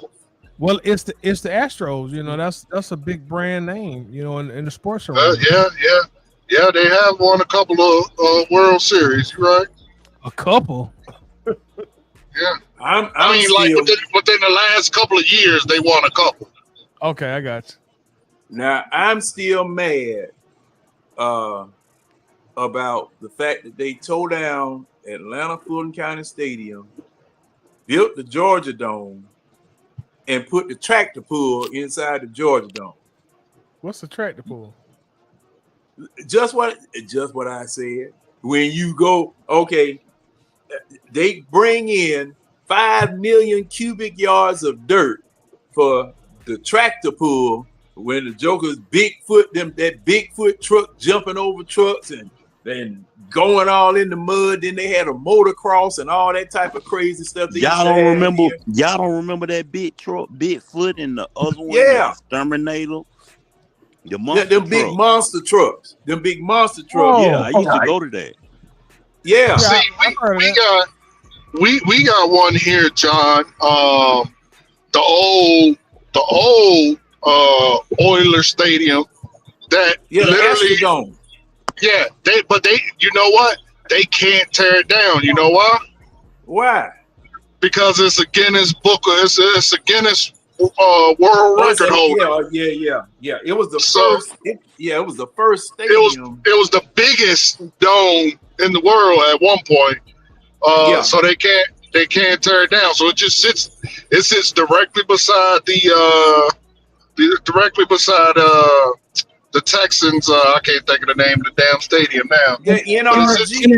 NRG. Yeah, it sits directly beside NRG and collects dust. I thought that they had tore it down. That big ass nope, stadium. They can't tear it down. But you know they finna build that big ass stadium in LA too now. Oh, they already built it. You talking about for the Rams? Yeah, they building. They already playing in that. Yeah, that's sci-fi, ain't it? Yeah, because they sharing it with the used to be San Diego Chargers. Yeah, where you been at, King? Yeah, King. Yeah, they already playing in that thing. Nah, I remember it because only reason I remember it is because That Nipsey Hussle marathon store sat on prime real estate that they wanted from Nipsey Hussle, but he didn't want to give it to him because it was supposed to sit like right beside the stadium.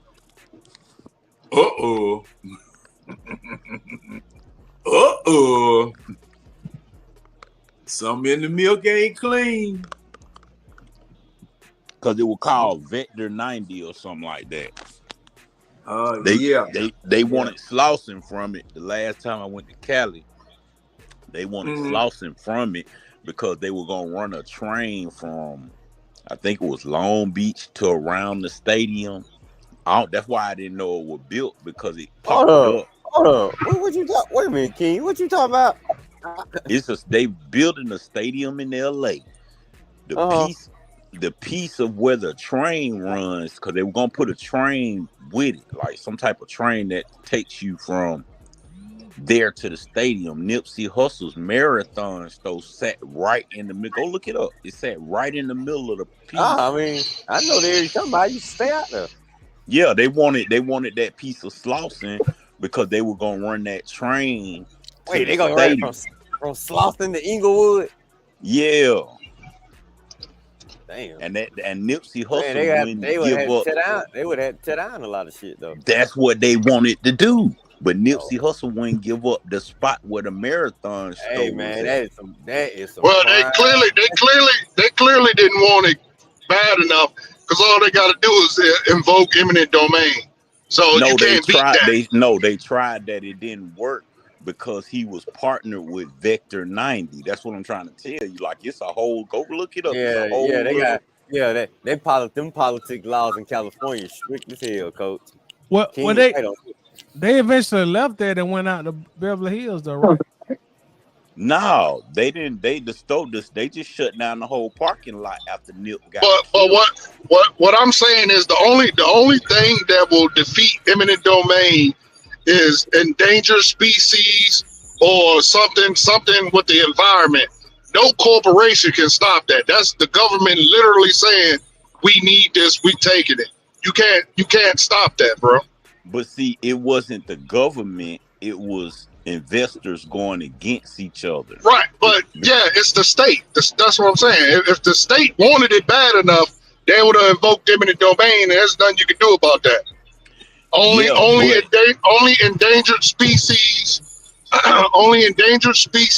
or extreme harm to the environment. What's it called? Environment, echo, whatever the echo shit is. Ecological. Ecologic system. Yeah, that's it. That's the only thing. How I know that? How I know that is because there's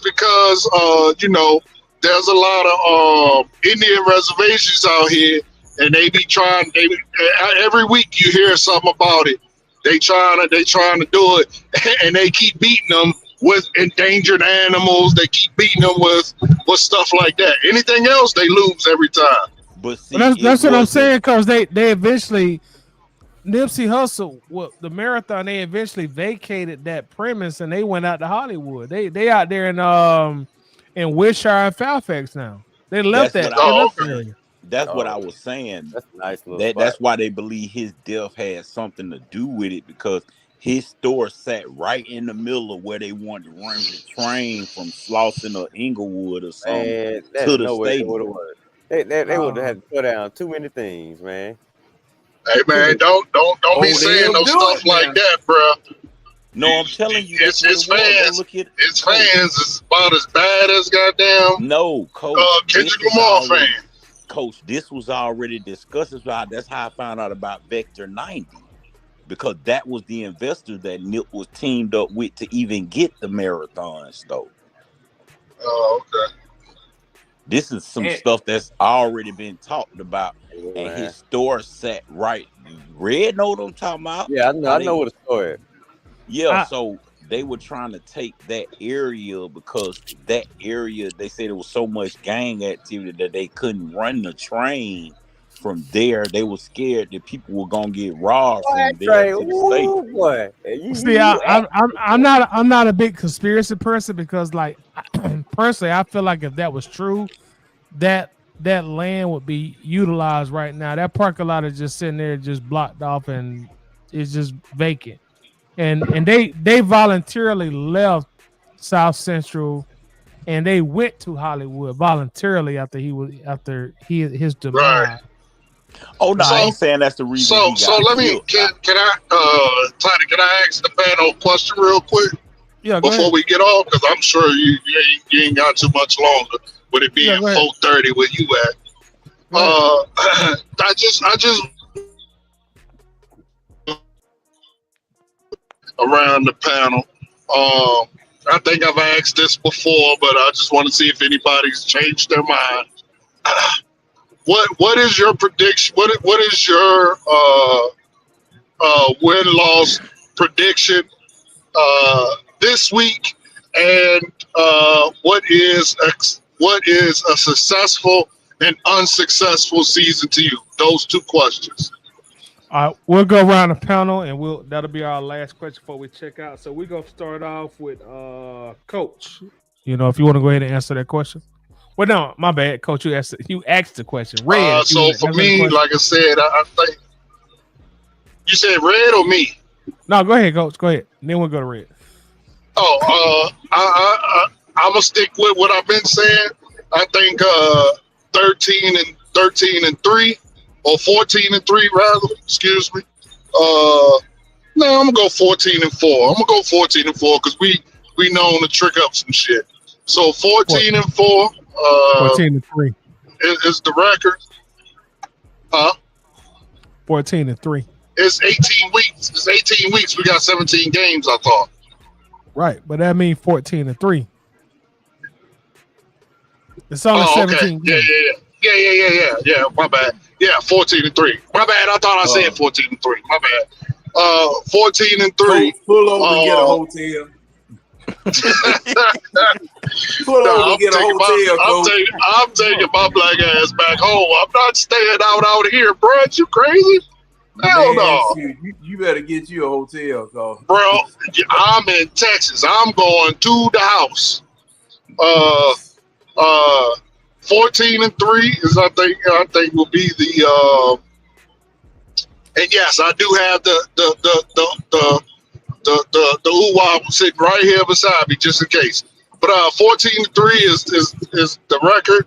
I think a successful season would be 14 wins. I think an unsuccessful season is anything less than that. Period. Red, what you got? I'll stick with my usual 11-6 prediction. I can't hear you, Red. Speak up a little bit. Can you hear me now? Yeah. Okay. I'll stick with my usual 11-6 prediction that I've been giving the last 2 or 3 years, but it sounds kind of accurate now. And of course, I'm always say, good enough to make the playoffs, you're good enough to win it all. So, an unsuccessful season to me will be anything less than double-digit wins and not making the playoffs. I like but that. Go ahead, so if we don't have double-digit wins but make the playoffs, is that a success or no? It's only a successful season if you win it all, Coach. Okay. But you asked for a win-loss total, so I just gave you 11-6. But to me, a successful season is holding up that trophy. And until we hold up the trophy, ain't nothing successful to me. Okay, I can dig it. John, where you at with it? Well, I'm gonna give my usual prediction of 4-14.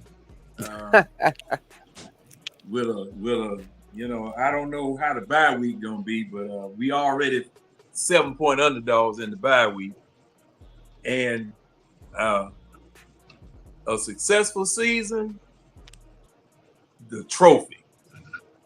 I mean, my man, come on, the trophy. Now college can have successful seasons or whatever, but for a pro team, I got to have the big football.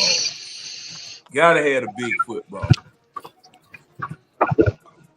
And I want to do it while my quarterback on his rookie deal too.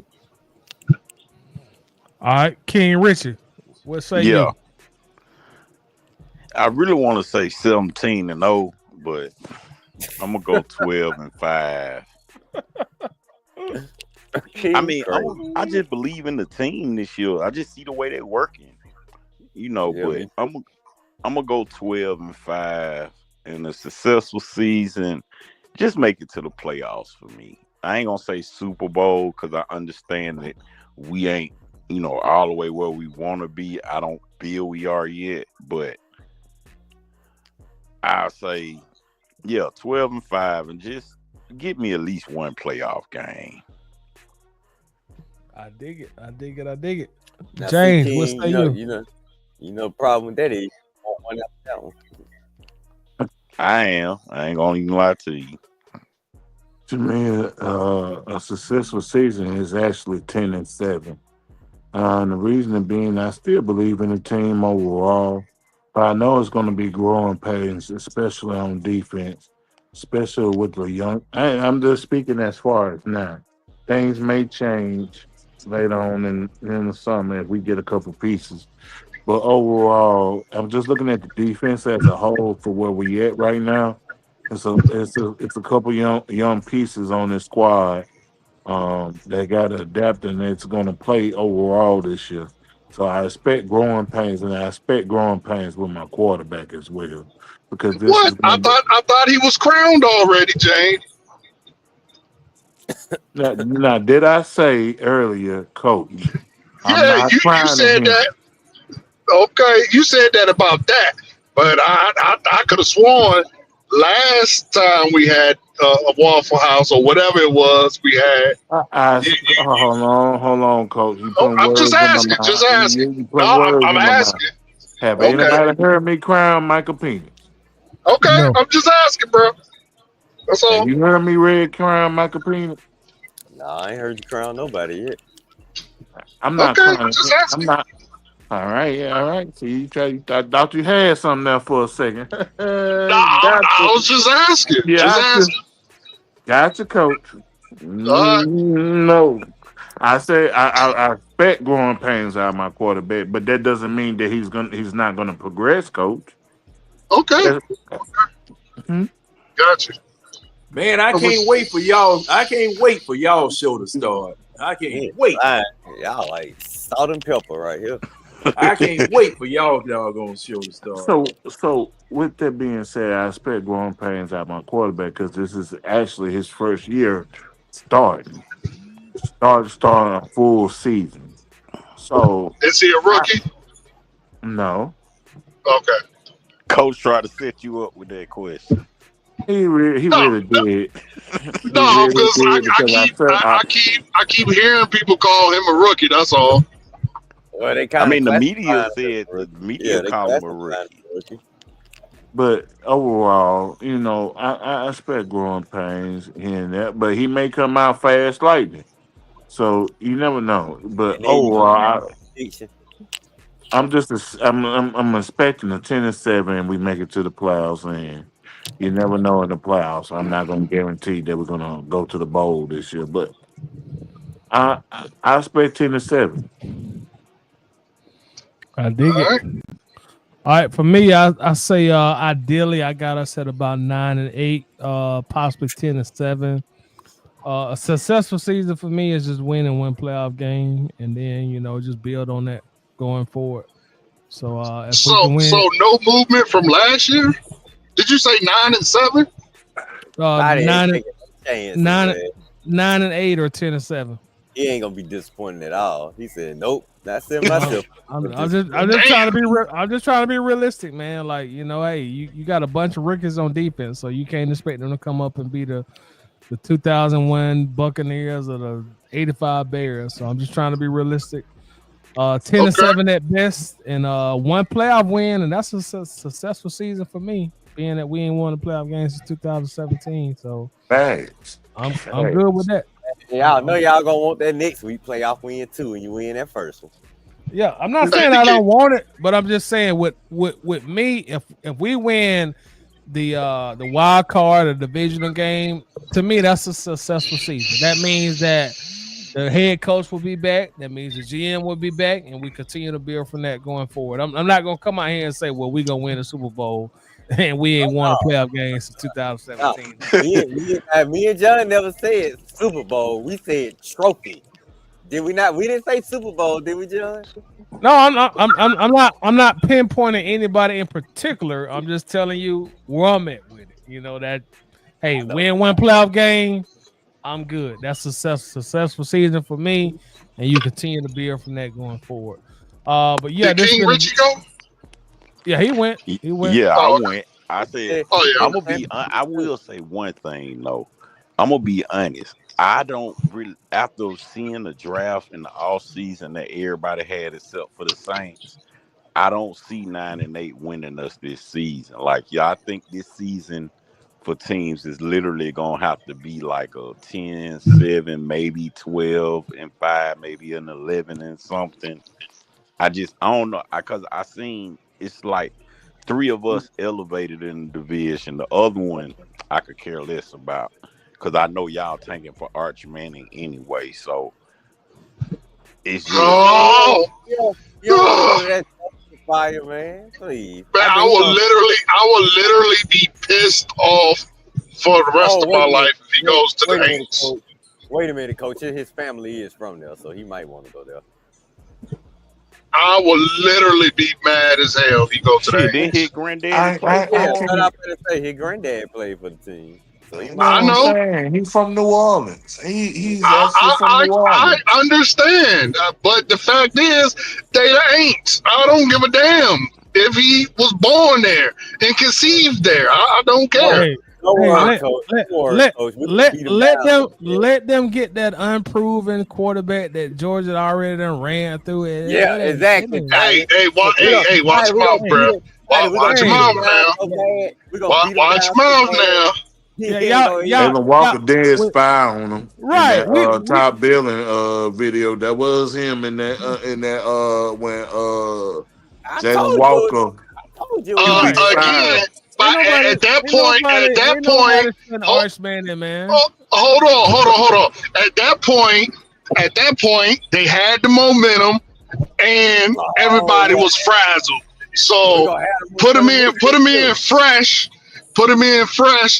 and watch what he do. Matter of fact, we'll see. We'll see in less than 100 days.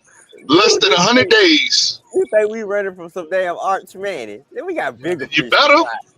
Right. And with that said, y'all, no, you ain't gonna be running from him. You're gonna be chasing him. That's what it's gonna be. You're gonna be in his rear view. About Texas. Chasing his ass out the game because that way he gonna be running out the game. Yeah, I got worried about Bama more than Texas. I'm gonna be Hyundai about it.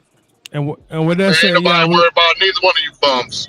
Go ahead, Toddy. But that's squad scrap. I ain't worried about it. That's a whole nother episode, though. Go ahead, Toddy. There ain't nobody paying attention to what they talking about.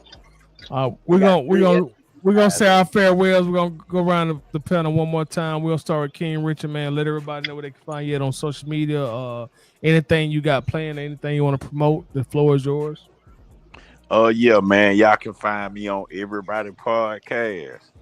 And y'all go check out my single Pop Out.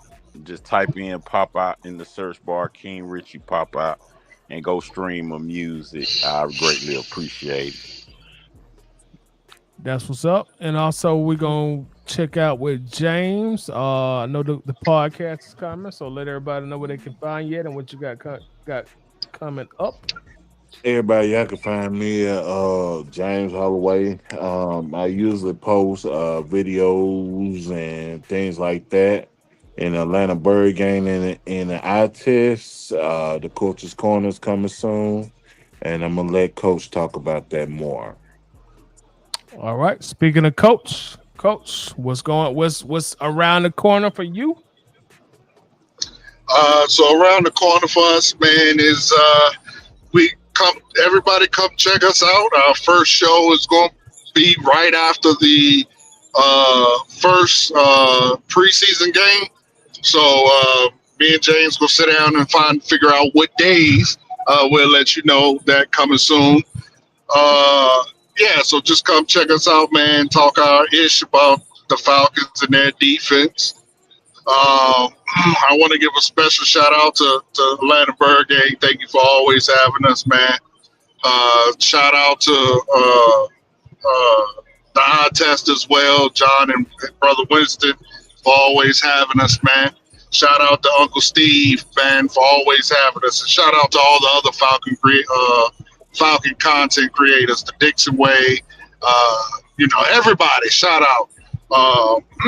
But yeah, man, we coming soon. We're gonna try to kick this door down and into this lane that's not, from what I understand, nobody dedicates a channel to defense. So be happy to finally fill that lane and get to talk about something I love with my co-host James, and who hopefully will keep me centered, and we'll just have a good time. A lot of shits and giggles.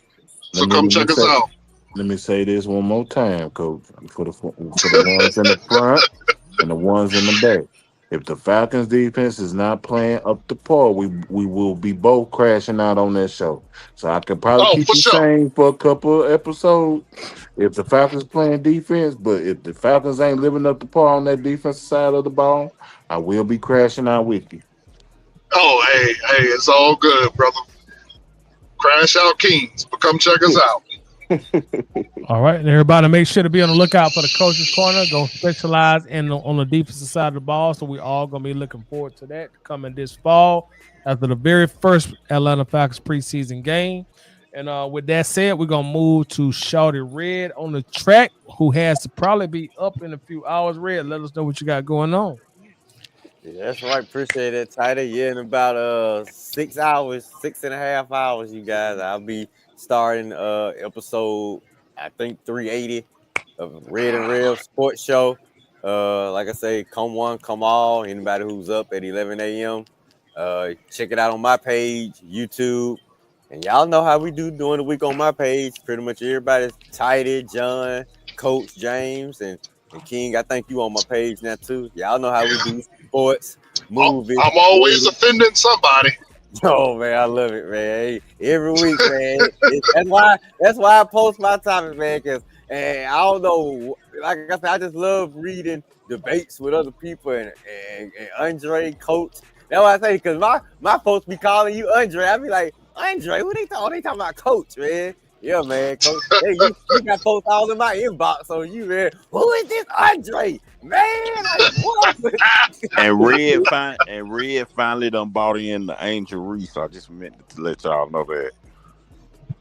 Oh, man, yeah, we got the Angel Reese debates going too, man. You know how we do, King. You ain't been on my page for a month now. You know how we do. Oh, yeah. And check me out tomorrow if you up, man. I don't know if you I will. Yes, sir. Y'all make sure to check out Red on the Red and Real show, 11 a.m. every Saturday. And also make sure to check us out here at Atlanta Bird Gang. Thank you for the chat, everybody in the chat. Thank you for everybody that came up on the panel. James, John, King, Richie, Red, Coach, also Winston. I definitely do appreciate you fellas. Much love, much blessings. Also, Triple OG John Harris, sir, good sir, please take us home and bless the stage. Well, guys, appreciate you letting somebody come in late. I'll pay whatever it is I need to pay for coming in late. So, $3.33. Amen. I'm just glad to be able to be around and play in the yard, But check us out on the Eye Test Wednesday nights at 10 o'clock. Best late night television you can tune into. And I'd like to thank all of the people who make it as good as it is. Appreciate you, Tidy, Coach, Red, James, King, Richie, all the people in the chat, my boy Winston, and congratulations officially on air to your son graduating. Hey man, no, that's a momentous occasion, and it also declares that you're starting to get old, son. You're starting to get old. But like I said, tune in to us, and as always, thanks to the Atlanta Bird Gang and everybody, all the Falcon content creators, Uncle Steve, Big Low, everybody, for bringing Falcons content, because we just like Pittsburgh paints. We cover the earth with Falcons content. If I miss it, somebody else gonna pick it up and let everybody know exactly what's going on. So, hey, thank you. All right, y'all. And with that, we're going to bid everybody adieu. Everybody on the panel, man, y'all have a blessed weekend. Y'all be safe out there. Also, Coach, be safe driving home. And until the next time, we're out. We make sure to check us out also Wednesday on the eye test. Make sure to check out Red and Rough Saturday, today at 11 a.m. And be on the lookout this fall for the Coach's Corner. We're officially out of here. Peace. Thank you, Tidy. Bye-bye. Gone.